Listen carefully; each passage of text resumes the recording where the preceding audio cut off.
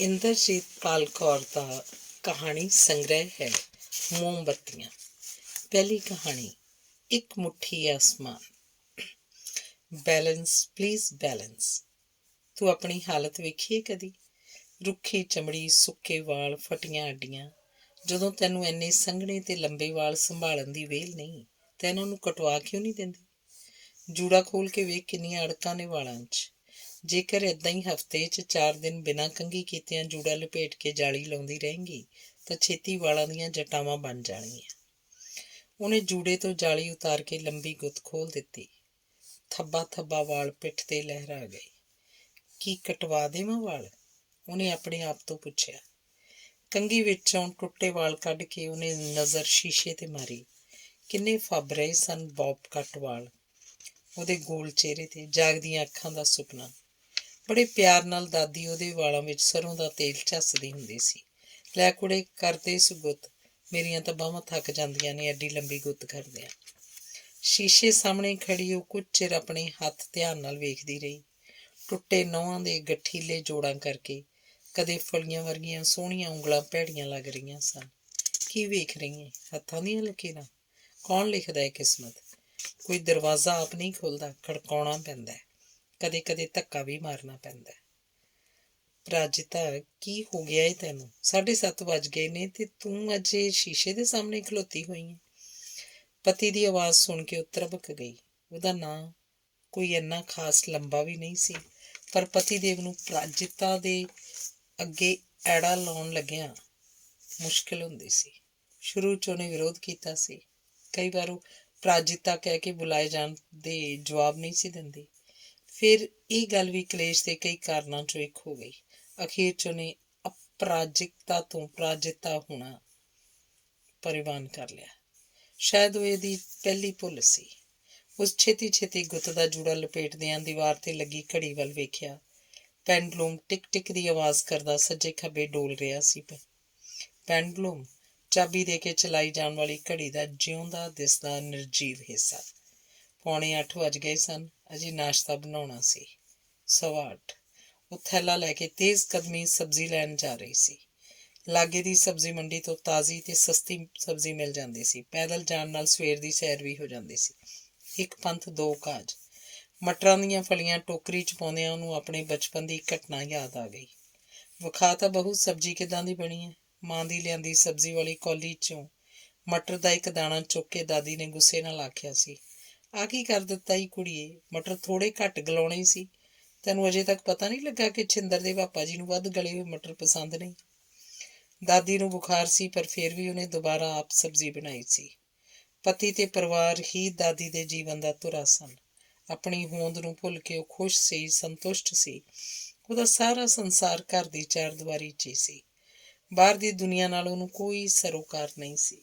ਦੂਜਾ ਵਿਸ਼ਵ ਯੁੱਧ, ਹੀਰੋਸ਼ੀਮਾ, ਨਾਗਾਸਾਕੀ ਤੇ ਪਰਮਾਣੂ ਬੰਬ ਦਾ ਸੁੱਟਿਆ ਜਾਣਾ, ਦੇਸ਼ ਦਾ ਬਟਵਾਰਾ ਉਸ ਲਈ ਕੋਈ ਮਾਇਨੇ ਨਹੀਂ ਸਨ ਰੱਖਦੇ। ਦਾਦੀ 14 ਸਾਲਾਂ ਦੀ ਵਿਆਹੀ ਗਈ ਸੀ। ਕੱਚੀ ਮਿੱਟੀ। ਮਾਂ ਦਾਦੀ ਨਾਲੋਂ ਇੱਕ ਕਦਮ ਹੀ ਅੱਗੇ ਵਧੀ ਸੀ।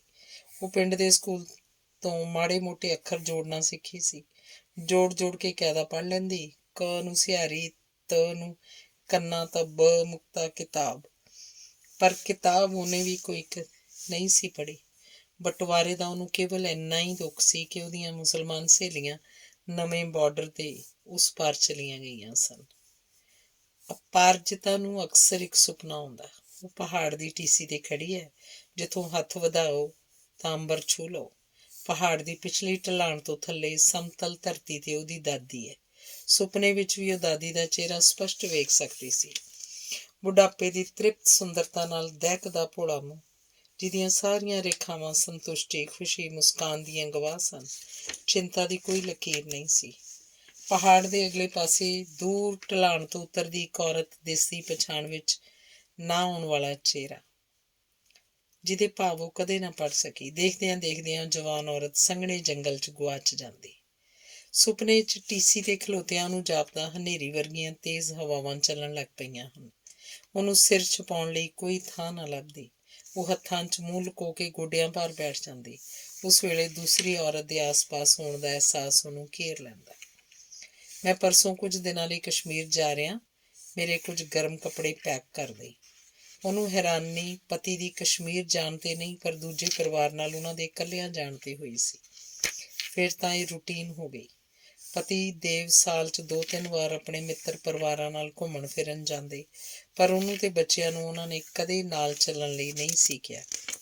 ਰਿਸ਼ਤੇਦਾਰੀ, ਵਿਆਹ ਸ਼ਾਦੀ, ਖੁਸ਼ੀ ਗਮੀ 'ਤੇ ਵੀ ਉਹਨੂੰ ਨਾਲ ਲੈ ਕੇ ਜਾਣ ਜ਼ਰੂਰੀ ਨਹੀਂ ਸੀ ਸਮਝਿਆ ਜਾਂਦਾ।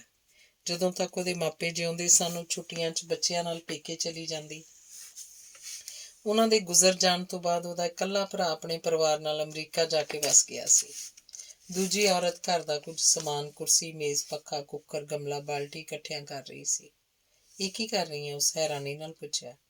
ਘਰ ਦੀਆਂ ਉਪਯੋਗੀ ਨਿਰਜੀਵ ਵਸਤੂਆਂ ਨੂੰ ਇੱਕ ਲਾਈਨ 'ਚ ਖੜਾ ਕਰ ਰਹੀਆਂ। ਕਹਿੰਦਿਆਂ ਉਸ ਔਰਤ ਨੇ ਉਹਦੀ ਬਾਂਹ ਫੜ ਕੇ ਲਾਈਨ ਦੇ ਅਖੀਰ 'ਚ ਖੜਾ ਕਰਤਾ। ਮੈਨੂੰ ਇੱਥੇ ਕਿਉਂ ਖਿਲਾਰ ਦਿੱਤਾ? ਉਹਨੇ ਵਿਰੋਧ ਕੀਤਾ। ਕਿਉਂਕਿ ਤੂੰ ਵੀ ਇੱਕ ਵਸਤੂ ਹੋ ਗਈ ਹੈ, ਨਿਰਜੀਵ ਵਸਤੂ। ਘਬਰਾ ਕੇ ਉਹਦੀ ਨੀਂਦ ਖੁੱਲ੍ਹ ਗਈ। ਉਹਨੇ ਹੱਥ ਪੈਰ ਹਿਲਾ ਕੇ ਵੇਖੇ। ਨਹੀਂ, ਉਹ ਨਿਰਜੀਵ ਨਹੀਂ ਸੀ। ਕੀ ਕੇਵਲ ਹੱਥ ਪੈਰ ਹਿਲਦੇ ਹੋਣ ਕਰਕੇ ਹੀ ਉਹ ਕੋਈ ਜਿਉਂਦਾ ਗਿਣੀਦਾ? ਕਿਸ ਮਿੱਟੀ ਦੀ ਬਣੀ ਹੈ ਤੂੰ? ਤੈਨੂੰ ਕਿਸੇ ਨਾਲ ਕੋਈ ਗਿਲਾ ਨਹੀਂ, ਕੋਈ ਸ਼ਿਕਾਇਤ ਨਹੀਂ। ਉਹਦੀ ਦਾਦੀ ਤੇ ਮਾਂ ਨੂੰ ਵੀ ਕਦੇ ਕਿਸੇ ਨਾਲ ਕੋਈ ਸ਼ਿਕਾਇਤ ਨਹੀਂ ਸੀ, ਪਰ ਕੀ ਕਦੇ ਉਹਨਾਂ ਤੋਂ ਵੀ ਕੋਈ ਸਵਾਲ ਪੁੱਛਦਾ ਸੀ?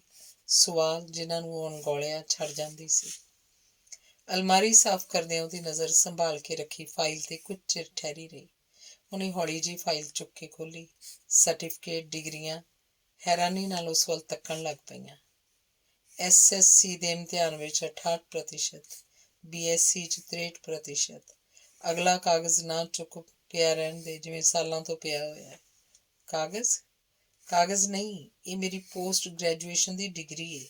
ਉਹਦੀ ਆਵਾਜ਼ ਕੰਬ ਗਈ। ਕੀ ਫਰਕ ਹੈ ਡਿਗਰੀ ਵਿੱਚ ਤੇ ਕਾਗਜ਼ ਦੇ ਇੱਕ ਟੁਕੜੇ 'ਚ, ਜੇ ਉਸਦੀ ਵਰਤੋਂ ਹੀ ਨਹੀਂ ਹੋਣੀ? ਉਹ ਡਿਗਰੀਆਂ ਹੱਥ 'ਚ ਫੜ ਕੇ ਖੜੀ ਸੋਚ ਰਹੀ ਸੀ। ਕੀ ਸਾਲਾਂ ਦੀ ਸਖਤ ਮਿਹਨਤ ਸਿਰਫ ਕਾਗਜ਼ ਬਣ ਕੇ ਰਹਿ ਸਕੇਗੀ? ਦੂਜੀ ਔਰਤ ਦਾ ਬੋਲ ਫਿਰ ਉਹਦੇ ਕੰਨਾਂ 'ਚ ਪਿਆ। ਤੇਰੇ ਵਿੱਚ ਤੇ ਤੇਰੀ ਮਾਂ ਦਾਦੀ 'ਚ ਕੀ ਫਰਕ ਹੈ? ਘਰ ਪਰਿਵਾਰ ਤਾਂ ਉਹ ਵੀ ਬਾਖੂਬੀ ਚਲਾਉਂਦੀਆਂ ਸਨ। ਕੁਝ ਹੀ ਦੇਰ ਦੀ ਚੁੱਪੀ ਤੋਂ ਬਾਅਦ ਦੂਸਰੀ ਔਰਤ ਫਿਰ ਬੋਲੀ। ਪਾਏਦਾਨ? ਪਾਏਦਾਨ? ਹਾਂ, ਸਭ ਲੰਘੀ ਜਾਂਦੇ ਨੇ ਤੇ ਤੂੰ? ਪਲੀਜ਼ ਰੱਬ ਦੇ ਵਾਸਤੇ ਚੁੱਪ ਕਰ ਜਾ। ਉਹਨੇ ਦੂਸਰੀ ਔਰਤ ਦੀ ਗੱਲ ਵਿੱਚ ਹੀ ਕੱਟ ਦਿੱਤੀ। ਜਿਸ ਦਿਨ ਮੈਂ ਬੋਲਣਾ ਬੰਦ ਕਰ ਦਿਆਂਗੀ, ਲੱਖਾਂ ਔਰਤਾਂ ਵਾਂਗ ਤੂੰ ਵੀ ਜ਼ੋਂਬੀ ਹੋ ਜਾਏਂਗੀ। ਕਦੇ ਤੂੰ ਸੋਚਿਆ ਇਹ ਬੇਚੈਨੀ, ਇਹ ਤੜਫ, ਇਹ ਵਿਆਕੁਲਤਾ ਕਿਉਂ ਹੈ? ਜਿਵੇਂ ਉਹਦੇ ਬਚਾਅ 'ਚ ਟੈਲੀਫੋਨ ਦੀ ਘੰਟੀ ਵੱਜਣ ਲੱਗ ਪਈ। ਜੇ ਉਹ ਘੜੀ ਵੱਲ ਨਾ ਵੀ ਵੇਖਦੀ ਤਾਂ ਵੀ ਉਹਨੂੰ ਵਕਤ ਦਾ ਪਤਾ ਚੱਲ ਜਾਂਦਾ। ਹਰ ਰੋਜ਼ ਪੂਰੇ 1:30 ਵਜੇ ਘੰਟੀ ਵੱਜਦੀ ਹੈ, ਸਿਰਫ ਇਹ ਜਾਣਨ ਲਈ ਕਿ ਰੋਟੀ ਤਿਆਰ ਹੈ ਕਿ ਨਹੀਂ। ਇਹ ਤੋਂ ਇਲਾਵਾ ਇੱਕ ਸ਼ਬਦ ਵੀ ਨਹੀਂ। ਅੱਜ ਪਹਿਲੀ ਵਾਰ ਘੰਟੀ ਅਣਸੁਣੀ ਚੀਕ ਵਾਂਗ ਵੱਜ ਕੇ ਬੰਦ ਹੋ ਗਈ।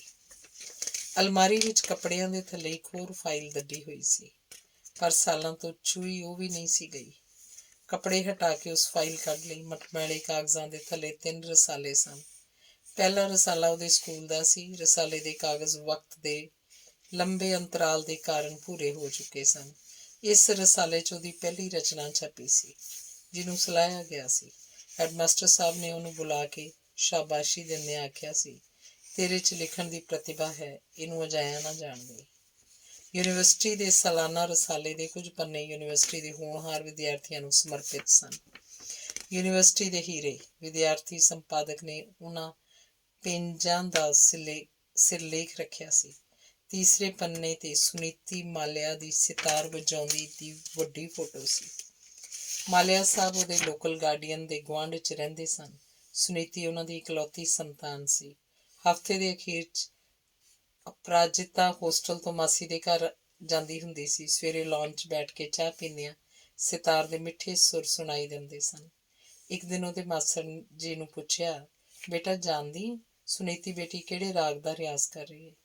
ਇਹ ਰਾਗ ਭੈਰਵ ਹੈ। ਅੰਮ੍ਰਿਤ ਵੇਲੇ ਦੇ ਰਾਗਾਂ 'ਚੋਂ ਇੱਕ। ਭੈਰਵ, ਜੋਗੀਆ, ਰਾਮਕਲੀ, ਲਲਿਤ ਸਵੇਰ ਵੇਲੇ ਦੇ ਰਾਗ ਨੇ।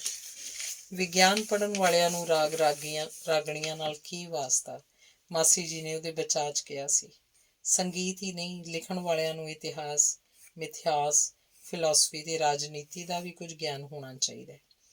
ਮਾਸੜ ਜੀ ਨੇ ਕਾਲਜ ਦੇ ਸਾਲਾਨਾ ਰਸਾਲੇ 'ਚ ਛਪੀ ਉਹਦੀ ਕਹਾਣੀ ਪੜ੍ਹੀ ਸੀ।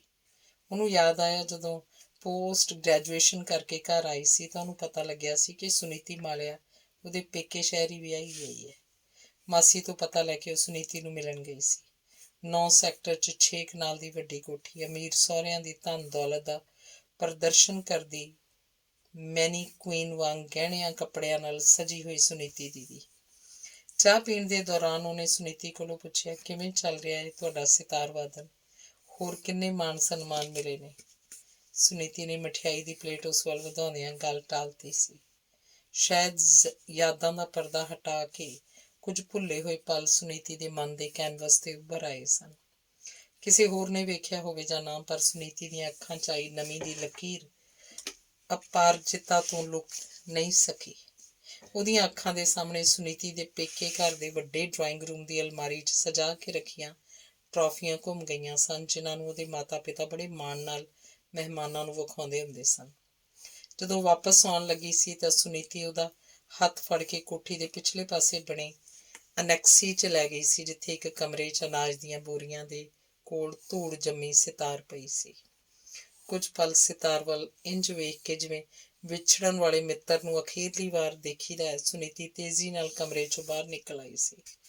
ਚੱਲ ਇੱਕ ਕੱਪ ਚਾਹ ਦਾ ਹੋਰ ਪੀਂਦੇ ਹਾਂ। ਬਿਨਾਂ ਕੁਝ ਕਹੇ ਉਹਦੀ ਆਵਾਜ਼ ਦੀ ਲਰਜ਼ ਨੇ ਸਭ ਕੁਝ ਕਹਿ ਦਿੱਤਾ ਸੀ। ਹੁਣ ਦੂਸਰੀ ਔਰਤ ਅਕਸਰ ਉਹਦੇ ਨਾਲ ਨਾਲ ਰਹਿਣ ਲੱਗ ਪਈ ਸੀ। ਕਿਤੇ ਜਾ ਰਹੇ ਹੋ ਤੁਸੀਂ? ਪਤੀ ਨੂੰ ਸੂਟਕੇਸ 'ਚ ਕੱਪੜੇ ਰੱਖਦਿਆਂ ਵੇਖ ਕੇ ਉਸ ਪੁੱਛਿਆ। ਪਤੀ ਨੇ ਇੰਝ ਹੈਰਾਨੀ ਨਾਲ ਉਸ ਵੱਲ ਵੇਖਿਆ ਜਿਵੇਂ ਉਹਨੇ ਕੋਈ ਅਣਹੋਣੀ ਗੱਲ ਕਰਤੀ ਹੋਵੇ। ਜਦੋਂ ਉੱਤਰ ਲਈ ਖੜੀ ਰਹੀ ਤਾਂ ਪਤੀ ਨੂੰ ਮਜਬੂਰਨ ਦੱਸਣਾ ਪਿਆ, ਮੈਂ ਕੁਝ ਦਿਨਾਂ ਲਈ ਮਨਾਲੀ ਜਾ ਰਿਹਾ। ਮੈਂ ਮਨਾਲੀ ਜਾ ਰਿਹਾ, ਮੈਂ ਸ਼ਿਮਲਾ ਜਾ ਰਿਹਾ, ਮੈਂ ਗੋਆ ਜਾ ਰਿਹਾ। ਇਹ ਸਿਲਸਿਲਾ ਸਾਲਾਂ ਤੋਂ ਚੱਲ ਰਿਹਾ ਸੀ। ਇਕੱਲੇ ਜਾ ਰਹੇ ਹੋ? ਦੂਜਾ ਪ੍ਰਸ਼ਨ ਵੀ ਪਹਿਲੀ ਵਾਰ ਕੀਤਾ ਗਿਆ। ਨਹੀਂ, ਕਾਲੋਂ ਸਾਹਿਬ ਤੇ ਵਰਮਾ ਸਾਹਿਬ ਵੀ ਫੈਮਿਲੀ ਦੇ ਨਾਲ। ਸ਼ਿੰਗਾਰ ਮੇਜ਼ ਸਾਫ਼ ਕਰਦੇ ਉਹਦੇ ਹੱਥ ਰੁਕ ਗਏ। ਉਹਨੇ ਸ਼ੀਸ਼ੇ 'ਚ ਆਪਣਾ ਅਕਸ ਦੇਖਿਆ। ਵਾਲ ਅਜੇ ਵੀ ਪਹਿਲਾਂ ਵਾਂਗ ਲੰਮੇ ਤੇ ਸੰਘਣੇ ਸਨ। ਹਾਂ, ਇੱਕਾ ਦੁੱਕਾ ਚਿੱਟਾ ਵਾਲ ਜ਼ਰੂਰ ਦਿਸਣ ਲੱਗ ਪਿਆ ਸੀ, ਪਰ ਅੱਖਾਂ ਦੁਆਲੇ ਕਾਲੇ ਘੇਰੇ ਤੇ ਮੱਥੇ ਤੇ ਉਭਰੀਆਂ ਲਕੀਰਾਂ ਨਵੀਆਂ ਸਨ। ਅਟੈਚੀ ਕੇਸ 'ਚ ਸਮਾਨ ਰੱਖਦੇ ਪਤੀ ਦਾ ਬਿੰਬ ਵੀ ਸ਼ੀਸ਼ੇ ਵਿੱਚ ਦਿਸ ਰਿਹਾ ਸੀ। ਵਾਲ ਵਿਰਲੇ ਹੋ ਗਏ ਸਨ। ਸ਼ਾਹੀ ਭੋਜਨ ਤੇ ਸ਼ਰਾਬ ਦੇ ਸ਼ੌਕ ਨੇ ਸਰੀਰ ਬੇਡੌਲ ਕਰ ਦਿੱਤਾ ਸੀ। ਅਪਰਾਜਿਤਾ ਆਪਣੇ ਮਨ ਵਿੱਚ ਆਉਣ ਵਾਲੇ ਵਿਚਾਰਾਂ ਤੋਂ ਡਰ ਗਈ। ਬੇਟੇ ਦੀ ਆਵਾਜ਼ ਸੁਣ ਕੇ ਉਲਝੇ ਵਿਚਾਰਾਂ ਦੇ ਚੱਕਰ ਵੀ ਉਹ 'ਚੋਂ ਬਾਹਰ ਨਿਕਲੀ। ਮਾਂ, ਮੈਨੂੰ ਕੁਝ ਹੋਰ ਪੈਸੇ ਚਾਹੀਦੇ ਨੇ। ਗੋਆ ਰੁਕਣ ਦਾ ਪ੍ਰੋਗਰਾਮ 4 ਦਿਨਾਂ ਦਾ ਬਣ ਗਿਆ। ਇੰਜੀਨੀਅਰਿੰਗ ਦੇ ਦੂਸਰੇ ਸਾਲ 'ਚ ਪੜ੍ਹਦਾ ਵੱਡਾ ਬੇਟਾ ਆਪਣੇ ਕੁਝ ਦੋਸਤਾਂ ਨਾਲ ਨਵਾਂ ਸਾਲ ਮਨਾਉਣ ਜਾ ਰਿਹਾ ਸੀ। ਛੋਟਾ 2 ਦਿਨ ਪਹਿਲਾਂ ਸਕੂਲ ਦੇ ਟ੍ਰਿਪ ਨਾਲ ਦੱਖਣ ਭਾਰਤ ਗਿਆ ਹੋਇਆ ਸੀ। ਪਿਤਾ ਕੋਲੋਂ ਕਿਉਂ ਨਹੀਂ ਪੈਸੇ ਲੈਂਦਾ? ਦੂਜੀ ਔਰਤ ਦੀ ਆਵਾਜ਼ ਉਹ ਤੋਂ ਸਿਵਾ ਹੋਰ ਕੋਈ ਨਹੀਂ ਸੀ ਸੁਣ ਸਕਦਾ। ਉਹ ਆਪ ਵੀ ਤੇ ਸਾਲਾਂ ਤੋਂ ਉਸ ਆਵਾਜ਼ ਨੂੰ ਸੁਣ ਕੇ ਅਣਸੁਣਿਆ ਕਰਦੀ ਆ ਰਹੀ ਸੀ।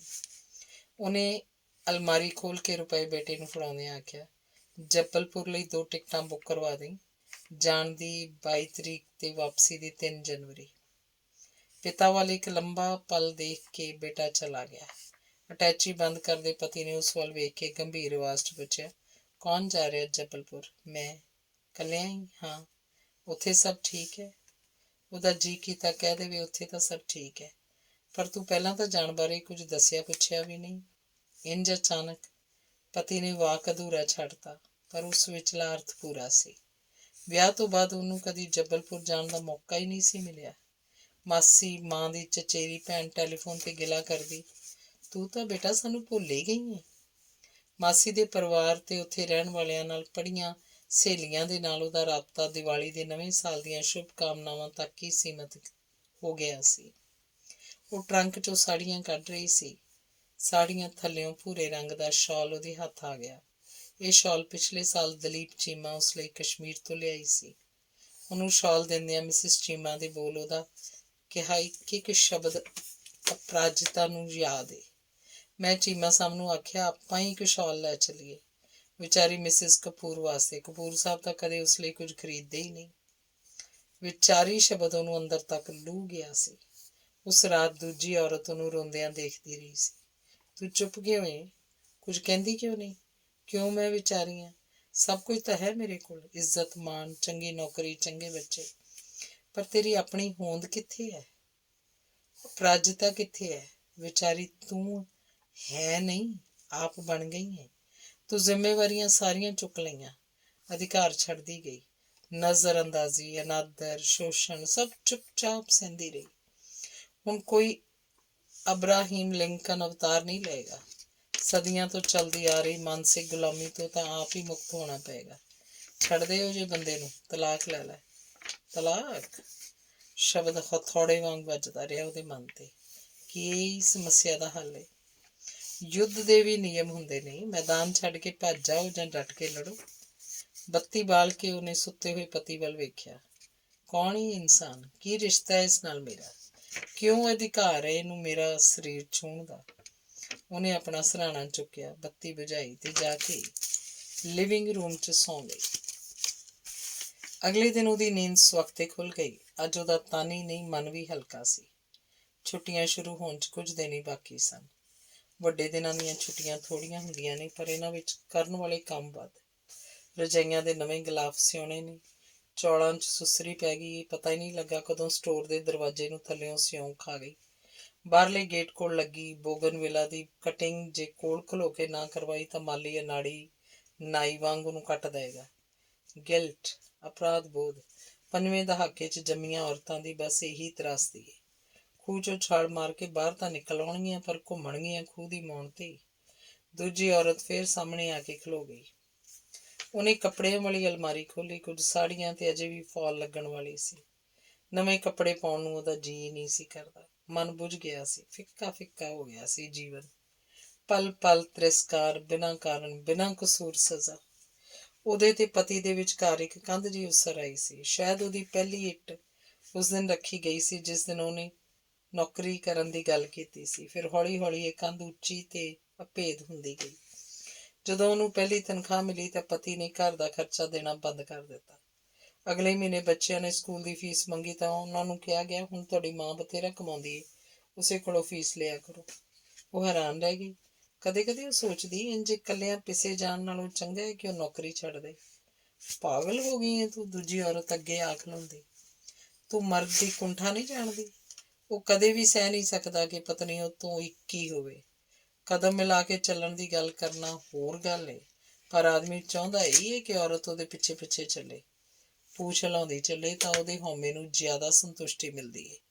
ਉਹ ਤੈਨੂੰ ਤੋੜਨ ਦੀ, ਝੁਕਾਉਣ ਦੀ ਹਰ ਕੋਸ਼ਿਸ਼ ਕਰੇਗਾ। ਯਾਦ ਹੈ ਡਾਕਟਰ ਗੌਡ ਨੇ ਫਾਈਨਲ ਦੇ ਇਮਤਿਹਾਨਾਂ ਤੋਂ ਪਹਿਲਾਂ ਕਿਹਾ ਸੀ, ਇਹ ਤਾਂ ਸਧਾਰਨ ਪ੍ਰੀਖਿਆ ਹੈ ਜੀਵਨ ਦੀ, ਅਸਲ ਪ੍ਰੀਖਿਆ ਤਾਂ ਬਾਅਦ 'ਚ ਸ਼ੁਰੂ ਹੁੰਦੀ ਹੈ।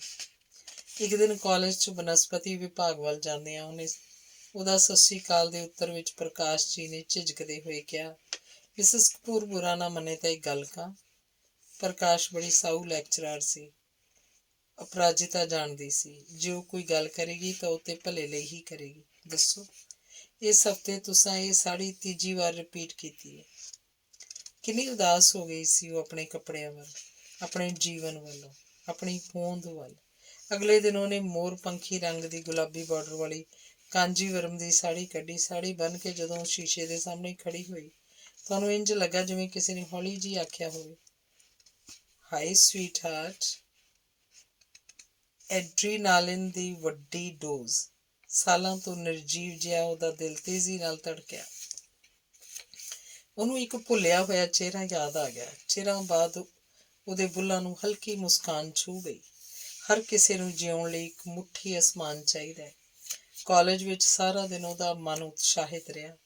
ਮੈਮ, ਤੁਸੀਂ ਇਹੋ ਜਿਹੀਆਂ ਸਾੜੀਆਂ ਹੀ ਬੰਨਿਆ ਕਰੋ, ਤੁਹਾਡੇ ਤੇ ਗੂੜੇ ਰੰਗ ਬੜੇ ਫੱਬਦੇ ਨੇ। ਕੁੜੀਆਂ ਦੀਆਂ ਪ੍ਰਸ਼ੰਸਾ ਭਰੀਆਂ ਨਿਗਾਹਾਂ ਨੇ ਉਹਨੂੰ ਘੇਰੀ ਰੱਖਿਆ। ਕੀ ਗੱਲ ਏ ਭਾਈ, ਅੱਜ ਤਾਂ ਬੜੇ ਲਿਸ਼ਕਾਰੇ ਮਾਰ ਰਹੇ ਹੋ। ਜੀਜਾ ਜੀ ਲਿਆਏ ਨੇ ਸਾੜੀ? ਸਟਾਫ ਰੂਮ 'ਚ ਚਾਹ ਪੀਂਦਿਆਂ ਮਿਸਿਸ ਬਾਜਵਾ ਨੇ ਪੁੱਛਿਆ। ਤੁਹਾਨੂੰ ਇੰਝ ਲੱਗਿਆ ਉਦਾਸੀ ਜਿਹਨੂੰ ਉਹ ਘਰ ਛੱਡ ਆਈ ਸੀ ਫੇਰ ਉੱਡ ਕੇ ਉੱਥੇ ਪਹੁੰਚ ਗਈ ਹੋਵੇ। ਨਹੀਂ, ਹੁਣ ਉਹ ਆਪਣੇ ਆਪ ਨੂੰ ਉਦਾਸ ਨਹੀਂ ਹੋਣ ਦੇਵੇਗੀ। ਬਹੁਤ ਹੋ ਗਿਆ ਹੋਰਨਾਂ ਲਈ ਜਿਉਣਾ। ਹੁਣ ਉਹ ਉਹੀ ਕਰੇਗੀ ਜੋ ਉਹਨੂੰ ਬਹੁਤ ਪਹਿਲਾਂ ਕਰਨਾ ਚਾਹੀਦਾ ਸੀ, ਆਪਣੇ ਮਨਪਸੰਦ ਕੰਮਾਂ ਲਈ ਵੀ ਵਕਤ ਕੱਢਣਾ। ਬੁੱਝ ਜਾਣਾ ਜੀਵਨ ਨਹੀਂ, ਜਿਉਣ ਵਾਸਤੇ ਜਿੱਥੋਂ ਊਰਜਾ ਮਿਲੇ ਲੈ ਲੈਣੀ ਚਾਹੀਦੀ ਹੈ। ਦੂਸਰੀ ਔਰਤ ਦੇ ਚਿਹਰੇ ਤੇ ਵੀ ਮੁਸਕਾਨ ਸੀ। ਗੱਡੀ ਸਟੇਸ਼ਨ ਤੇ ਰੁਕੀ ਤਾਂ ਉਹਨੂੰ ਹੈਰਾਨੀ ਭਰੀ ਖੁਸ਼ੀ ਹੋਈ। ਮਾਸੀ ਮਾਸੜ ਜੀ ਦੇ ਇਲਾਵਾ ਸਾਰੀ ਮਿੱਤਰ ਮੰਡਲੀ ਉਹਨੂੰ ਲੈਣ ਆਈ ਹੋਈ ਸੀ। ਰਫਤ, ਅੰਜਲੀ, ਕਾਜਲ, ਡਾਲੀ ਤੋਂ ਇਲਾਵਾ ਦੂਬੇ, ਚੌਹਾਨ, ਅਮਿਤ ਤੇ ਕੌਸ਼ਲ ਵੀ ਸਨ। ਮਾਸੀ ਜੀ ਨੇ ਉਹਨੂੰ ਕਲਾਵੇ 'ਚ ਲੈ ਲਿਆ। ਮਾਸੜ ਜੀ ਨੇ ਪਿਆਰ ਨਾਲ ਸਿਰ ਤੇ ਹੱਥ ਫੇਰਿਆ। ਸਹੇਲੀਆਂ ਨਾਲ ਗਲੇ ਮਿਲਾਈ ਅੱਥਰੂ ਵਗਾਈ ਹੋ ਗਈ ਤਾਂ ਡਾਕਟਰ ਅਮਿਤ ਨੇ ਉਹਦੇ ਮੋਢੇ ਤੇ ਹੱਥ ਰੱਖਦਿਆਂ ਪੁੱਛਿਆ, ਕੀ ਹਾਲ ਹੈ ਤੁਹਾਡਾ? ਪੱਥਰਾਈਆਂ ਰੂਹਾਂ ਨੂੰ ਸੁਰਜੀਤ ਹੋਣ ਲਈ ਬਸ ਇੱਕ ਛੋਹ ਦੀ ਹੀ ਲੋੜ ਹੁੰਦੀ ਹੈ। ਧੰਨਵਾਦ। ਦੂਸਰੀ ਕਹਾਣੀ ਹੈ ਗੁੱਲੋ। ਸਵੇਰ ਤੋਂ ਹੀ ਮੀਂਹ ਲਗਾਤਾਰ ਵਰ ਰਿਹਾ ਸੀ। ਅੱਜ ਵਿਦਿਆਰਥੀਆਂ ਦੀ ਹਾਜ਼ਰੀ ਵੀ ਘੱਟ ਸੀ। ਤੀਜੇ ਪੀਰੀਅਡ ਦੀ ਘੰਟੀ ਵੱਜਿਆਂ 5 ਮਿੰਟ ਬੀਤ ਚੁੱਕੇ ਸਨ, ਪਰ ਮਾਸਟਰ ਜਗਬੀਰ ਸਿੰਘ ਜੀ ਅਜੇ ਕਲਾਸ 'ਚ ਨਹੀਂ ਸਨ ਆਏ। ਤਾਂ ਹੀ ਚਪੜਾਸੀ ਨੇ ਆ ਕੇ ਦੱਸਿਆ, ਅੱਜ ਮਾਸਟਰ ਜੀ ਨੇ ਨਹੀਂ ਆਉਣਾ। ਮਨੀਟਰ ਕਲਾਸ ਸੰਭਾਲੇ ਤੇ ਸਾਰੇ ਮੁੰਡੇ ਬੈਠ ਕੇ ਜਗਰਾਫੀਆ ਠੀਕ ਕਰਨ, ਵੱਡੇ ਮਾਸਟਰ ਜੀ ਨੇ ਆਖਿਆ। ਇਹਦਾ ਜਗਰਾਫੀਆ ਠੀਕ ਕਰਨ ਵਾਲਾ ਯਾਰ। ਕਲਾਸ ਦੇ ਪਿਛਲੇ ਪਾਸਿਓਂ ਆਵਾਜ਼ ਆਈ। ਦਰਵਾਜ਼ੇ ਤੋਂ ਬਾਹਰ ਨਿਕਲ ਕੇ ਬਜ਼ੁਰਗ ਚਪੜਾਸੀ ਗੰਗਾਦੇਵ ਨੇ ਕਿਹਾ ਜ਼ਮਾਨਾ ਆ ਗਿਆ, ਵੱਡੇ ਛੋਟੇ ਦਾ ਲਿਹਾਜ਼ ਹੀ ਨਹੀਂ ਰਿਹਾ। ਮਾਸਟਰ ਜੀ ਦੇ ਨਾਂ ਆਉਣ ਦੀ ਗੱਲ ਸੁਣ ਕੇ ਸਭ ਦੇ ਚਿਹਰੇ ਖਿੜ ਗਏ। ਨੀ ਗੁੱਲੋ, ਵੇਖ ਕਿੱਡਾ ਸੋਹਣਾ ਮੌਸਮ ਹੈ, ਅੱਜ ਇੱਕ ਗੀਤ ਸੁਣਾ ਦੇ, ਹਰਿੰਦਰ ਨੇ ਫਰਮਾਇਸ਼ ਕੀਤੀ। ਆਪਣੀ ਸੀਟ ਤੋਂ ਉੱਠ ਕੇ ਖਿੜਕੀ ਵੱਲ ਜਾਂਦੀ ਗੁੱਲੋ ਦੇ ਪੈਰ ਪਲ ਭਰ ਲਈ ਰੁਕ ਗਏ। ਸੁਣਾਉਣੀ ਆ ਹੁਣੇ, ਠਹਿਰ ਜਾ ਜ਼ਰਾ, ਕਹਿੰਦਿਆਂ ਗੁੱਲੋ ਖਿੜਕੀ ਕੋਲ ਜਾ ਕੇ ਖਲੋ ਗਈ। ਹਵਾ ਦੇ ਵੇਗ ਨਾਲ ਖਿੱਲਰਦੀ ਫੁਹਾਰ ਨਾਲ ਉਹਦਾ ਮੂੰਹ ਗਿੱਲਾ ਹੋ ਗਿਆ। ਵਰਦੇ ਸੌਣ ਨੂੰ ਆਪਣੀ ਬੁੱਕ 'ਚ ਲੈ ਕੇ ਗੁੱਲੋ ਅਬੋਧ ਬੱਚੇ ਵਾਂਗ ਖਿੜਖੜਾਉਣ ਲੱਗ ਪਈ। ਪਰਤ ਕੇ ਗੁੱਲੋ ਨੇ ਬੁੱਕ ਵਿੱਚ ਭਰਿਆ ਪਾਣੀ ਸ਼ਰਾਰਤ ਨਾਲ ਸਾਹਮਣੀ ਸੀਟ ਤੇ ਬੈਠੇ ਜਸਵੀਰ ਉੱਤੇ ਪਾ ਦਿੱਤਾ। ਆ ਲੈ ਮੋਇਆ, ਮਰ ਜਾਣਿਆ, ਨਾ ਲੈ। ਉਨਾਬੀ ਦੁਪੱਟੇ ਨਾਲ ਮੂੰਹ ਪੂੰਝਦੀ ਆਪਣੀ ਸੀਟ ਤੇ ਆ ਕੇ ਬੈਠ ਗਈ। ਫਿਰ ਡੈਸਕ ਤੇ ਹੱਥਾਂ ਨਾਲ ਤਾਲ ਦੇ ਕੇ ਗਾਉਣ ਲੱਗ ਪਈ। लेके पहला पहला प्यार भर के आंखों में खुमार, जादू नगरी से आया है कोई जादूगर। उम्र उही जद हर कुड़ी ਨੂੰ ਦੂਰੋਂ ਆਉਂਦੇ ਚਿੱਟੇ ਘੋੜੇ ਤੇ ਸਵਾਰ ਜਾਦੂਗਰ ਦੇ ਖਿਆਲ ਆਉਣ ਲੱਗ ਪੈਂਦੇ ਨੇ। ਪਰ ਗੁੱਲੋ ਕਲਾਸ ਦੀਆਂ ਦੂਜੀਆਂ ਕੁੜੀਆਂ ਨਾਲੋਂ ਵੱਡੀ ਲੱਗਦੀ ਸੀ। ਕਾਰਨ ਸੀ ਉਸ ਹੁੰਦਲ ਹੇੜ ਹੋਣਾ। ਅਧਿਆਪਕਾਵਾਂ ਉਹਨੂੰ ਅਕਸਰ ਟੋਕਦੀਆਂ, ਗੁਰਦਰਸ਼ਨ ਦੁਪੱਟਾ ਠੀਕ ਕਰਕੇ ਲੈ। ਮੋਇਆ ਮਰ ਜਾਣਾ ਠਹਿਰਦਾ ਹੀ ਨਹੀਂ ਆਪਣੀ ਥਾਂ। ਗੁੱਲੋ 2.5 ਗਜ਼ੇ ਨੂੰ ਗਲ ਤੱਕ ਖਿੱਚ ਕੇ ਠੀਕ ਕਰਦਿਆਂ ਆਖਦੀ, ਪਰ ਇੰਨੇ ਭਰਵੇਂ ਕੋਮਲ ਉਭਾਰਾਂ ਤੇ ਰੇਸ਼ਮ ਕਿੱਥੇ ਟਿਕਦੀ ਹੈ। ਜਵਾਨੀ ਟੁੱਟ ਕੇ ਚੜ੍ਹੀਏ ਵਰਗਾ ਮੁਹਾਵਰਾ ਸ਼ਾਇਦ ਉਸ ਜਿਹੀਆਂ ਬਚਪਨ ਦੀ ਦਹਿਲੀਜ਼ ਦੇ ਦੂਜੇ ਪਾਸੇ ਖੜੀਆਂ ਨੱਡੀਆਂ ਵਾਸਤੇ ਬਣਾਇਆ ਗਿਆ ਸੀ। ਅੱਲੜ, ਚੰਚਲ, ਨਾਦਾਨ, ਭੋਲੀ। 9ਵੀਂ 10ਵੀਂ ਕਲਾਸ 'ਚ ਆ ਕੇ ਮੁੰਡੇ ਕੁੜੀਆਂ 'ਚ ਜਿਹੜੀ ਇੱਕ ਸੰਗ ਜਿਹੀ ਪਨਪਣ ਲੱਗ ਪੈਂਦੀ ਹੈ, ਗੁੱਲੋ 'ਚ ਉਹ ਉੱਕਾ ਹੀ ਨਹੀਂ ਸੀ। ਮੋਇਆ ਮਰ ਜਾਣਿਆ, ਆ ਲੈ ਦਵਾਨੀ ਤੇ ਥੱਲੇ ਜਾ ਕੇ ਭੁੱਜੇ ਛੋਲੇ ਲਿਆ ਦੇ। ਖਬਰਦਾਰ ਵਿੱਚ ਠੂੰਗਾ ਨਾ ਮਾਰੇ। ਉਹ ਕਲਾਸ 'ਚ ਸਭ ਤੋਂ ਛੋਟੇ ਕੱਦ ਦੇ ਮਹੀਪ ਦੇ ਸਿਰ ਤੇ ਧੱਫਾ ਮਾਰ ਕੇ ਆਖਦੀ। ਕਿਉਂ ਵੇ ਮੋਇਆ ਮਰ ਜਾਣਿਆ, ਕੱਲ ਤੂੰ ਹੈਡ ਮਾਸਟਰ ਜੀ ਨੂੰ ਸ਼ਿਕਾਇਤ ਲਾਈ ਸੀ? ਕਿਹਾ ਸੀ ਮਾਸਟਰ ਜੀ, ਗੁਰਦਰਸ਼ਨ ਨੇ ਤੁਹਾਡੇ ਦਫ਼ਤਰ ਦੀ ਘੜੀ ਦੀਆਂ ਸੂਈਆਂ 10 ਮਿੰਟ ਅੱਗੇ ਕਰ ਦਿੱਤੀਆਂ ਸਨ। ਇੱਕ ਦਿਨ ਉਹਨੇ ਆਪਣੇ ਤੋਂ 1.5 ਹੱਥ ਲੰਬੇ ਦਿਲਬਾਗ ਦਾ ਕੰਨ ਖਿੱਚ ਦਿੱਤਾ। ਅੱਧੀ ਛੁੱਟੀ ਵੇਲੇ ਰੋਟੀ ਖਾਂਦੇ ਕਿਸੇ ਵੀ ਮੁੰਡੇ ਦੀ ਰੋਟੀ ਦੀ ਬੁਰਕੀ ਤੋੜ ਲੈਣਾ ਤਾਂ ਆਮ ਗੱਲ ਸੀ। ਕਿਉਂ ਵੇ, ਅੱਜ ਮਾਸੀ ਨੇ ਕਰੇਲੇ ਬਣਾਏ ਨੇ? ਮੋਇਆ ਮਰ ਜਾਣਿਆ, ਕੱਲਾ ਕੱਲਾ ਹੀ ਖਾਈ ਜਾਣਾ ਹੈ। ਮੋਇਆ ਮਰ ਜਾਣਾ ਉਹਦਾ ਤਕੀਆ ਕਲਾਮ ਸੀ। ਮੋਇਆ ਮਰ ਜਾਣਾ, ਚਾਟ ਵਾਲਾ ਚਟਨੀ ਘੱਟ ਪਾਈ ਸੂ। ਮੋਇਆ ਮਰ ਜਾਣਾ, ਚੌਕੀਦਾਰ ਸਾਡੇ ਆਉਣ ਤੋਂ ਪਹਿਲਾਂ ਪ੍ਰਾਰਥਨਾ ਦੀ ਘੰਟੀ ਵਜਾ ਦਿੰਦਾ। ਮੋਇਆ ਮਰ ਜਾਣਾ, ਸਾਈਕਲ ਰਾਹ 'ਚ ਹੀ ਪੈਂਚਰ ਹੋ ਗਿਆ। ਸ਼ਹਿਰ ਤੋਂ ਬਾਹਰ ਤ੍ਰਿਵੇਣੀ ਵੱਲ ਜਾਣ ਵਾਲੀ ਵੱਡੀ ਸੜਕ ਉੱਤਰ ਕੇ ਰੇਲਵੇ ਕਰਮਚਾਰੀਆਂ ਦੇ ਨਿਵਾਸ ਸਥਾਨ। ਗੀਤਾ ਕਿੰਨੀ ਦੇ ਪਿਤਾ ਰੇਲਵੇ 'ਚ ਵੱਡੇ ਅਫਸਰ ਸਨ, ਇਸ ਲਈ ਉਹਨਾਂ ਨੂੰ ਬੰਗਲਾ ਮਿਲਿਆ ਸੀ। ਬੰਗਲੇ ਦੇ ਚਾਰੇ ਪਾਸੇ ਅੰਬ, ਜਾਮਨੂੰ, ਇਮਲੀ, ਸ਼ਤੂਤ, ਨਿੰਮ ਤੇ ਸਿੰਬਲ ਦੇ ਪੁਰਾਣੇ ਦਰਖਤ ਸਨ। ਸਾਉਣ ਦਾ ਮਹੀਨਾ ਲੱਗਦਿਆਂ ਹੀ ਬੰਗਲੇ ਦੇ ਮੁੱਖ ਦੁਆਰ ਦੇ ਸੱਜੇ ਪਾਸੇ ਪੁਰਾਣੇ ਪਿੱਪਲ ਤੇ ਪੀਂਘ ਪਾ ਦਿੱਤੀ ਜਾਂਦੀ ਸੀ। ਦੁਪਹਿਰ ਢਲਦਿਆਂ ਹੀ ਕੁੜੀਆਂ ਉੱਥੇ ਇਕੱਠੀਆਂ ਹੋਣ ਲੱਗ ਪੈਂਦੀਆਂ ਸਨ। ਉਹਨਾਂ 'ਚ ਪੀਂਘ ਚੜਾਉਣ ਦੀ ਹੋੜ ਜਿਹੀ ਲੱਗ ਜਾਂਦੀ। ਗੁੱਲੋ ਇੰਨੀ ਉੱਚੀ ਪੀਂਘ ਚੜਾਉਂਦੀ ਜਿਵੇਂ ਬੱਦਲਾਂ ਨੂੰ ਛੂਹ ਲਏਗੀ। ਪੀਂਘ ਚੜਾਉਂਦੀ ਕੋਈ ਕੁੜੀ ਪੰਜਾਬੀ ਗੀਤ ਗਾਉਂਦੀ, ਕੋਈ ਮਰਾਠੀ, ਕੋਈ ਬੰਗਾਲੀ। ਸੈਂਟਰਲ ਸਰਵਿਸ ਦੀ ਰਲੀ ਮਿਲੀ ਅਮੀਰ ਸੰਸਕ੍ਰਿਤੀ। ਗੁੱਲੋ ਦੀ ਆਵਾਜ਼ ਸਭ ਤੋਂ ਉੱਚੀ ਤੇ ਸਭ ਤੋਂ ਵੱਖਰੀ ਹੁੰਦੀ। ਬੂਝ ਮੇਰਾ ਕਿਆ ਨਾਮ ਰੇ, ਨਦੀ ਕਿਨਾਰੇ ਗਾਂਵ ਰੇ, ਪੀਪਲ ਝੂਮੇ ਮੇਰੇ ਆਂਗਨਾ, ਠੰਡੀ ਠੰਡੀ ਛਾਂਵ ਰੇ। ਬੰਗਲੇ ਦੇ ਸਾਹਮਣੇ ਖੁੱਲ੍ਹਾ ਮੈਦਾਨ ਸੀ।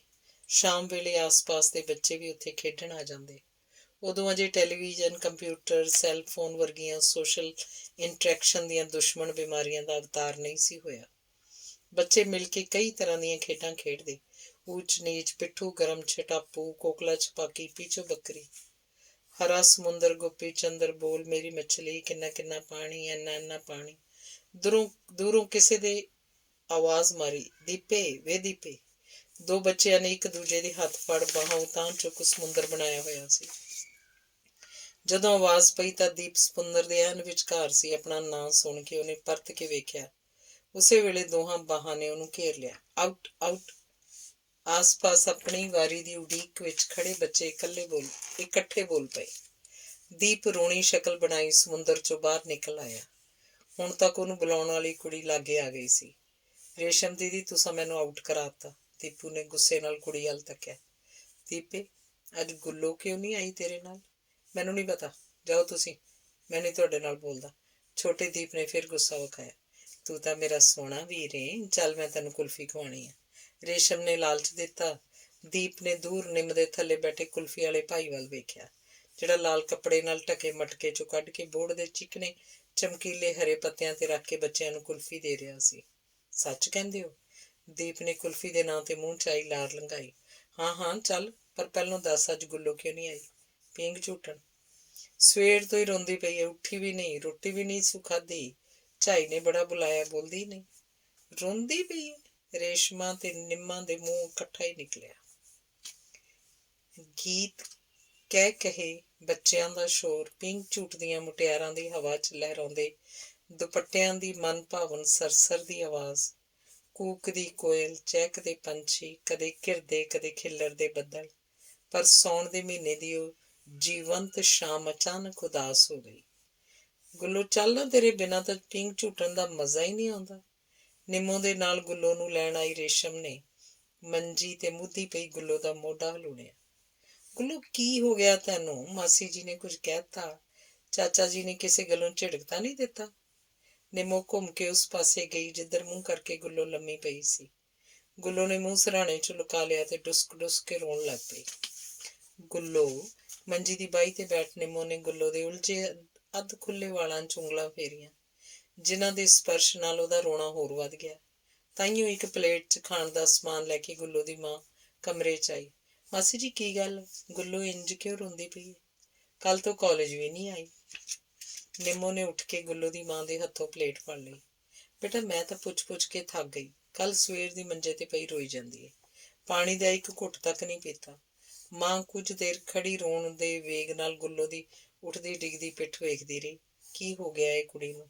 ਅਣਜਾਣੇ ਡਰ ਦਾ ਕਾਲਾ ਪਰਛਾਵਾਂ ਉਹਦੇ ਉਦਾਸ ਚਿੰਤਤ ਚਿਹਰੇ ਤੇ ਉਤਰ ਆਇਆ। ਨਿੰਮੋ ਬੇਟਾ, ਤੂੰ ਹੀ ਪੁੱਛ ਕੀ ਗੱਲ ਹੈ? ਕਹਿੰਦਿਆਂ ਮਾਂ ਦਾ ਗਲਾ ਭਰ ਆਇਆ। ਦੁਪੱਟੇ ਨਾਲ ਅੱਖਾਂ ਪੂੰਝਦੀ ਉਹ ਬਾਹਰ ਚਲੀ ਗਈ। ਹਨੇਰਾ ਤੇਜ਼ੀ ਨਾਲ ਕਮਰੇ ਚ ਵੜ ਰਿਹਾ ਸੀ। ਰੇਸ਼ਮ ਨੇ ਸਵਿੱਚ ਦਬਾ ਦਿੱਤਾ। ਬਿਮਾਰ ਜੀ ਧੀਮੀ ਪੀਲੀ ਰੌਸ਼ਨੀ ਕਮਰੇ ਚ ਫੈਲ ਗਈ। ਗੁੱਲੋ ਨੇ ਤਾਂ ਜਿਵੇਂ ਨਾ ਬੋਲਣ ਦੀ ਸਹੁੰ ਖਾ ਲਈ ਸੀ। ਜਦੋਂ ਅਗਲੀ ਸਵੇਰ ਵੀ ਗੁੱਲੋ ਕਮਰੇ ਚ ਬਾਹਰ ਨਾ ਨਿਕਲੀ ਤਾਂ ਉਹਦੀ ਮਾਂ ਦੀ ਚਿੰਤਾ ਵੱਧ ਗਈ। ਵੇਖੋ ਤਾਂ ਸਹੀ ਜ਼ਰਾ ਕੀ ਹੋ ਗਿਆ ਕੁੜੀ ਨੂੰ। ਨਾ ਹੀ ਕੁਝ ਦੱਸਦੀ ਏ ਤੇ ਨਾ ਹੀ ਕਮਰੇ ਚੋਂ ਬਾਹਰ ਨਿਕਲਦੀ ਏ। 2 ਦਿਨਾਂ ਤੋਂ ਕੁਝ ਖਾਧਾ ਪੀਤਾ ਨਹੀਂ। ਤੁਸੀਂ ਕਿਸੇ ਡਾਕਟਰ ਨੂੰ ਸੱਦੋ ਨਾ। ਪਤਨੀ ਦੀ ਗੱਲ ਸੁਣ ਕੇ ਵੀ ਆਦਮੀ ਨੇ ਅਖਬਾਰ ਤੋਂ ਸਿਰ ਨਾ ਚੁੱਕਿਆ। ਤੁਹਾਨੂੰ ਸੁਣਾਈ ਨਹੀਂ ਦਿੰਦਾ? ਔਰਤ ਨੇ ਪਤੀ ਦੀ ਬਾਂਹ ਲਾਈ। ਕਿਸੇ ਨੂੰ ਸੱਦਣ ਦੀ ਲੋੜ ਨਹੀਂ, ਆਪੇ 1-2 ਦਿਨਾਂ ਨੂੰ ਠੀਕ ਹੋ ਜਾਊਗੀ। ਤੁਸੀਂ ਤਾਂ ਸਾਰਾ ਦਿਨ ਅਖਬਾਰ 'ਚ ਸਿਰਵਾੜੀ ਰੱਖਿਆ ਕਰੋ। ਕੋਈ ਮਰੇ ਚਾਹੇ ਜੀਵੇ, ਸੁਥਰਾ ਘੋਲ ਪਤਾਸੇ ਪੀਵੇ। ਮੇਜ਼ ਤੇ ਰੱਖਿਆ ਖਾਲੀ ਕੱਪ ਚੁੱਕ ਕੇ ਔਰਤ ਰਸੋਈ ਵੱਲ ਚਲੀ ਗਈ। ਅਖਬਾਰ ਫਰਸ਼ ਤੇ ਸੁੱਟ ਕੇ ਆਦਮੀ ਗੁਸਲਖਾਨੇ 'ਚ ਵੜ ਗਿਆ। ਬਿਜਲੀ ਵਰਗੀ ਚੰਚਲ, ਚਾਂਦਨੀ ਵਰਗੀ ਚਿੱਟੀ, ਜਿਸ ਪਾਸਿਓਂ ਲੰਘ ਜਾਂਦੀ ਹਵਾਵਾਂ ਮਹਿਕ ਉੱਠਦੀਆਂ। ਉਹਦੀਆਂ ਬਾਹਾਂ ਹਮੇਸ਼ਾ ਕੱਚ ਦੀਆਂ ਰੰਗ ਬਰੰਗੀਆਂ ਚੂੜੀਆਂ ਨਾਲ ਭਰੀਆਂ ਰਹਿੰਦੀਆਂ। ਗੁੱਲੋ ਰਾਣੀ, ਇਹ ਕਾਲਜ ਏ, ਸਕੂਲ ਨਹੀਂ। ਹੁਣ ਇੰਨੀਆਂ ਸਾਰੀਆਂ ਚੂੜੀਆਂ ਨਾ ਪਾਇਆ ਕਰ। ਕੁੜੀਆਂ ਤੈਨੂੰ ਗਵਾਰ ਆਖਦੀਆਂ ਨੇ। ਇੱਕ ਦਿਨ ਨਿੰਮਾ ਨੇ ਉਹਨੂੰ ਟੋਕਿਆ। ਕਿਹੜਾ ਮੋਇਆ ਮਰ ਜਾਣਾ ਆਖਦਾ ਹੈ ਗਵਾਰ? ਗੁੱਲੋ ਨੇ ਖੱਬੀ ਬਾਂਹ ਦੀਆਂ ਚੂੜੀਆਂ ਤੇ ਸੱਜੇ ਹੱਥ ਦੀਆਂ ਉਂਗਲਾਂ ਫੇਰਦਿਆਂ ਪੁੱਛਿਆ। ਹੋਰ ਕਿਸੇ ਕੁੜੀ ਨੂੰ ਵੇਖਿਆ ਤੂੰ ਇੰਜ ਬਾਹਾਂ ਭਰ ਭਰ ਕੇ ਚੂੜੀਆਂ ਪਾਇਆ? ਤੂੰ ਵੇਖੀਆਂ ਨੇ ਕਿਸੇ ਹੋਰ ਦੀਆਂ ਇਹੋ ਜਿਹੀਆਂ ਗੋਰੀਆਂ ਗੋਲ ਗੋਲ ਬਾਹਾਂ? ਗੁੱਲੋ ਨੇ ਦੋਹਾਂ ਬਾਹਾਂ ਦੀਆਂ ਚੂੜੀਆਂ ਛਣਕਾਉਂਦਿਆਂ ਆਖਿਆ। ਸਰੀਰ ਤੇ ਲੱਗੇ ਜ਼ਖਮ ਤਾਂ ਦਿਖਦੇ ਨੇ, ਇਹਨਾਂ ਦਾ ਇਲਾਜ ਵੀ ਹੈ, ਪਰ ਆਤਮਾ ਤੇ ਲੱਗੇ ਅਦ੍ਰਿਸ਼ ਜ਼ਖਮ ਇਨਸਾਨ ਦੇ ਸਾਰੇ ਵਜੂਦ ਨੂੰ ਵਿੰਨ ਦਿੰਦੇ ਨੇ। ਨਿੰਮਾ ਨੇ ਕਿਤੇ ਪੜ੍ਹਿਆ ਕੋਟੇਸ਼ਨ ਯਾਦ ਆ ਗਿਆ ਤੇ ਉਹ ਸਹਿਮ ਗਈ। ਇਹੋ ਜਿਹੀ ਵੀ ਕੀ ਗੱਲ ਹੋ ਗਈ ਜਿਸ ਕਾਰਨ ਗੁੱਲੋ ਰੁੱਖ ਨਾਲੋਂ ਟੁੱਟੀ ਟਾਹਣੀ ਵਾਂਗ ਕੁਮਲਾ ਗਈ ਏ? ਨਿੰਮਾ ਨੇ ਪੌੜੀਆਂ ਤੇ ਹੀ ਗੁੱਲੋ ਨੂੰ ਰੋਕ ਲਿਆ। ਉਹਦਾ ਮੁਰਝਾਇਆ ਚਿਹਰਾ ਵੇਖ ਕੇ ਨਿੰਮੋ ਦਾ ਮਨ ਭਰ ਆਇਆ। ਉਹਨੇ ਗੁੱਲੋ ਦੇ ਦੋਵੇਂ ਮੋਢੇ ਫੜ ਕੇ ਹਿਲਾਉਂਦਿਆਂ ਕਿਹਾ, ਤੈਨੂੰ ਮੇਰੀ ਸਹੁੰ ਸੱਚ ਸੱਚ ਦੱਸ ਗੱਲ ਕੀ ਏ? ਮੈਂ ਤੇਰੀ ਭੈਣ ਵਰਗੀ ਆਂ, ਮੈਥੋਂ ਕੁਛ ਨਾ ਲੁਕਾ। ਨਿੰਮੋ ਦੇ ਪ੍ਰਸ਼ਨ ਦਾ ਸ਼ਾਬਦਿਕ ਉੱਤਰ ਨਾ ਦੇ ਕੇ ਗੁੱਲੋ ਨੇ ਜਿਸ ਨਜ਼ਰ ਨਾਲ ਉਸ ਵੱਲ ਤੱਕਿਆ, ਉਹ ਵੇਖ ਕੇ ਨਿੰਮੋ ਡਰ ਗਈ। ਜਿਵੇਂ ਹਿਰਨੀ ਦੇ ਸਰੀਰ ਨੂੰ ਵਿੰਨ੍ਹ ਕੇ ਨਿਰਦਈ ਸ਼ਿਕਾਰੀ ਦਾ ਤੀਰ ਉਹਦੇ ਸਰੀਰ 'ਚ ਹੀ ਰਹਿ ਗਿਆ ਹੋਵੇ। ਹਰ ਕਦਮ ਦੇ ਨਾਲ ਡੂੰਘੀ ਪੀੜ ਦੀ ਨਵੀਂ ਚੁਭਣ ਦਿੰਦਾ। ਗਿਲਾਨੀ, ਪੀੜ ਤੇ ਡਰ ਨਾਲ ਸਹਿਮੀਆਂ ਗੁੱਲੋ ਦੀਆਂ ਵੱਡੀਆਂ ਵੱਡੀਆਂ ਅੱਖਾਂ ਸੁੰਨ 'ਚ ਤੱਕਣ ਲੱਗ ਪਈਆਂ। ਗੁੱਲੋ ਦੇ ਜਿਸਮ 'ਚ ਖੜੇ ਰਹਿਣ ਦੀ ਵੀ ਤਾਕਤ ਨਹੀਂ ਸੀ। ਉਹਦੀਆਂ ਲੱਤਾਂ ਕੰਬ ਰਹੀਆਂ ਸਨ। ਗੂੜੇ ਤਾਜ਼ੇ ਖੂਨ ਨਾਲ ਲਿਬੜੀ ਸਲਵਾਰ ਉਤਾਰ ਕੇ ਉਹ ਕਮੋਡ ਤੇ ਬੈਠ ਗਈ।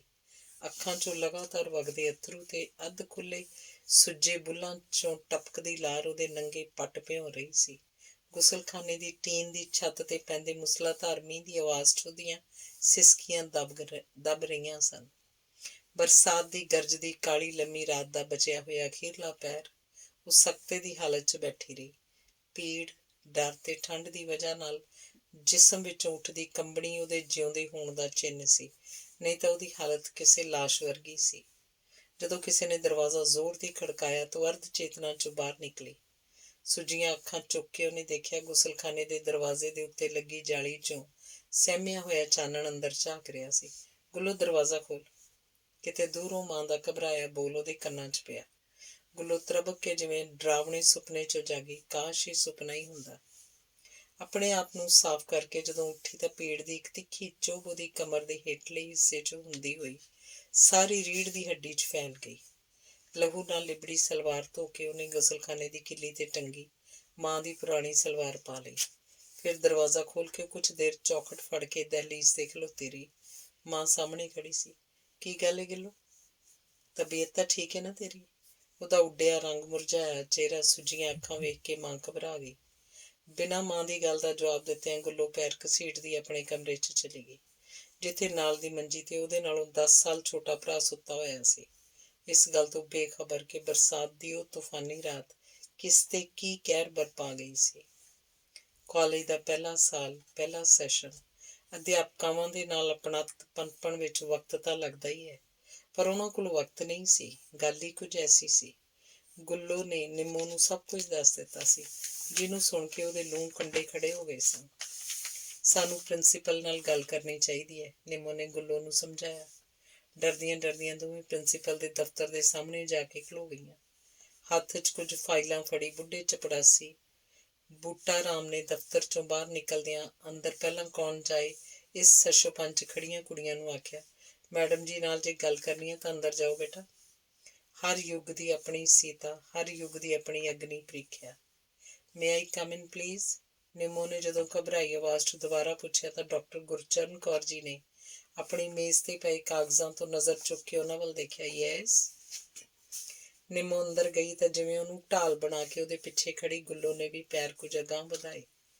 ਜਦੋਂ ਕੁਝ ਦੇਰ ਤੱਕ ਦੋਵੇਂ ਕੁੜੀਆਂ ਨਜ਼ਰਾਂ ਝੁਕਾਈ ਖੜੀਆਂ ਰਹੀਆਂ ਤਾਂ ਪ੍ਰਿੰਸੀਪਲ ਸਾਹਿਬਾ ਨੇ ਬੜੇ ਪਿਆਰ ਨਾਲ ਪੁੱਛਿਆ, ਕੀ ਗੱਲ ਏ ਬੇਟਾ, ਕੋਈ ਸਬਜੈਕਟ ਬਦਲਣਾ? ਨਹੀਂ ਮੈਡਮ, ਨਿੰਮੋ ਨੇ ਹੌਲੀ ਜਿਹੀ ਕਿਹਾ।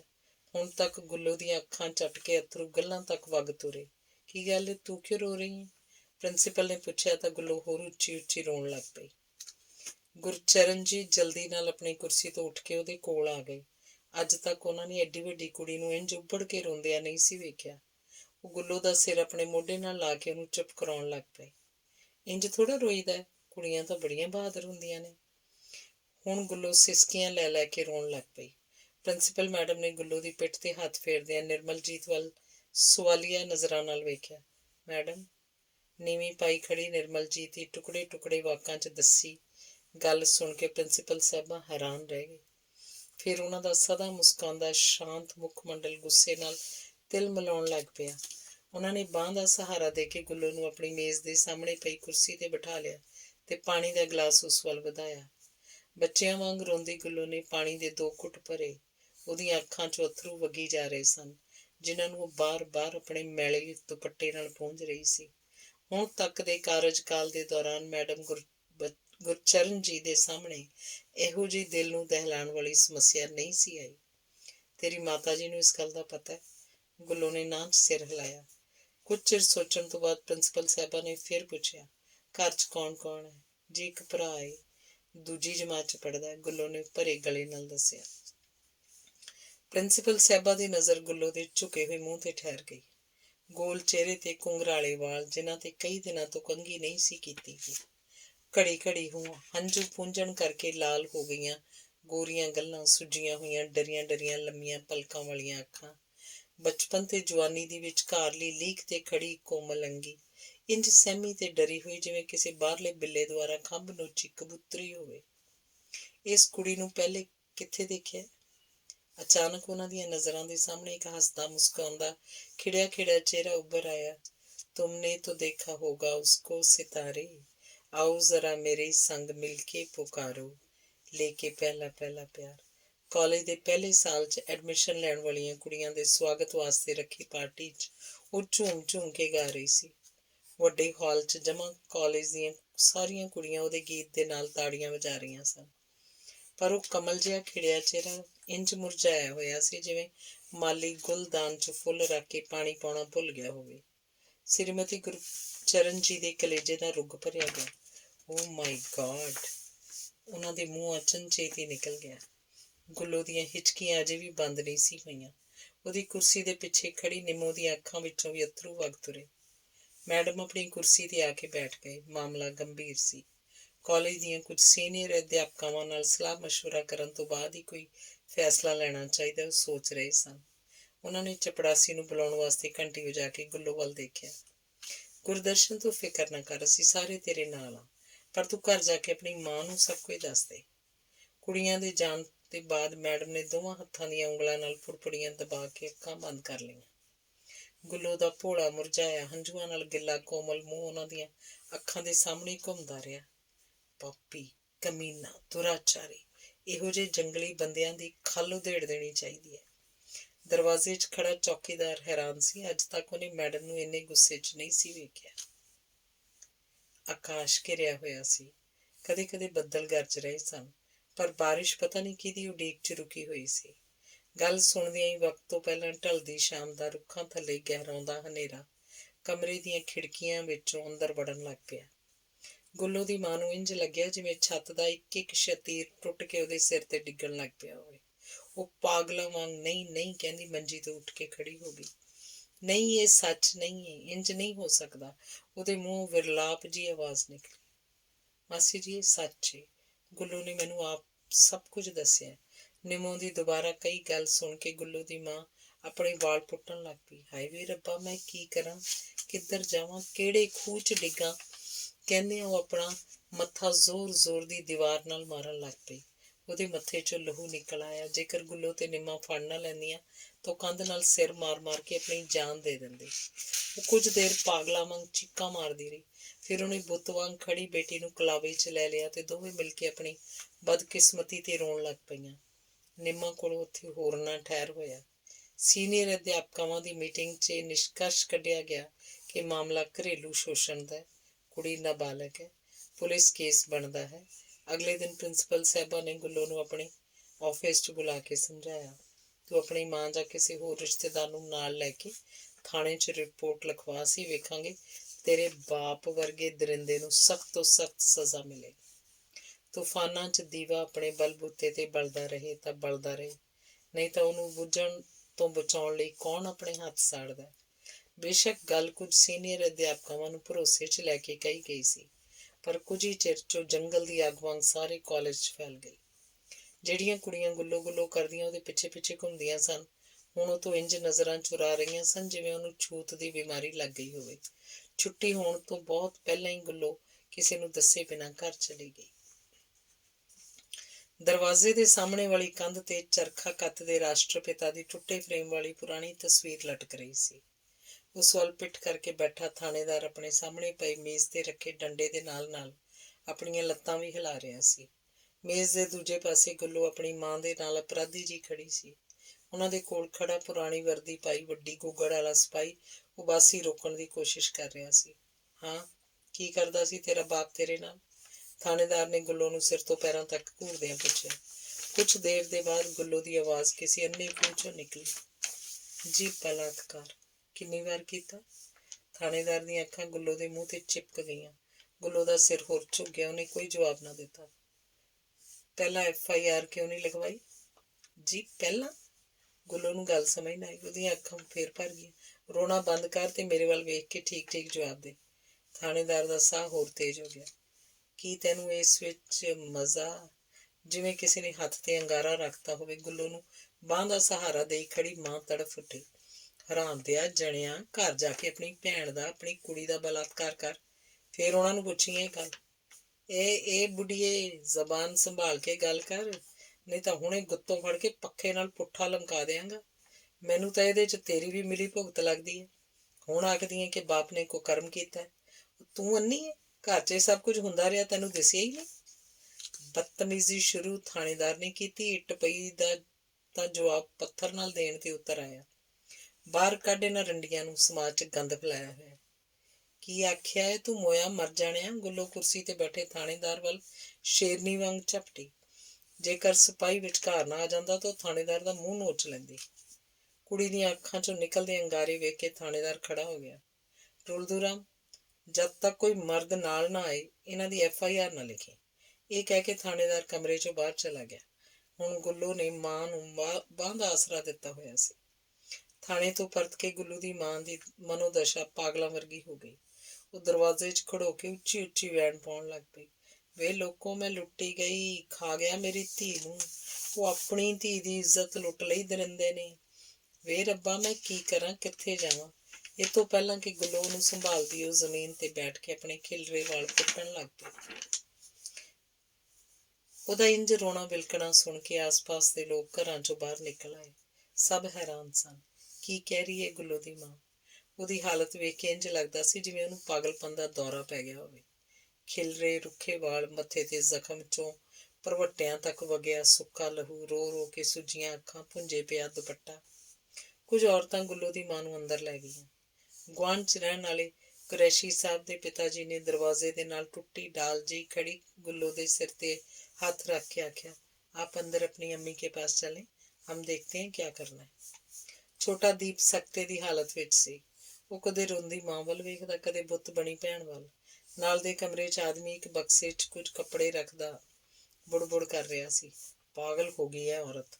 ਮੈਨੂੰ ਘਰੋਂ ਕੱਢਣ ਦਾ ਹੋਰ ਕੋਈ ਬਹਾਨਾ ਨਹੀਂ ਲੱਭਾ ਤਾਂ ਇਹ ਡਰਾਮਾ ਕਰਦੀਆਂ ਨੇ ਮਾਵਾਂ ਧੀਆਂ। ਬਸ ਚੱਲਣ ਨੇ ਦੋਵੇਂ। श्रीमान, आप कहाँ जाने की तैयारी कर रहे हैं? रस्तोगी साहब ਦੀ ਕੜਕਦੀ ਆਵਾਜ਼ ਸੁਣ ਕੇ ਆਦਮੀ ਬਕਸਾ ਬੰਦ ਕਰਨਾ ਛੱਡ ਕੇ ਸਿੱਧਾ ਖੜਾ ਹੋ ਗਿਆ।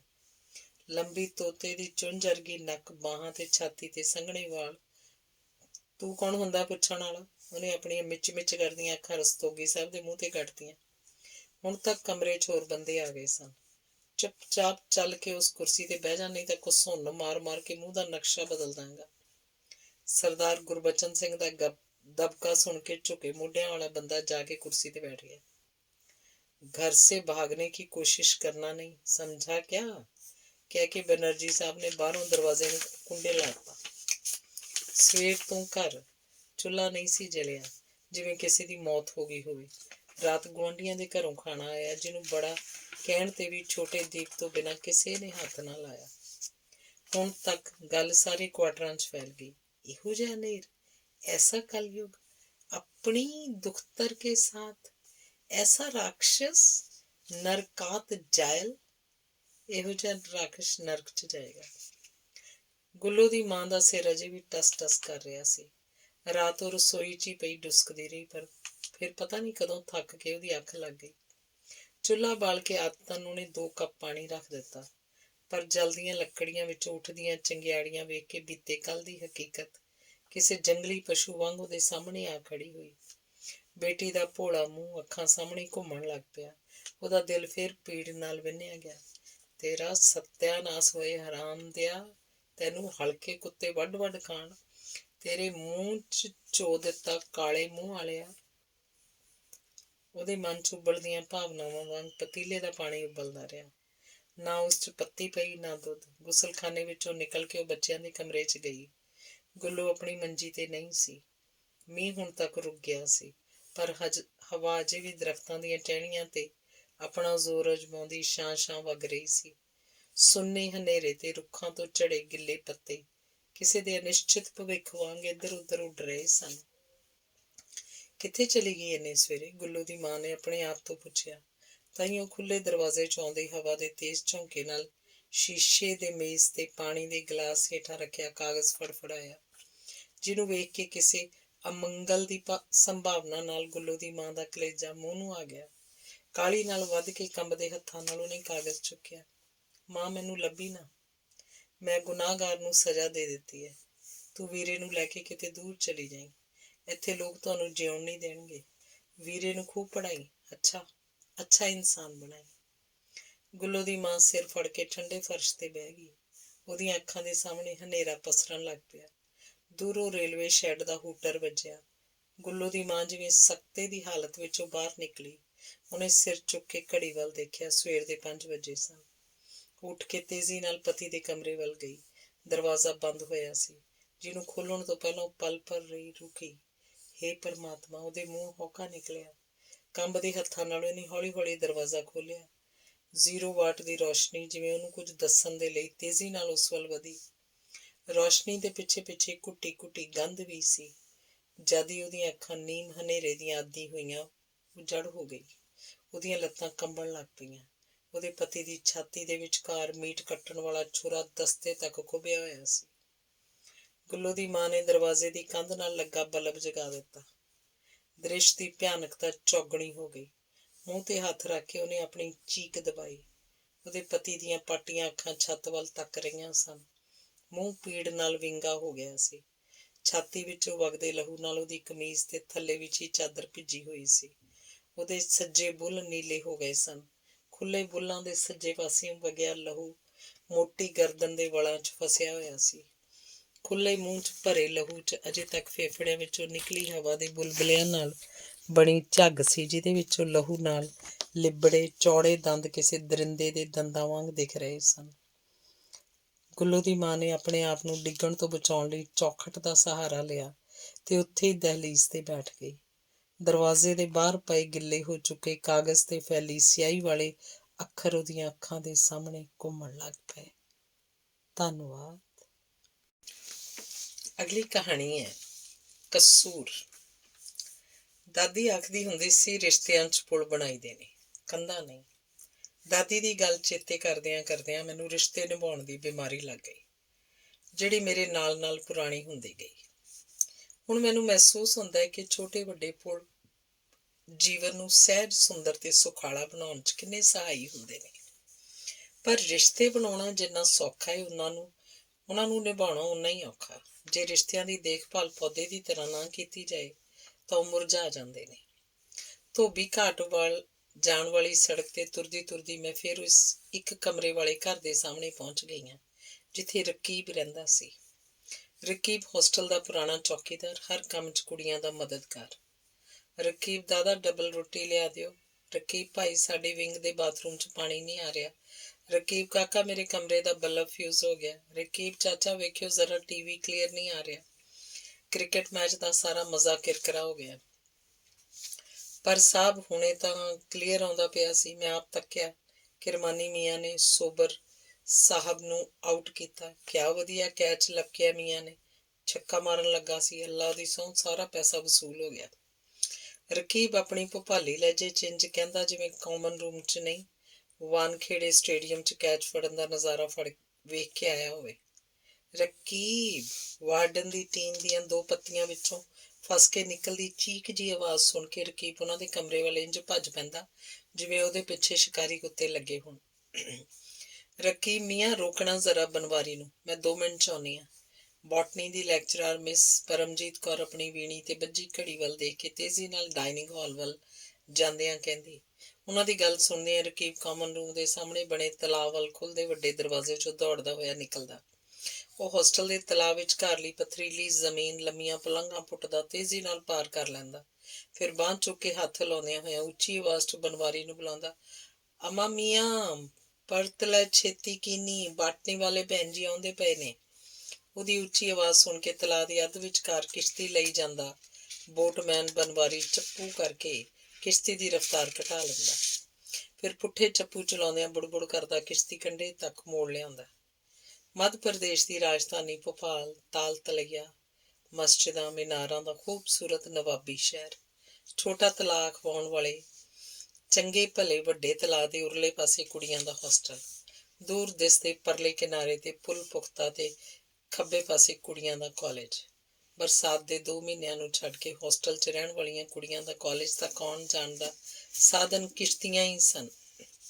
ਤਲਾਅ ਦੇ ਵਿਚਕਾਰ ਪੱਕੇ ਥੜੇ ਤੇ ਪਿੱਪਲ ਦੀ ਛਾਵੇਂ ਬਣੀ ਕਿਸੇ ਪੀੜ ਦੀ ਮਜ਼ਾਰ। ਜਦੋਂ ਕਿਸ਼ਤੀ ਉਸ ਮਜ਼ਾਰ ਨੇੜਿਓਂ ਲੰਘਦੀ ਤਾਂ ਹਰ ਧਰਮ ਜਾਤ ਦੀ ਕੁੜੀ ਦਾ ਸਿਰ ਨਿਭ ਜਾਂਦਾ। ਸਭ ਦਾ ਸਾਂਝਾ ਪੀਰ ਬਾਬੇ ਨਾਨਕ ਦੀ ਇਹ ਤੁਕ ਉੱਥੇ ਸੱਚੀ ਹੋਈ ਪ੍ਰਤੀਤ ਹੁੰਦੀ। ਏਕ ਨੂਰ ਤੇ ਸਭ ਜਗ ਉਪਜਿਆ। ਅਮਾ ਬੀਬੀ, ਤੁਸੀਂ ਖਾਣਾ ਠੀਕ ਤਰ੍ਹਾਂ ਖਾਇਆ ਕਰੋ। ਕਈ ਦਿਨਾਂ ਤੋਂ ਮੈਂ ਵੇਖ ਰਿਹਾ ਤੁਸੀਂ ਇੱਕੋ ਫੁਲਕਾ ਖਾਂਦੇ ਹੋ। ਇਸ ਵਾਰ ਜਦੋਂ ਤੁਹਾਡੇ ਮਾਤਾ ਜੀ ਆਉਣਗੇ ਤਾਂ ਮੈਂ ਸ਼ਿਕਾਇਤ ਲਾ ਦਿਆਂਗਾ। ਹਰ ਕਿਸੇ ਦੀ ਚਿੰਤਾ, ਹਰ ਕਿਸੇ ਦਾ ਫਿਕਰ, ਸ਼ਾਇਦ ਇਹੀ ਉਹਦੇ ਜੀਵਨ ਦਾ ਮਕਸਦ ਬਣ ਗਿਆ ਸੀ। ਰਕੀਬ ਭਾਈ, ਰਕੀਬ ਦਾਦਾ, ਰਕੀਬ ਕਾਕਾ, ਰਕੀਬ।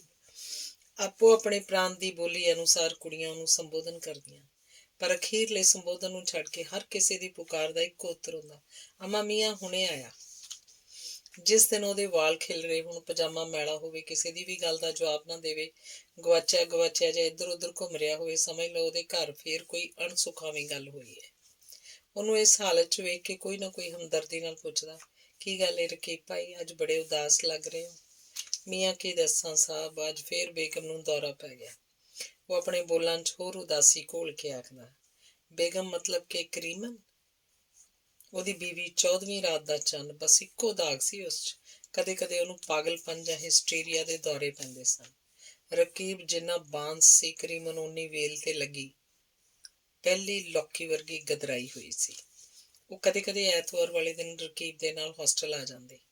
ਸਰਦੀ ਦੀ ਰੁੱਤ ਹੋਵੇ ਜਾਂ ਗਰਮੀ ਦੀ, ਕਰੀਮਨ ਹਮੇਸ਼ਾ ਇੱਕੋ ਥਾਂ ਤੇ ਬੈਠਦੀ, ਛੋਟੇ ਹੌਜ਼ ਦੇ ਲਾਗੇ ਉੱਗੇ ਗੁਲਚੀਨ ਦੇ ਬੂਟੇ ਹੇਠਾਂ ਬਣੇ ਪੱਥਰ ਦੇ ਬੈਂਚ ਦੇ ਢੋਹ ਲਾ ਕੇ ਆਰਾਮ ਨਾਲ। ਹਰ ਵਾਰ ਰਕੀਬ ਉਹਨੂੰ ਕਹਿੰਦਾ, ਬੇਗਮ ਨਕਾਬ ਪਲਟ ਦਿਓ। ਪਿਛਲੀ ਵਾਰੀ ਵੀ ਤੁਹਾਨੂੰ ਦੱਸਿਆ ਸੀ ਨਾ, ਇੱਥੇ ਸਾਰੇ ਆਪਣੇ ਹੀ ਨੇ। ਫਿਰ ਜਿਵੇਂ ਕਾਲੇ ਬੁਰਕੇ 'ਚੋਂ ਚਾਂਦਨੀ ਡੁੱਲ ਪੈਂਦੀ। ਵੱਡੀਆਂ ਵੱਡੀਆਂ ਭੋਲੀਆਂ ਬਦਾਮੀ ਅੱਖਾਂ ਇੱਧਰ ਉੱਧਰ ਇੰਝ ਵੇਖਦੀਆਂ ਜਿਵੇਂ ਧਰਤੀ, ਆਕਾਸ਼, ਪੇੜ ਪੌਦੇ, ਫੁੱਲ ਪੱਤਿਆਂ, ਪੰਛੀਆਂ, ਰੰਗਾਂ ਨੂੰ ਪਹਿਲੀ ਵਾਰ ਵੇਖ ਰਹੀਆਂ ਹੋਣ। ਕਦੇ ਕਦੇ ਉਹਨੂੰ ਪਤਾ ਨਹੀਂ ਕੀ ਹੁੰਦਾ, ਉਹ ਬੈਂਚ ਤੋਂ ਉੱਠ ਕੇ ਘਾਹ ਤੇ ਬੈਠ ਜਾਂਦੀ ਤੇ ਕਿੰਨਾ ਕਿੰਨਾ ਚਿਰ ਧਰਤੀ ਨੂੰ ਚੂੰਡੀਆਂ ਵੱਢਦੀ ਰਹਿੰਦੀ। ਕਰੀਮਨ ਦੇ ਆਉਣ ਦੀ ਖਬਰ ਸਾਰੇ ਹੋਸਟਲ 'ਚ ਫੈਲ ਜਾਂਦੀ। ਕੁੜੀਆਂ ਨੂੰ ਵੇਖਣ ਇੰਝ ਆਉਂਦੀਆਂ ਜਿਵੇਂ ਰਕੀਬ ਦੀ ਬੀਵੀ ਨਹੀਂ, ਬੇਗਮ ਮੁਮਤਾਜ਼ ਮਹਿਲ ਪਧਾਰੀ ਹੋਵੇ। ਉਹ ਦੁਧੀਆ ਹੱਥ ਮੱਥੇ ਨੂੰ ਲਾ ਕੇ ਸਲਾਮ ਤਾਂ ਸਭ ਨੂੰ ਕਰਦੀ, ਪਰ ਹਰ ਗੱਲ ਦੇ ਉੱਤਰ ਲਈ ਉਸ ਕੋਲ ਕੇਵਲ 2 ਹੀ ਸ਼ਬਦ ਹੁੰਦੇ, ਹਾਂ ਸਾਹਿਬ, ਨਹੀਂ ਸਾਹਿਬ। ਸਾਨੂੰ ਲੱਗਦਾ ਹੀ ਨਹੀਂ ਸੀ ਕਿ ਰਕੀਬ ਹੋਸਟਲ ਦਾ ਇੱਕ ਅਦਨਾ ਕਰਮਚਾਰੀ ਹੈ, ਸਭ ਦਾ ਮਦਦਗਾਰ, ਸਭ ਦਾ ਸ਼ੁਭ ਚਿੰਤਕ। ਅੱਲੜ ਉਮਰ 'ਚ ਬਣੇ ਬੇਨਾਮ ਰਿਸ਼ਤਿਆਂ ਦਾ ਰੰਗ ਕਈ ਵਾਰੀ ਖੂਨ ਦੇ ਰਿਸ਼ਤਿਆਂ ਦੇ ਰੰਗ ਤੋਂ ਵੱਧ ਲਾਲ ਹੁੰਦਾ ਹੈ। ਵਕਤ ਦਾ ਅੰਤਰਾਲ ਵੀ ਉਹਨਾਂ ਰਿਸ਼ਤਿਆਂ ਦੀ ਗਰਮੀ ਘੱਟ ਨਹੀਂ ਕਰ ਸਕਦਾ। ਤਲਾਬਾਂ ਦੇ ਇਸ ਖੂਬਸੂਰਤ ਸ਼ਹਿਰ ਨੇ ਮੈਨੂੰ ਬਹੁਤ ਕੁਝ ਦਿੱਤਾ, ਚੰਗੇ ਮਿੱਤਰ, ਚੰਗੀ ਵਿੱਦਿਆ, ਚੰਗੇ ਅਨੁਭਵ। ਜੇ ਮੈਂ ਕਹਾਂ ਕਿ ਇਸ ਸ਼ਹਿਰ ਦੀ ਬਦੌਲਤ ਮੈਂ ਆਪਣੇ ਆਪ ਨੂੰ ਅਮੀਰ ਸਮਝਦੀ ਹਾਂ ਤਾਂ ਇਸ 'ਚ ਕੋਈ ਸ਼ੱਕ ਵਾਲੀ ਗੱਲ ਨਹੀਂ। ਇਸ ਲਈ ਇੱਥੇ ਆਉਣ ਦਾ ਕੋਈ ਵੀ ਮੌਕਾ ਮੈਂ ਹੱਥੋਂ ਨਹੀਂ ਜਾਣ ਦਿੰਦੀ। ਪਿਛਲੀ ਵਾਰ ਜਦੋਂ ਮੈਂ ਰਕੀਬ ਭਾਈ ਦੇ ਘਰ ਗਈ ਸੀ ਤਾਂ ਪਤਾ ਲੱਗਿਆ ਕਿ ਹੁਣ ਉਹਨੇ ਹਮੀਦੀਆ ਕਾਲਜ 'ਚ ਨੌਕਰੀ ਕਰ ਲਈ ਹੈ। ਕਰੀਮਨ ਵੀ ਘਰ ਨਹੀਂ ਸੀ। ਉਹਨਾਂ ਨੂੰ ਨਾ ਮਿਲ ਸਕਣ ਦੀ ਨਿਰਾਸ਼ਾ ਮਨ 'ਚ ਲਈ ਮੈਂ ਵਾਪਸ ਆ ਗਈ ਸਾਂ। ਫਿਰ ਕੁਝ ਸਾਲਾਂ ਤੱਕ ਮੇਰਾ ਉਸ ਸ਼ਹਿਰ ਜਾਣ ਦਾ ਸਬੱਬ ਨਾ ਬਣਿਆ। ਅੱਜ ਵੀ ਉਹਨਾਂ ਦੇ ਦਰਵਾਜ਼ੇ ਦੇ ਸਾਹਮਣੇ ਨਾਇਲਨ ਦੀ ਪੁਰਾਣੀ ਸਾੜੀ ਦਾ ਉਹੀ ਪਰਦਾ ਟੰਗਿਆ ਹੋਇਆ ਸੀ, ਪਰ ਹੁਣ ਉਹਦਾ ਰੰਗ ਗੂੜੇ ਨੀਲੇ ਤੋਂ ਹਲਕਾ ਅਸਮਾਨੀ ਹੋ ਗਿਆ ਸੀ। ਰਕੀਬ ਭਾਈ, ਮੇਰੀ ਦੂਸਰੀ ਆਵਾਜ਼ ਦੇ ਉੱਤਰ 'ਚ ਅੰਦਰੋਂ ਉਹੀ ਗੱਭਰੂ ਨਿਕਲਿਆ। ਪਿਛਲੀ ਵਾਰ 100 ਦੇ 2 ਨੋਟ ਫੜਦਿਆਂ ਜਿਹਦੀਆਂ ਅੱਖਾਂ ਦੀ ਚਮਕ ਹੋਰ ਵੱਧ ਗਈ ਸੀ, ਪਰ ਅੱਜ ਉਹਦੀਆਂ ਅੱਖਾਂ ਬੁਝੀਆਂ ਬੁਝੀਆਂ ਸਨ। ਤੁਸੀਂ? ਬਿਨਾਂ ਬੂਹੇ ਵਾਲੀ ਚੁਗਾਟ ਤੇ ਲੱਗੇ ਪਰਦੇ ਨੂੰ ਛੇਤੀ ਨਾਲ ਠੀਕ ਕਰਦਿਆਂ ਹੁਣ ਕੁਝ ਝੁਕ ਗਏ ਮੋਢਿਆਂ ਵਾਲੇ ਉਸ ਯੁਵਕ ਨੇ ਆਖਿਆ। ਚਿੱਟੇ ਵਾਲ ਉਹਨੂੰ ਫੱਬ ਨਹੀਂ ਸਨ ਰਹੇ। ਸ਼ਾਇਦ ਉਹਨੇ ਆਪਣੇ ਚਿਹਰੇ ਤੇ ਠਹਿਰੀ ਮੇਰੀ ਨਜ਼ਰ ਮਹਿਸੂਸ ਕਰ ਲਈ। ਆਓ ਸਭ ਅੰਦਰ ਆਓ। ਉਹਦੀ ਜ਼ਬਾਨ ਕੁਝ ਕਹਿ ਰਹੀ ਸੀ, ਪਰ ਬਦਰੰਗ ਪਰਦੇ ਵੱਲ ਉੱਠੀ ਨਜ਼ਰ ਕੁਝ ਹੋਰ। ਨਹੀਂ, ਮੈਂ ਇੱਥੇ ਠੀਕ ਹਾਂ। ਰਕੀਬ ਭਾਈ ਕਿੱਥੇ ਨੇ? ਮੈਂ ਬੇਧਿਆਨੇ ਪੁੱਛ ਬੈਠੀ। ਜ਼ਾਹਿਰ ਸੀ ਉਹ ਘਰ ਨਹੀਂ ਸੀ, ਨਹੀਂ ਤਾਂ ਮੇਰੀ ਆਵਾਜ਼ ਸੁਣ ਕੇ ਉਹਨੇ ਬਾਹਰ ਆ ਜਾਣਾ ਸੀ। ਜੀ ਸਾਹਿਬ, ਉਹ ਤਾਂ ਅਜੇ ਕਾਲਜ ਤੋਂ ਨਹੀਂ ਪਰਤੇ, 5:30 ਤੱਕ ਆਉਣਗੇ। ਮੈਂ ਆਪਣੀ ਘੜੀ ਵੱਲ ਦੇਖਿਆ, 2:30 ਵਜੇ ਸਨ। ਮੈਂ ਫਿਰ ਪੁੱਛਿਆ, ਤੇ ਤੁਹਾਡੀ ਅੰਮੀ? ਪਲ ਭਰ ਚੁੱਪ ਰਹਿਣ ਬਾਅਦ ਮੁੰਡੇ ਨੇ ਇੰਝ ਕਿਹਾ ਜਿਵੇਂ ਉਹਦੇ ਸੰਗ 'ਚ ਕੁਝ ਅੜ ਗਿਆ ਹੋਵੇ। ਉਹ ਤਾਂ ਜੀ ਗੈਸ ਕਾਂਡ ਵਿੱਚ। ਉਸ ਕੋਲੋਂ ਵਾਕ ਪੂਰਾ ਨਾ ਹੋਇਆ। ਉਹਦੀਆਂ ਬੁਝੀਆਂ ਉਦਾਸ ਅੱਖਾਂ ਛਲਕ ਪਈਆਂ। ਮੇਰਾ ਮਨ ਵੀ ਭਰ ਆਇਆ। ਕਰੀਮਨ ਦਾ ਭੋਲਾ ਚਿਹਰਾ ਮੇਰੀਆਂ ਅੱਖਾਂ ਦੇ ਸਾਹਮਣੇ ਸਾਕਾਰ ਹੋ ਉੱਠਿਆ। ਅੱਜ ਸਵੇਰ ਤੋਂ ਲੈ ਕੇ ਹੁਣ ਤੱਕ ਮੈਂ ਸ਼ਾਇਦ 8ਵੀਂ ਵਾਰ ਉਹ ਤਾਂ ਜੀ ਗੈਸ ਕਾਂਡ ਸੁਣ ਰਹੀ ਸੀ। ਮਿਥਾਈਲ ਆਈਸੋਸਾਈਨਾਈਡ ਗੈਸ ਜਾਂ ਕੋਈ ਜ਼ਹਿਰੀਲੀ ਗੈਸ ਜਦੋਂ ਆਕਸੀਜਨ ਦੀ ਥਾਂ ਫੇਫੜਿਆਂ 'ਚ ਚਲੀ ਜਾਏ ਤਾਂ ਇਨਸਾਨ ਉਸ ਮੱਛੀ ਤੋਂ ਵੀ ਜ਼ਿਆਦਾ ਬੁਰੀ ਤਰ੍ਹਾਂ ਤੜਪ ਤੜਪ ਕੇ ਮਰਦਾ ਜਿਹਨੂੰ ਪਾਣੀ 'ਚੋਂ ਕੱਢ ਕੇ ਬਾਹਰ ਸੁੱਟ ਦਿੱਤਾ ਜਾਵੇ। ਇਹਦੇ ਪ੍ਰਭਾਵ ਥੱਲੇ ਆਏ ਜਿਹੜੇ ਮਨੁੱਖ ਜੀਵ ਜੰਤੂ ਬਚ ਵੀ ਜਾਂਦੇ ਹਨ, ਉਹਨਾਂ ਦੇ ਕਿਹੜੇ ਕਿਹੜੇ ਅੰਗ ਪ੍ਰਭਾਵਿਤ ਹੁੰਦੇ ਹਨ, ਇਹ ਤਾਂ ਵਕਤ ਹੀ ਦੱਸਦਾ ਹੈ। ਕਿਉਂ ਲਗਾਏ ਜਾਂਦੇ ਹਨ ਇਹੋ ਜਿਹੇ ਪਲਾਂਟ ਉਹਨਾਂ ਥਾਵਾਂ ਤੇ ਜਿੱਥੇ ਮਨੁੱਖਤਾ ਲਈ ਖਤਰਾ ਬਣ ਜਾਣ?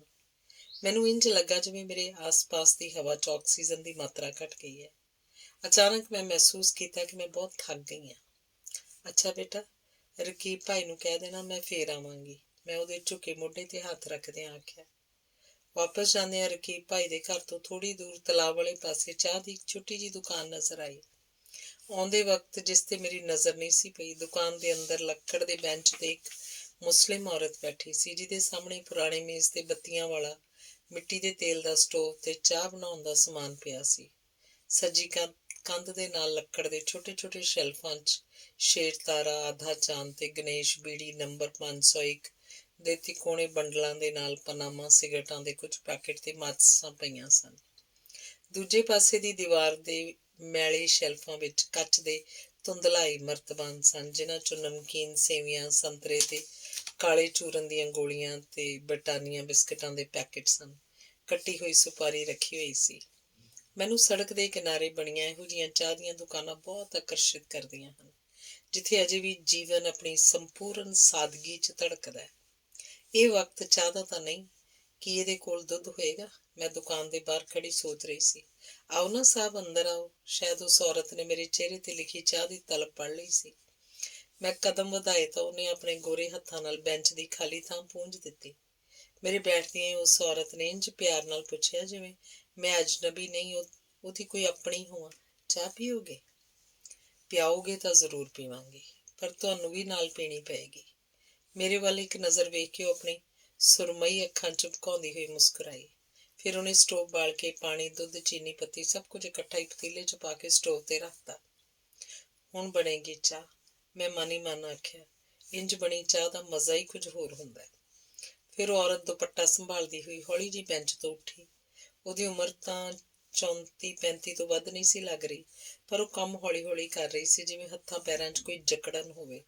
2-4 ਡੱਬੀਆਂ ਖੋਲ੍ਹਣ ਤੋਂ ਬਾਅਦ ਉਹਨੂੰ ਛੋਟੀ ਇਲਾਇਚੀ ਮਿਲ ਗਈ। ਕੋਲ ਪਏ ਸਰੋਤੇ ਦੇ ਹੱਥੇ ਨਾਲ ਇਲਾਇਚੀ ਤੋੜ ਕੇ ਉਸ ਚਾਹ ਦੇ ਪਤੀਲੇ 'ਚ ਪਾ ਦਿੱਤੀ। ਪਤੀਲਾ ਢੱਕ ਕੇ ਸਟੋਵ ਦੀਆਂ ਬੱਤੀਆਂ ਕੁਝ ਘੱਟ ਕਰਦਿਆਂ ਉਹਨੇ ਹੌਲੀ ਜਿਹੀ ਧੌਣ ਮੋੜ ਕੇ ਮੇਰੇ ਵੱਲ ਦੇਖ ਕੇ ਆਖਿਆ, ਤੁਸੀਂ 4-5 ਸਾਲ ਪਹਿਲਾਂ ਵੀ ਆਏ ਸੋ? ਇਹ ਪ੍ਰਸ਼ਨ ਨਹੀਂ, ਸਟੇਟਮੈਂਟ ਸੀ। ਹਾਂ, ਪਰ ਤੁਹਾਨੂੰ ਕਿਵੇਂ ਪਤਾ ਹੈ? ਜੀ, ਰਕੀਬ ਚਾਚੇ ਨੂੰ ਮਿਲਣ ਰੋਜ਼-ਰੋਜ਼ ਕੋਈ ਕਾਰ 'ਚ ਥੋੜ੍ਹਾ ਹੀ ਆਉਂਦਾ ਹੈ। ਮੈਨੂੰ ਯਾਦ ਆਇਆ, ਪਿਛਲੀ ਵਾਰੀ ਮੈਂ ਆਪਣੀ ਸਹੇਲੀ ਸ਼ਾਹਬਾਨੋ ਦੀ ਕਾਰ ਇੱਥੇ ਕੁਝ ਦੇਰ ਦੂਰ ਹੋਸਟਲ ਦੇ ਕੋਲ ਖਿਲਾਰੀ ਸੀ। ਬੱਚਿਆਂ ਨੇ ਤਾਂ ਜੀ ਸਾਰੇ ਧੋਬੀ ਘਾਟ 'ਚ ਧੁਮਾ ਦਿੱਤਾ ਸੀ। ਲੰਮੀ ਗੁੱਤ ਵਾਲੇ ਬੇਗਮ ਸਾਹਿਬਾ ਵੱਡੇ ਮੀਆਂ ਦੇ ਘਰ ਆਏ ਨੇ। ਉਹਨਾਂ ਦੀ ਕਾਰ ਕੁੜੀਆਂ ਦੇ ਹੋਸਟਲ ਦੇ ਬਾਹਰ ਨਿੰਮ ਦੇ ਦਰਖਤ ਥੱਲੇ ਖਲੋਤੀ ਏ। ਕਾਰ ਦਾ ਨੰਬਰ ਤੱਕ ਉਹਨਾਂ ਨੇ ਦੱਸਿਆ ਸੀ ਜੀ। ਉਹ ਬੈਂਚ ਦੇ ਥੱਲੇ ਲਮਕਦੀ ਮੇਰੀ ਗੁੱਤ ਵੱਲ ਦੇਖ ਕੇ ਮੁਸਕਰਾਈ। ਉਹਨੇ ਦੁਪੱਟੇ ਨਾਲ ਫੜ ਕੇ ਪਤੀਲੇ ਦਾ ਢੱਕਣ ਚੁੱਕਿਆ ਤੇ ਚਾਹ ਨੂੰ ਚਮਚੇ ਨਾਲ ਹਿਲਾਇਆ। ਰਕੀਬ ਚਾਚਾ ਤੇ ਸਾਹਿਬ ਕਈ ਦਿਨ ਮਾਇਆ ਲੱਗੇ ਕੱਪੜੇ ਵਾਂਗ ਆਕੜਿਆ ਆਕੜਿਆ ਫਿਰਦਾ ਰਿਹਾ। ਗੱਡੀਆਂ ਵਾਲੇ ਜੋ ਆਉਂਦੇ ਰਹੇ ਉਹਨੂੰ ਮਿਲਣ। ਮੈਨੂੰ ਹਾਸਾ ਆ ਗਿਆ। ਤੁਸੀਂ ਕਿਵੇਂ ਜਾਣਦੇ ਹੋ ਰਕੀਬ ਚਾਚਾ ਨੂੰ? ਉਹਦੀ ਉਤਸੁਕਤਾ ਪ੍ਰਸ਼ਨ ਬਣ ਗਈ। ਮੈਂ ਉਹਨੂੰ ਸਾਲਾਂ ਪਹਿਲਾਂ ਹੋਸਟਲ 'ਚ ਰਹਿਣ ਦੀ ਗੱਲ ਤੇ ਰਕੀਬ ਬਾਰੇ ਦੱਸਿਆ। ਉਦੋਂ ਤੱਕ ਪਤੀਲੇ ਦੇ ਢੱਕਣ ਨੇ ਭਵਕਦੀ ਆਵਾਜ਼ ਕਰਕੇ ਦੱਸ ਦਿੱਤਾ ਕਿ ਚਾਹ 'ਚ ਉਬਾਲ ਆ ਗਿਆ। ਔਰਤ ਨੇ ਦੁਪੱਟੇ ਦੇ ਕਿਨਾਰੇ ਨਾਲ ਫੜ ਕੇ ਢੱਕਣ ਉਤਾਰ ਦਿੱਤਾ। ਪਤੀਲੇ ਵਿੱਚੋਂ ਭਾਫ਼ ਦੇ ਨਾਲ ਉੱਠੀ ਇਲਾਇਚੀ ਦੀ ਸੁਗੰਧ ਨੇ ਘਰ ਦੇ ਪਿਛਲੇ ਪਾਸੇ ਤਲਾਬ ਦੇ ਕਿਨਾਰੇ ਪਾਣੀ ਚੁੱਗੇ ਕਾਰਨਿਆਂ ਦੇ ਪੌਦਿਆਂ ਦੀ ਗੰਧ ਨੂੰ ਘੱਟ ਕਰ ਦਿੱਤਾ, ਪਰ ਪਾਣੀ ਦੀਆਂ ਛੱਲਾਂ ਦੀ ਆਵਾਜ਼ ਆਉਂਦੀ ਰਹੀ। ਔਰਤ ਨੇ ਪੁੱਠੀ ਰੱਖੀ ਬਰੁੱਕ ਬੌਂਡ ਚਾਹ ਦੀ ਪੁਰਾਣੀ ਪੇਟੀ ਤੇ ਰੱਖੇ ਕੱਚ ਦੇ ਗਲਾਸਾਂ 'ਚੋਂ 2 ਚੁੱਕ ਲਏ। ਟੂਟੀ ਵਾਲੀ ਸਿਲਵਰ ਦੀ ਕੇਤਲੀ 'ਚੋਂ ਪਾਣੀ ਪਾ ਕੇ ਇੱਕ ਗਲਾਸ ਨੂੰ ਚੰਗੀ ਤਰ੍ਹਾਂ ਧੋਤਾ। ਫਿਰ ਚਾਹ ਪੁਣ ਕੇ ਨੱਕੋ ਨੱਕ ਭਰਿਆ ਗਲਾਸ ਮੈਨੂੰ ਫੜਾਉਂਦਿਆਂ ਉਸ ਆਖਿਆ, ਅੱਛਾ ਤੇ ਇੰਝ ਜਾਣਦੇ ਹੋ ਤੁਸੀਂ ਰਕੀਬ ਚਾਚੇ ਨੂੰ? ਹੁਣ ਤਾਂ ਬੁੱਢਾ ਹੋ ਗਿਆ ਵਿਚਾਰਾ। ਜਦੋਂ ਦੀ ਚਾਚੀ ਗੈਸ ਨਾਲ ਮਰੀ ਇਹ ਕਮਲਾ ਜਿਹਾ ਹੋ ਗਿਆ। ਕਾਲਜ ਵਾਲਿਆਂ ਨੇ ਤਰਸ ਖਾ ਕੇ ਰੱਖਿਆ ਹੋਇਆ ਹੈ। ਮੇਰੇ ਮੀਆਂ ਵੀ ਉਸੇ ਕਾਲਜ 'ਚ ਚਪੜਾਸੀ ਨੇ। ਮੈਂ ਚਾਹ ਦਾ ਇੱਕ ਲੰਬਾ ਘੁੱਟ ਭਰਿਆ। ਇਹੋ ਜਿਹੀ ਚਾਹ ਮੈਂ ਸਾਲਾਂ ਬਾਅਦ ਪੀਤੀ ਸੀ। ਔਰਤ ਨੇ ਬ੍ਰਿਟਾਨੀਆ ਬਿਸਕੁਟਾਂ ਦਾ ਪੈਕਟ ਖੋਲ੍ਹ ਕੇ ਇੱਧਰ ਉੱਧਰ ਦੇਖਿਆ, ਪਰ ਉਹਨੂੰ ਕੋਈ ਪਲੇਟ ਨਾ ਲੱਭੀ। ਫਿਰ ਉਹਨੇ ਪਤੀਲੇ ਦੇ ਢੱਕਣ ਦੀ ਗੁਲਾਈ 'ਚ ਚਿਪਕੀ ਚਾਹ ਦੀ ਪੱਤੀ ਨੂੰ ਉਂਗਲੀ ਨਾਲ ਪੂੰਝ ਕੇ ਉਸ ਵਿੱਚ ਬਿਸਕਿਟ ਰੱਖ ਕੇ ਮੇਰੇ ਵੱਲ ਕੀਤੀ। 3 ਵੱਜਣ ਵਾਲੇ ਸਨ। ਮੈਨੂੰ ਭੁੱਖ ਲੱਗ ਰਹੀ ਸੀ। ਕਈ ਸਾਲਾਂ ਤੋਂ ਚਾਹ 'ਚ ਡੁਬੋ ਕੇ ਬਿਸਕਿਟ ਨਹੀਂ ਸੀ ਖਾਧੇ। ਸੁਣਿਆ ਇਹ ਸਰਕਾਰ ਤਲਾਅ ਦੇ ਕਿਨਾਰੇ ਦੀ ਇਹ ਜ਼ਮੀਨ ਖਾਲੀ ਕਰਵਾ ਰਹੀ ਹੈ। ਮੈਂ ਇੱਕ ਹੋਰ ਬਿਸਕੁਟ ਚਾਹ 'ਚ ਡੁਬੋਂਦਿਆਂ ਪੁੱਛਿਆ, ਆਹੋ ਜੀ, ਧੋਬੀ ਘਾਟ ਇੱਥੋਂ ਚੁਕਾਤਾ ਜਾਏਗਾ? ਸਰਕਾਰ ਸਭ ਨੂੰ ਇੱਕ ਇੱਕ ਕਮਰੇ ਦਾ ਮਕਾਨ ਦੇਏਗੀ, ਪਰ ਜੀ ਵਿਚਾਰੇ ਧੋਬੀ ਕੀ ਕਰਨਗੇ? ਉਂਝ ਵੀ ਕੱਪੜੇ ਧੋਣ ਵਾਲੀਆਂ ਮਸ਼ੀਨਾਂ ਜੋ ਆ ਰਹੀਆਂ ਨੇ, ਹੁਣ ਧੋਬੀਆਂ ਕੋਲੋਂ ਕੱਪੜੇ ਕਿਹਨੇ ਧੋਇਆ ਕਰਨੇ ਨੇ? ਕੋਈ ਦੱਸਦਾ ਸੀ ਮਸਾਲਾ ਪੀਣ ਤੇ ਆਟਾ ਗੁੰਨਣ ਵਾਲੀ ਮਸ਼ੀਨ ਵੀ ਆ ਗਈ ਹੈ। ਸਭ ਜੇ ਸਾਰਾ ਕੰਮ ਮਸ਼ੀਨਾਂ ਕਰਨੀਆਂ, ਫਿਰ ਬੰਦਾ ਕੀ ਕਰਿਆ ਕਰੂ? ਉਸ ਅਨਪੜ੍ਹ ਔਰਤ ਨੇ ਬੜੇ ਫਲਸਫਾਨਾ ਅੰਦਾਜ਼ 'ਚ ਪੁੱਛਿਆ। ਵਾਕਈ ਜੇ ਇੰਝ ਹੋ ਗਿਆ ਤਾਂ ਨਿਕਟੀਟੇਟਿੰਗ ਅੱਖ ਦੇ ਕੋਈ ਵਿਚਲੀ ਝਿੱਲੀ ਮੈਂਬਰੇਨ ਦੇ ਵਾਂਗ ਹੌਲੀ ਹੌਲੀ ਕਿਹੜੇ ਕਿਹੜੇ ਅੰਗ ਵੈਸਟੀਜ਼ੀਅਲ ਹੋ ਜਾਣਗੇ, ਕਿਉਂਕਿ ਇਹ ਵਿਗਿਆਨ ਦਾ ਅਕਾਟ ਨਿਯਮ ਹੈ ਕਿ ਜਿਸ ਅੰਗ ਦੀ ਵਰਤੋਂ ਨਾ ਕੀਤੀ ਜਾਏ ਉਹ ਵੈਸਟੀਜ਼ੀਅਲ ਹੋ ਜਾਂਦਾ ਹੈ। ਮੈਂ ਸੋਚਦੀ ਹੋਈ ਚਾਹ ਪੀ ਰਹੀ ਸੀ। ਉਹਨੇ ਹੀ ਗੱਲ ਅੱਗੇ ਤੋਰੀ, ਪਰ ਸਾਡਾ ਤਾਂ ਜੀ ਹੋਰ ਕਿਤੇ ਜੀ ਨਹੀਂ ਲੱਗਣਾ। ਵਿਆਹ ਕੇ ਇੱਥੇ ਆਏ ਸਾਂ, ਇੱਥੇ ਹੀ ਬੱਚੇ ਹੋਏ। ਤਲਾਅ ਸਾਡਾ ਸਾਥੀ ਏ। ਲਹਿਰਾਂ ਦੀ ਆਵਾਜ਼ ਸੁਣੇ ਬਿਨਾਂ ਨੀਂਦਰ ਨਹੀਂ ਆਉਂਦੀ। ਘਰ ਦੇ ਪਿਛਵਾੜੇ ਜਿਹੜੀ ਢਲਵੀਂ ਖੁੱਲ੍ਹੀ ਥਾਂ ਏ, ਉਹਦੇ ਨਾਲ ਹੀ ਤਾਂ ਲੱਗਦਾ ਏ ਤਲਾਅ। ਤਲਾਅ ਬਾਰੇ ਗੱਲ ਕਰਦਿਆਂ ਔਰਤ ਦੇ ਬੋਲਾਂ 'ਚ ਇੰਨੀ ਕੋਮਲਤਾ ਆ ਗਈ ਕਿ ਇੰਝ ਲੱਗਦਾ ਸੀ ਜਿਵੇਂ ਉਹ ਤਲਾਅ ਦੀ ਨਹੀਂ, ਆਪਣੇ ਕਿਸੇ ਭੈਣ ਭਰਾ ਦੀ ਗੱਲ ਕਰ ਰਹੀ ਹੋਵੇ। ਉਹਨੇ ਖਾਲੀ ਗਲਾਸ ਉਤਾਂਹ ਚੁੱਕ ਕੇ ਚਾਹ ਦੀ ਅਖੀਰਲੀ ਬੂੰਦ ਪੀਤੀ। ਦਿਲ ਤਾਂ ਮੇਰਾ ਵੀ ਕਰ ਰਿਹਾ ਸੀ ਕਿ ਮੈਂ ਵੀ ਉਂਝ ਹੀ ਕਰਾਂ, ਪਰ ਮੇਰੇ ਗਲਾਸ 'ਚ ਬਚੀ ਚਾਹ ਨੂੰ ਬਿਸਕਟਾਂ ਦੇ ਟੁਕੜਿਆਂ ਨੇ ਗਾੜਾ ਕਰਤਾ ਸੀ। ਉਹ ਸਮਝ ਗਈ। ਉਹਨੇ ਇੱਕ ਚਮਚਾ ਧੋ ਕੇ ਮੈਨੂੰ ਫੜਾ ਦਿੱਤਾ। ਚਾਹ ਦੀ ਦੁਕਾਨ ਦੇ ਪਿੱਛੇ ਸ਼ਾਇਦ ਇੱਕ ਕਮਰਾ ਸੀ। ਦੋਨਾਂ ਦੇ ਵਿਚਕਾਰ ਇੱਕ ਪਰਦਾ ਲਟਕ ਰਿਹਾ ਸੀ। ਅਚਾਨਕ ਘੁੰਗਰੂਆਂ ਦੀ ਆਵਾਜ਼ ਆਈ। ਪਰਦਾ ਹੌਲੀ ਜਿਹੀ ਇੱਕ ਪਾਸੇ ਸਰਕਿਆ। ਇੱਕ ਬੱਚੀ ਦਾ ਮਧੁਰ ਬੋਲ ਸਵਰ ਸੁਣਾਈ ਦਿੱਤਾ, ਅੰਮੀ। 4-5 ਸਾਲਾਂ ਦੀ ਬੱਚੀ ਹੱਥਾਂ ਨਾਲ ਟਟੋਲਦੀ ਅੱਗੇ ਵਧੀ। ਫਿਰ ਸੱਜੀ ਬਾਂਹ ਅਗਾਂਹ ਕਰਕੇ ਉਂਗਲਾਂ ਨਾਲ ਛੋਹਦਿਆਂ ਉਹਨੇ ਹੱਥ ਦੀਵਾਰ ਨਾਲ ਲਾ ਦਿੱਤੇ। ਕਬੂਤਰ ਦੇ ਬੱਚੇ ਜਿਹੇ ਗੋਰੇ ਪੈਰਾਂ 'ਚ ਪਾਇਲ ਫਿਰ ਛਣਕੀ। ਘੁਲੇ ਬਿਸਕੁਟਾਂ ਨਾਲ ਗੂੜੀ ਹੋਈ ਚਾਹ ਦਾ ਅਖੀਰਲਾ ਚਮਚਾ ਮੇਰੇ ਮੂੰਹ 'ਚ ਜਾ ਚੁੱਕਾ ਸੀ, ਪਰ ਸੁਨਹਿਰੇ ਵਾਲਾਂ ਵਾਲੀ ਉਸ ਪਰੀਜ਼ਾਦ ਬੱਚੀ ਦੇ ਚਿਹਰੇ 'ਤੇ ਨਜ਼ਰ ਪੈਂਦਿਆਂ ਹੀ ਉਹ ਮੇਰੇ ਸੰਗ ਚੜ੍ਹ ਗਿਆ। 3 ਮਹੀਨਿਆਂ ਦੀ ਸੀ ਜਦੋਂ ਗੈਸ ਲੀਕ ਹੋਈ। 1 ਸਾਲ ਤੱਕ ਤਾਂ ਸਾਨੂੰ ਪਤਾ ਹੀ ਨਾ ਚੱਲਿਆ। ਜਦੋਂ ਰਿੜਨ ਲੱਗੀ ਤਾਂ ਇੱਧਰ ਉੱਧਰ ਚੀਜ਼ਾਂ 'ਚ ਵੱਜਣ ਲੱਗ ਪਈ। ਪੰਘੂੜੇ 'ਚ ਪਈ ਨੂੰ ਚੁੱਕਣ ਲਈ ਹੱਥ ਵਧਾਈਏ ਤਾਂ ਦੇਖੇ ਹੀ ਨਾ। ਫਿਰ ਅਸਾਂ ਡਾਕਟਰ ਨੂੰ ਵਿਖਾਇਆ। ਔਰਤ ਦੇ ਅੱਥਰੂ ਵਗ ਤੁਰੇ। ਬੱਚੀ ਦੀਆਂ ਨਿਰਜੋਤ ਅੱਖਾਂ ਵੇਖ ਕੇ ਮੇਰੇ ਦਿਲ 'ਚ ਜਿਵੇਂ ਕੁਝ ਚੁੱਭ ਗਿਆ। ਮੇਰੇ ਕੋਲੋਂ ਕੁਝ ਹੋਰ ਨਾ ਪੁੱਛਿਆ ਗਿਆ। ਫਿਰ ਬੇਹੀ ਪੀੜ ਦੀ ਤਾਜ਼ਾ ਲਹਿਰ ਔਰਤ ਦੇ ਚਿਹਰੇ ਨੂੰ ਹੋਰ ਭਿਉਂ ਗਈ। ਉਹਨੇ ਹੱਥ ਫੜ ਕੇ ਬੱਚੀ ਨੂੰ ਬੈਂਚ 'ਤੇ ਮੇਰੇ ਕੋਲ ਬਿਠਾ ਦਿੱਤਾ। ਆਪਣੇ ਹਨੇਰੇ ਤੋਂ ਬੇਖਬਰ ਪੈਰ ਹਿਲਾਉਂਦਿਆਂ, ਪਾਇਲ ਛਣਕਾਉਂਦਿਆਂ ਉਸ ਮਿੱਠੀ ਆਵਾਜ਼ 'ਚ ਪੁੱਛਿਆ, ਕੌਣ ਆਇਆ ਅੰਮੀ? ਉਹਨੂੰ ਮੇਰੇ ਉੱਥੇ ਹੋਣ ਦਾ ਅਹਿਸਾਸ ਹੋ ਗਿਆ ਸੀ। ਸਲਾਮ ਕਰੋ ਬੇਟਾ, ਬੇਗਮ ਸਾਹਿਬਾ ਆਏ ਨੇ। ਮਹਿੰਦੀ ਲੱਗਾ ਛੋਟਾ ਜਿਹਾ ਹੱਥ ਘੁੰਗਰਾਲੇ ਵਾਲਾਂ ਨਾਲ ਘਿਰੇ ਗੋਰੇ ਮੱਥੇ ਨਾਲ ਲੱਗਾ। ਸਲਾਮ ਬੇਗਮ ਸਾਹਿਬ। ਕਦੇ ਕਿਸੇ ਨੂੰ ਅਸ਼ੀਰਵਾਦ ਦਿੰਦਿਆਂ ਮੇਰਾ ਮਨ ਇੰਝ ਨਹੀਂ ਸੀ ਭਰਿਆ। ਜਿਉਂਦੀ ਰਹਿ ਬੇਟਾ। ਬੜੀ ਕੋਸ਼ਿਸ਼ ਦੇ ਬਾਵਜੂਦ ਵੀ ਮੇਰੀ ਆਵਾਜ਼ ਕੰਬ ਗਈ।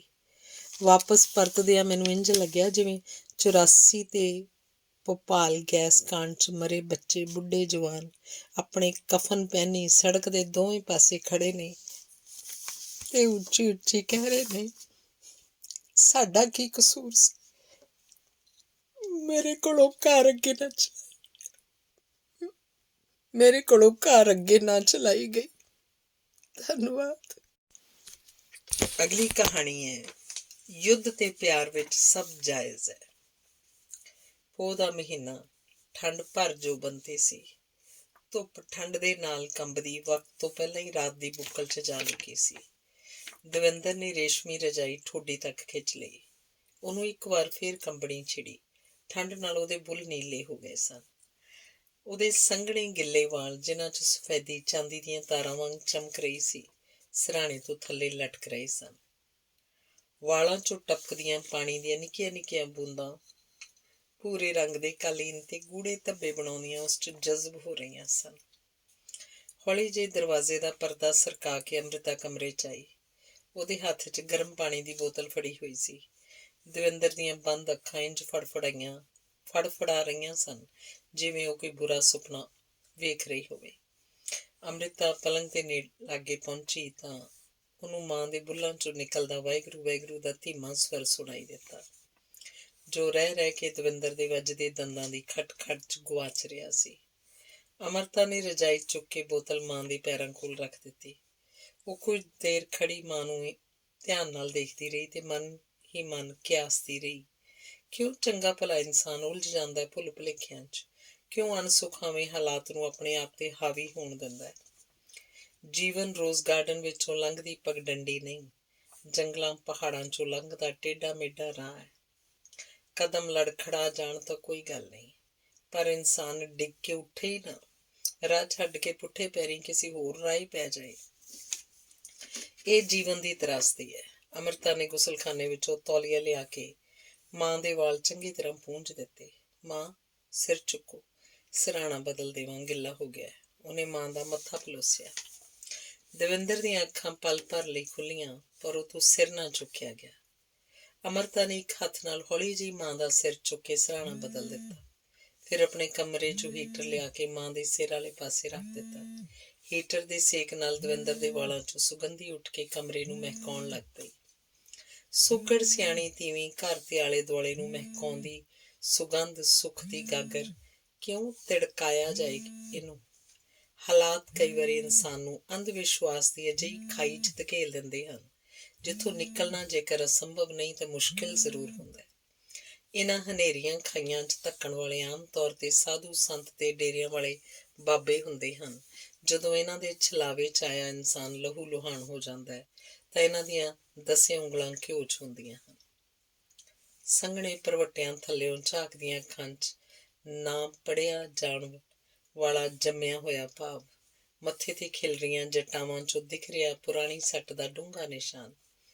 ਬਾਬੇ ਦੀ ਅਲਖ ਨਿਰੰਜਨ ਦੀ ਆਵਾਜ਼ ਸੁਣ ਕੇ ਖੈਰ ਪਾਉਣ ਲਈ ਦਵਿੰਦਰ ਗੇਟ ਦੇ ਅੰਦਰ ਹੀ ਖੜੀ ਰਹੀ, ਜਿਵੇਂ ਕਿਸੇ ਲਛਮਣ ਰੇਖਾ ਨੂੰ ਪਾਰ ਕਰਨ ਤੋਂ ਡਰਦੀ ਹੋਵੇ। ਉਹਨੂੰ ਇੰਝ ਸ਼ਸ਼ੋਪੰਜ ਖੜੀ ਦੇਖ ਕੇ ਬਗਲੀ ਅਗਾਂਹ ਕਰਦਿਆਂ ਬਾਬੇ ਦੇ ਕਦਮ ਮੁੱਖ ਦਰਵਾਜ਼ੇ ਦੇ ਅੰਦਰ ਤੱਕ ਆ ਗਏ। ਦਵਿੰਦਰ ਪਰਤਣ ਲੱਗੀ ਤਾਂ ਬਾਬੇ ਨੇ ਉੱਚੀ ਆਵਾਜ਼ 'ਚ ਕਿਹਾ, ਖਲੋ ਕੇ ਬਾਬਿਆਂ ਦੀ ਗੱਲ ਸੁਣ ਜਾ ਮਾਈ। ਦਵਿੰਦਰ ਮੁੜੀ ਤਾਂ ਬਾਬੇ ਨੇ ਬੋਲ ਧੀਮਾ ਕਰਦਿਆਂ ਕਿਹਾ, ਮਾਈ, ਤੇਰੇ ਮੱਥੇ ਦੀਆਂ ਲਕੀਰਾਂ ਦੱਸਦੀਆਂ ਨੇ ਤੈਨੂੰ ਕਿਸੇ ਚਿੰਤਾ ਨੇ ਗਰਸਿਆ ਹੋਇਆ। ਬਾਬਿਆਂ ਕੋਲ ਹਰ ਸਮੱਸਿਆ ਦਾ ਹੱਲ ਹੈ। ਮੰਤਰ ਦਿੰਦੇ ਹਾਂ, ਜਾਪ ਕਰ, ਸਭ ਚਿੰਤਾਵਾਂ ਦੂਰ ਹੋ ਜਾਣਗੀਆਂ। ਥੋੜਾ ਹੋਰ ਅਗਾਂਹ ਵੱਧ ਕੇ ਮੂੰਹ ਦਵਿੰਦਰ ਦੇ ਕੰਨ ਕੋਲ ਲਿਆ ਕੇ ਬਾਬੇ ਨੇ ਮੰਤਰ ਪੜ੍ਹ ਕੇ ਫੂਕ ਮਾਰੀ। ਬਾਬੇ ਦੇ ਮੂੰਹ 'ਚੋਂ ਨਿਕਲੀ ਤੰਬਾਕੂ ਦੀ ਗੰਧ ਨਾਲ ਦਵਿੰਦਰ ਦਾ ਜੀਅ ਮਤਲਾ ਗਿਆ। ਹਰੇ ਹਰੇ ਹਰੇ, ਬਾਂਹ ਅੱਗੇ ਕਰ ਬੀਬੀ। ਦਵਿੰਦਰ ਸੁੰਨ ਹੋਈ ਖੜੀ ਰਹੀ ਤਾਂ ਬਾਬੇ ਨੇ ਦੁਹਰਾਇਆ, ਬਾਂਹ ਅਗਾਂਹ ਵਧਾ ਮਾਈ। ਉਹ ਜਿਵੇਂ ਮੰਤਰ ਨਾਲ ਕੀਲੀ ਗਈ ਹੋਵੇ। ਦਵਿੰਦਰ ਨੇ ਬਾਂਹ ਅਗਾਂਹ ਵਧਾ ਦਿੱਤੀ। ਬਾਬੇ ਨੇ ਆਪਣੇ ਮੈਲੇ ਚੋਲੇ ਦੀ ਜੇਬ 'ਚੋਂ ਕਾਲਾ ਧਾਗਾ ਕੱਢ ਕੇ ਦਵਿੰਦਰ ਦੀ ਵੀਣੀ 'ਤੇ ਬੰਨ੍ਹ ਦਿੱਤਾ। ਸਵੈਟਰ ਦੀ ਬਾਂਹ 'ਚੋਂ ਝਾਕਦੀਆਂ ਸੋਨੇ ਦੀਆਂ ਚੂੜੀਆਂ ਪਿਛਾਂਹ ਕਰਦਿਆਂ ਬਾਬੇ ਦੀਆਂ ਖਰਵੀਆਂ ਉਂਗਲਾਂ ਦੀ ਛੋਹ ਨਾਲ ਉਹਦੇ ਜਿਸਮ 'ਚ ਅਜੀਬ ਜਿਹੀ ਝਰਨਾਹਟ ਦੌੜ ਗਈ। ਇਹ ਧਾਗਾ 1.25 ਮਹੀਨਾ ਬੰਨ੍ਹ ਕੇ ਰੱਖਣਾ ਹੈ। ਰੋਜ਼ ਸ਼ਾਮ ਨੂੰ ਸਿਰ ਨਹਾ ਕੇ ਮੰਤਰ ਦਾ ਜਾਪ ਕਰਨਾ ਹੈ। ਭੋਲੇਨਾਥ ਸਾਰੇ ਕਸ਼ਟ ਦੂਰ ਕਰਨਗੇ, ਮਨੋਕਾਮਨਾਵਾਂ ਪੂਰੀਆਂ ਹੋਣਗੀਆਂ, ਪਤੀ ਵਸ 'ਚ ਹੋ ਜਾਏਗਾ। ਦਾਨ ਦੀਏ ਧਨ ਨਾ ਘਟੇ, ਕਹਿ ਗਏ ਦਾਸ ਕਬੀਰ। ਦਵਿੰਦਰ ਜਦੋਂ ਅੰਦਰੋਂ ਵਾਪਸ ਆਈ ਤਾਂ ਉਹਦੇ ਹੱਥਾਂ 'ਚ ਫੜਿਆ 500 ਦਾ ਨੋਟ ਵੇਖ ਕੇ ਬਾਬੇ ਦੀਆਂ ਬੁਝੀਆਂ ਅੱਖਾਂ 'ਚ ਕੁਝ ਲਿਸ਼ਕਿਆ। ਬਾਬੇ ਨੇ ਭਗਵਾਨ ਚੋਲਾ ਸਰਕਾ ਕੇ ਕੜਕਦਾ ਨੋਟ ਬੰਡੀ ਦੀ ਜੇਬ 'ਚ ਪਾ ਲਿਆ। ਅਸੀਂ ਫੇਰ ਆਵਾਂਗੇ ਮਾਈ, ਆਖਦਿਆਂ ਜਟਾਵਾਂ ਨੂੰ ਝਟਕੇ ਨਾਲ ਮੱਥੇ ਤੋਂ ਹਟਾਉਂਦਾ ਬਾਬਾ ਇੱਕ ਹੱਥ ਨਾਲ ਕਰਮੰਡਲ ਤੇ ਦੂਜੇ 'ਚ ਨਾਗਮੁਖਾ ਸੋਟਾ ਫੜੀ ਅੱਗੇ ਵੱਧ ਗਿਆ। ਜੈ ਭੋਲੇਨਾਥ ਦੀ ਆਵਾਜ਼ ਉਹਦੇ ਪਿੱਛੇ ਪਿੱਛੇ ਦੌੜਦੀ ਗੇਟ ਤੋਂ ਬਾਹਰ ਨਿਕਲ ਗਈ। ਏਕ ਛੋੜ ਦੂਜੇ ਲੱਗੇ, ਡੁੱਬੇ ਸੇਵਣ ਜਾ ਰਿਹਾ। ਦਵਿੰਦਰ ਦੀ ਅੰਤਰ-ਆਤਮਾ ਵਿੱਚੋਂ ਆਵਾਜ਼ ਆਈ, ਜਿਹਨੂੰ ਅਣਸੁਣਿਆ ਕਰਕੇ ਉਹ ਕੰਮਕਾਜ 'ਚ ਲੱਗ ਗਈ। ਦਵਿੰਦਰ ਦੇ ਦੰਦ ਅਜੇ ਤੱਕ ਵੱਜ ਰਹੇ ਸਨ। ਉਹਦਾ ਸਰੀਰ ਰਹਿ ਰਹਿ ਕੇ ਕੰਬ ਰਿਹਾ ਸੀ। ਮਾਂ ਦੀ ਰਜਾਈ ਉੱਤੇ ਕੰਬਲ ਪਾ ਕੇ ਅਮ੍ਰਿਤਾ ਤੇਜ਼ੀ ਨਾਲ ਆਪਣੇ ਪਿਤਾ ਦੀ ਸਟੱਡੀ 'ਚ ਛੋਟਾ ਜਿਹਾ ਕਮਰਾ, ਦਰਵਾਜ਼ੇ ਦੇ ਸਾਹਮਣੇ ਕਾਲੀ ਦੀਵਾਰ 'ਚ ਛੱਤ ਤੱਕ ਉੱਚੀ ਕੱਚ ਦੇ ਪੱਲਿਆਂ ਵਾਲੀ ਵੱਡੀ ਅਲਮਾਰੀ, ਜਿਸ ਵਿੱਚ ਮੈਡੀਕਲ ਪ੍ਰੋਫੈਸ਼ਨ, ਖਾਸ ਕਰਕੇ ਸਰਜਰੀ ਨਾਲ ਸੰਬੰਧਿਤ ਕਿਤਾਬਾਂ ਦੇ ਜਰਨਲ ਸਨ। ਕਮਰੇ ਦੇ ਸੱਜੇ ਪਾਸੇ ਲੱਕੜੀ ਦੇ ਪੱਲਿਆਂ ਵਾਲੀ ਅਲਮਾਰੀ ਖੋਲ੍ਹਦਿਆਂ ਹੀ ਅਮ੍ਰਿਤਾ ਹੈਰਾਨ ਰਹਿ ਗਈ। ਵੱਡੀ ਅਲਮਾਰੀ ਦੇ ਸਾਰੇ ਖਾਨੇ ਉੱਤੋਂ ਲੈ ਕੇ ਥੱਲੇ ਤੱਕ ਮਹਿੰਗੀ ਸ਼ਰਾਬ ਦੀਆਂ ਬੋਤਲਾਂ ਨਾਲ ਭਰੇ ਸਨ। ਅਮ੍ਰਿਤਾ ਦੀ ਨਜ਼ਰ Johnnie Walker, Black Label, Remy Martin, Glenmorangie, ਸਿਵਰਜ਼ ਰੀਗਲ, ਡਿੰਪਲ ਸਕਾਚ ਤੇ ਹੋਰ ਪਤਾ ਨਹੀਂ ਕਿਹੜੀਆਂ ਬੋਤਲ ਤੇ ਠਹਿਰੀ ਰਹੀ। ਸਭ ਤੋਂ ਥੱਲੇ ਵਾਲੇ ਖਾਨੇ 'ਚ ਬੀਹਾਈਵ ਬਰਾਂਡੀ ਦੀਆਂ 2 ਬੋਤਲਾਂ ਪਈਆਂ ਸਨ, ਬਹੁਤ ਪੁਰਾਣੀਆਂ ਹੋਣ ਕਰਕੇ ਜਿਨ੍ਹਾਂ ਦੇ ਲੇਬਲਾਂ ਦਾ ਰੰਗ ਭੂਰਾ ਹੋ ਗਿਆ ਸੀ। ਅਮ੍ਰਿਤਾ ਨੇ ਪੰਘਰੇ ਸੋਨੇ ਦੇ ਰੰਗ ਵਰਗੇ ਤਰਲ ਨਾਲ ਭਰੀ ਬੋਤਲ ਚੁੱਕ ਲਈ। ਬਚਪਨ 'ਚ ਉਸ ਕੋਲ ਇੱਕ ਖਿਡੌਣਾ ਹੁੰਦਾ ਸੀ, ਬੋਤਲ ਵਿੱਚ ਬੰਦ ਗੁੱਡੀ। ਬੋਤਲ ਚੁੱਕਦਿਆਂ ਹੀ ਗੁੱਡੀ ਗਰਦਨ ਹਿਲਾਉਂਦੀ, ਲੱਕ ਮਟਕਾਉਂਦੀ ਨੱਚਣ ਲੱਗ ਪੈਂਦੀ। ਅਮ੍ਰਿਤਾ ਨੂੰ ਇੰਝ ਲੱਗਾ ਜਿਵੇਂ ਉਹਦੇ ਹੱਥ 'ਚ ਫੜੀ ਬੋਤਲ ਵਿੱਚ ਵੀ ਇੱਕ ਗੁੱਡੀ ਬੰਦ ਹੈ, ਜਿਹਦਾ ਚਿਹਰਾ ਉਹਦੀ ਮਾਂ ਦੇ ਚਿਹਰੇ ਵਰਗਾ ਹੈ। ਉਹਦਾ ਜੀਅ ਕੀਤਾ ਕਿ ਉਹ ਹੱਥ 'ਚ ਫੜੀ ਬੋਤਲ ਅਲਮਾਰੀ 'ਚ ਪਈਆਂ ਹੋਰਨਾਂ ਬੋਤਲਾਂ 'ਤੇ ਮਾਰ ਕੇ ਮਾਂ ਨੂੰ ਆਜ਼ਾਦ ਕਰ ਦੇਵੇ। ਕਈ ਵਾਰੀ ਰੂਹਾਂ ਹੀ ਨਹੀਂ ਕੈਦ ਹੋ ਜਾਂਦੀਆਂ, ਖਿਆਲਾਂ ਦੇ ਪੈਰਾਂ ਨੂੰ ਵੀ ਅਣਦਿਸਦੀਆਂ ਜੰਜੀਰਾਂ ਜਕੜ ਲੈਂਦੀਆਂ ਨੇ। ਇਨਸਾਨ ਦੀ ਤੋਰ ਡੋਲ ਜਾਂਦੀ ਹੈ। ਬਰਾਂਡੀ ਦੀ ਬੋਤਲ ਦਾ ਢੱਕਣ ਖੋਲ੍ਹ ਕੇ ਅਮ੍ਰਿਤਾ ਨੇ ਮੇਜ਼ 'ਤੇ ਰੱਖੇ ਕੱਚ ਦੇ ਗਿਲਾਸ ਵਿੱਚ ਸੁਨਹਿਰੇ ਤਰਲ ਦੀ ਕੁਝ ਮਾਤਰਾ ਪਾ ਦਿੱਤੀ। ਚੁੱਭਦੀ ਗੰਧ ਆਜ਼ਾਦ ਹੋ ਕੇ ਇੱਧਰ ਉੱਧਰ ਭਟਕਣ ਲੱਗ ਪਈ। ਹੀਟਰ ਤੇ ਗਰਮ ਪਾਣੀ ਦੀ ਬੋਤਲ ਦੇ ਅਸਰ ਨਾਲ ਦਵਿੰਦਰ ਨੂੰ ਠੰਡ ਤੋਂ ਕੁਝ ਰਾਹਤ ਮਿਲੀ। ਹੁਣ ਉਹਦੇ ਦੰਦ ਵੱਜਣੇ ਬੰਦ ਹੋ ਗਏ ਸਨ ਤੇ ਬੁੱਲ੍ਹਾਂ ਦਾ ਰੰਗ ਵੀ ਪਰਤਣ ਲੱਗ ਪਿਆ ਸੀ। ਮੰਮਾ ਉੱਠੋ, ਥੋੜਾ ਗਰਮ ਦੁੱਧ ਪੀ ਲਓ। ਅਮ੍ਰਿਤਾ ਨੇ ਮਾਂ ਦੇ ਮੱਥੇ ਤੇ ਹੱਥ ਫੇਰਿਆ। ਦਵਿੰਦਰ ਹੌਲੀ ਹੌਲੀ ਉੱਠੀ ਤੇ ਸਿਰਹਾਣੇ ਦਾ ਸਹਾਰਾ ਲੈ ਕੇ ਬੈਠ ਗਈ। ਉਹਨੇ ਗਰਮ ਦੁੱਧ ਦਾ ਗਲਾਸ ਦੋਹਾਂ ਹੱਥਾਂ 'ਚ ਫੜ ਲਿਆ। ਕੁਝ ਦੇਰ ਉਹ ਗਰਮ ਗਲਾਸ ਦਾ ਨਿੱਘ ਲੈਂਦੀ ਰਹੀ। ਮੰਮਾ ਛੇਤੀ ਪੀ ਲਓ, ਨਹੀਂ ਤਾਂ ਦੁੱਧ ਠੰਡਾ ਹੋ ਜਾਏਗਾ। ਬੇਟੀ ਦੇ ਕਹਿਣ ਤੇ ਦਵਿੰਦਰ ਨੇ ਡੀਕ ਚਾੜ ਕੇ ਦੁੱਧ ਪੀ ਲਿਆ। ਕਿਹੋ ਜਿਹਾ ਕੌੜਾ ਸਵਾਦ ਏ ਦੁੱਧ ਦਾ। ਦਵਿੰਦਰ ਦਾ ਮੂੰਹ ਇੰਝ ਹੋ ਗਿਆ ਜਿਵੇਂ ਕਰੇਲੇ ਦੇ ਰਸ ਦਾ ਘੁੱਟ ਭਰ ਲਿਆ ਹੋਵੇ। ਸ਼ਹਿਦ ਦਾ ਇੱਕ ਚਮਚਾ ਪਾਤਾ ਸੀ, ਤੁਹਾਨੂੰ ਗਰਮੀ ਦੇਗਾ। ਅਮ੍ਰਿਤਾ ਨੇ ਮਾਂ ਦੇ ਵਾਲਾਂ 'ਚ ਕੰਘੀ ਦੀ ਤਰ੍ਹਾਂ ਉਂਗਲਾਂ ਫੇਰਦਿਆਂ ਕਿਹਾ। ਵਾਲ ਅਜੇ ਵੀ ਗਿੱਲੇ ਸਨ। ਮੰਮਾ ਜੇ ਹੁਣ ਕਦੇ ਉਹ ਬਾਬਾ ਇੱਧਰ ਆਇਆ ਤਾਂ ਮੈਂ ਉਹਦੀ ਖੱਲ ਉਧੇੜ ਦਾਂਗੀ। ਅਮ੍ਰਿਤਾ ਦਾ ਦਬਾਇਆ ਗੁੱਸਾ ਉੱਭਰ ਆਇਆ। ਬੇਟਾ, ਸਾਧਾਂ ਸੰਤਾਂ ਲਈ ਇਹੋ ਜਿਹੇ ਬੋਲ ਨਹੀਂ ਬੋਲੀਦੇ। ਸਾਧ ਦੀ ਮਹਿਮਾ ਦਾ ਸੁਖਮਨੀ ਸਾਹਿਬ 'ਚ ਵੀ ਬੜਾ ਗੁਣਗਾਨ ਕੀਤਾ ਗਿਆ। ਮੰਮਾ, ਨਾ ਤਾਂ ਇਹੋ ਜਿਹੇ ਬਾਬੇ ਸਾਧ ਹੁੰਦੇ ਨੇ ਤੇ ਨਾ ਹੀ ਸੰਤ। ਇਹ ਤਾਂ ਪਖੰਡੀ ਨੇ ਜਿਹੜੇ ਆਪਣੇ ਸਵਾਰਥ ਲਈ ਤੁਹਾਡੇ ਵਰਗੀਆਂ ਭੋਲੀਆਂ ਭਾਲੀਆਂ ਔਰਤਾਂ ਨੂੰ ਗੁੰਮਰਾਹ ਕਰਦੇ ਨੇ। ਬੇਟੀ ਦੇ ਚਿਹਰੇ ਦਾ ਭਾਵ ਦੇਖ ਕੇ ਦਵਿੰਦਰ ਚੁੱਪ ਰਹੀ। ਉਹਨੂੰ ਵੱਡਾ ਸਾਰਾ ਡਕਾਰ ਆਇਆ। ਢਿੱਡ 'ਚੋਂ ਉੱਠੀ ਕੁੜੱਤਣ ਉਹਦੇ ਸੰਘ ਤੱਕ ਫੈਲ ਗਈ। ਮੰਮਾ, ਹੁਣ ਤੁਸੀਂ ਲੇਟ ਜਾਓ। ਅਮ੍ਰਿਤਾ ਨੇ ਹੀਟਰ ਮਾਂ ਦੇ ਹੋਰ ਨਜ਼ਦੀਕ ਕਰਕੇ ਦੋਵਾਂ ਪਾਸਿਆਂ ਤੋਂ ਰਜਾਈ ਚੰਗੀ ਤਰ੍ਹਾਂ ਦਬਾ ਦਿੱਤੀ। ਕੁਝ ਦੇਰ ਪਿੱਛੋਂ ਦਵਿੰਦਰ ਨੂੰ ਆਪਣੇ ਕੰਨ ਤਪਦੇ ਮਹਿਸੂਸ ਹੋਏ। ਬੁੱਲ੍ਹ ਵੀ ਫਰਕਣ ਲੱਗ ਪਏ। ਸੰਤ ਸਰਨ ਜੋ ਜਨ ਪਰੈ, ਸੋ ਜਨ ਉਦਰਨਹਾਰ, ਸੰਤ ਕੀ ਨਿੰਦਾ ਨਾਨਕਾ, ਬਹੁਰ ਬਹੁਰ ਅਵਤਾਰ। ਸੁਖਮਨੀ ਸਾਹਿਬ ਦਾ ਇਹ ਸ਼ਲੋਕ ਉਹਦੇ ਮਨ 'ਚ ਘੁੰਮਣ ਲੱਗ ਪਿਆ। ਸੱਚੇ ਪਾਤਸ਼ਾਹ ਬੱਚੀ ਹੈ, ਇਹਨੂੰ ਖਿਮਾ ਕਰਨਾ। ਸੰਤ ਕੀ ਨਿੰਦਾ ਨਾਨਕਾ। ਉਹਨੇ ਫਿਰ ਸ਼ਲੋਕ ਮਨ 'ਚ ਦੁਹਰਾਉਣਾ ਚਾਹਿਆ, ਪਰ ਉਹਨੂੰ ਅਗਲੀ ਪੰਕਤੀ ਭੁੱਲ ਗਈ। ਹੁਣ ਉਹਦਾ ਸਰੀਰ ਤਾਂ ਗਰਮ ਹੋ ਰਿਹਾ ਸੀ, ਪਰ ਵਿਚਾਰ ਉਲਝਣ ਲੱਗ ਪਏ ਸਨ। ਘਰ ਦਾ ਨੌਕਰ ਰਾਮ ਆਸਰੇ ਛੁੱਟੀ 'ਤੇ ਸੀ। ਡਾਕਟਰ ਸਾਹਿਬ ਕਿਸੇ ਕਾਨਫਰੰਸ 'ਚ ਹਿੱਸਾ ਲੈਣ ਦਿੱਲੀ ਗਏ ਸੀ। ਅਮ੍ਰਿਤਾ ਨੇ ਫਰਿੱਜ ਖੋਲ੍ਹ ਕੇ ਵੇਖਿਆ। ਸਬਜ਼ੀ, ਦਾਲ, ਰਾਇਤਾ ਸਭ ਪਿਆ ਸੀ। ਬਸ 4 ਫੁਲਕੇ ਹੀ ਲਾਉਣੇ ਨੇ, ਆਟਾ ਗੁੰਨ ਲੈਂਦੀ ਹਾਂ। ਸੋਚਦਿਆਂ ਅਮ੍ਰਿਤਾ ਰਸੋਈ ਵੱਲ ਚਲੀ ਗਈ। ਤਾਂਹੀਓ ਉਹਨੂੰ ਮਾਂ ਦੇ ਕਮਰੇ 'ਚ ਉੱਚੀ ਉੱਚੀ ਬੋਲਣ ਦੀ ਆਵਾਜ਼ ਸੁਣਾਈ ਦਿੱਤੀ। ਉਹ ਭੱਜ ਕੇ ਕਮਰੇ ਵੱਲ ਗਈ। ਪਰਦਾ ਹਟਾ ਕੇ ਉਸ ਦੇਖਿਆ ਮਾਂ ਨੇ ਰਜਾਈ ਤੇ ਕੰਬਲ ਲਾਏ ਹੋਏ ਸਨ। ਗਰਮ ਪਾਣੀ ਦੀ ਬੋਤਲ ਪੈਰਾਂ ਵੱਲ ਡਿੱਗੀ ਪਈ ਸੀ। ਸੰਘਣੇ ਖਿਲਰੇ ਵਾਲ, ਤਪਦੇ ਤਾਂਬੇ ਵਾਂਗ ਦਮਕਦਾ ਮੂੰਹ, ਪੂਰੀਆਂ ਖੁੱਲ੍ਹੀਆਂ ਵੱਡੀਆਂ ਵੱਡੀਆਂ ਅੱਖਾਂ ਵਿੱਚ ਲਾਲ ਡੋਰੇ, ਮੱਥੇ ਤੇ ਫੈਲੀ ਹੋਈ ਲਾਲ ਬਿੰਦੀ, ਦੁਰਗਾ ਰਣ ਚੰਡੀ। ਅਮ੍ਰਿਤਾ ਕੁਝ ਦੇਰ ਭੈ ਭੀਤ ਜੀ ਖੜੀ ਮਾਂ ਦਾ ਰੌਦਰ ਰੂਪ ਵੇਖਦੀ ਰਹੀ। ਮੰਮਾ, ਰਜਾਈ ਕਿਉਂ ਉਤਾਰ ਦਿੱਤੀ ਜੀ? ਅਮ੍ਰਿਤਾ ਨੇ ਰਜਾਈ ਠੀਕ ਕਰਦਿਆਂ ਪੁੱਛਿਆ। ਆ ਗਈ ਹੈ ਤੂੰ? ਹੁਣ ਤੱਕ ਕਿੱਥੇ ਸੈਂ? ਕਿਸੇ ਨੂੰ ਵੀ ਕੋਈ ਫਿਕਰ ਨਹੀਂ, ਕੋਈ ਕੁਝ ਨਹੀਂ ਜਾਣਦਾ। ਆਖੇ ਮੇਰੇ ਘਰੋਂ ਨਿਕਲ ਜਾ। ਮਾਂ ਕਹਿੰਦੀ ਸੀ ਆਪਣੇ ਘਰ ਜਾ। ਕਿਹੜਾ ਹੈ ਮੇਰਾ ਘਰ? ਦੱਸਦੀ ਕਿਉਂ ਨਹੀਂ? ਖੜੀ ਖੜੀ ਮੇਰਾ ਮੂੰਹ ਕੀ ਵੇਂਹਦੀ ਪਈ ਹੈ?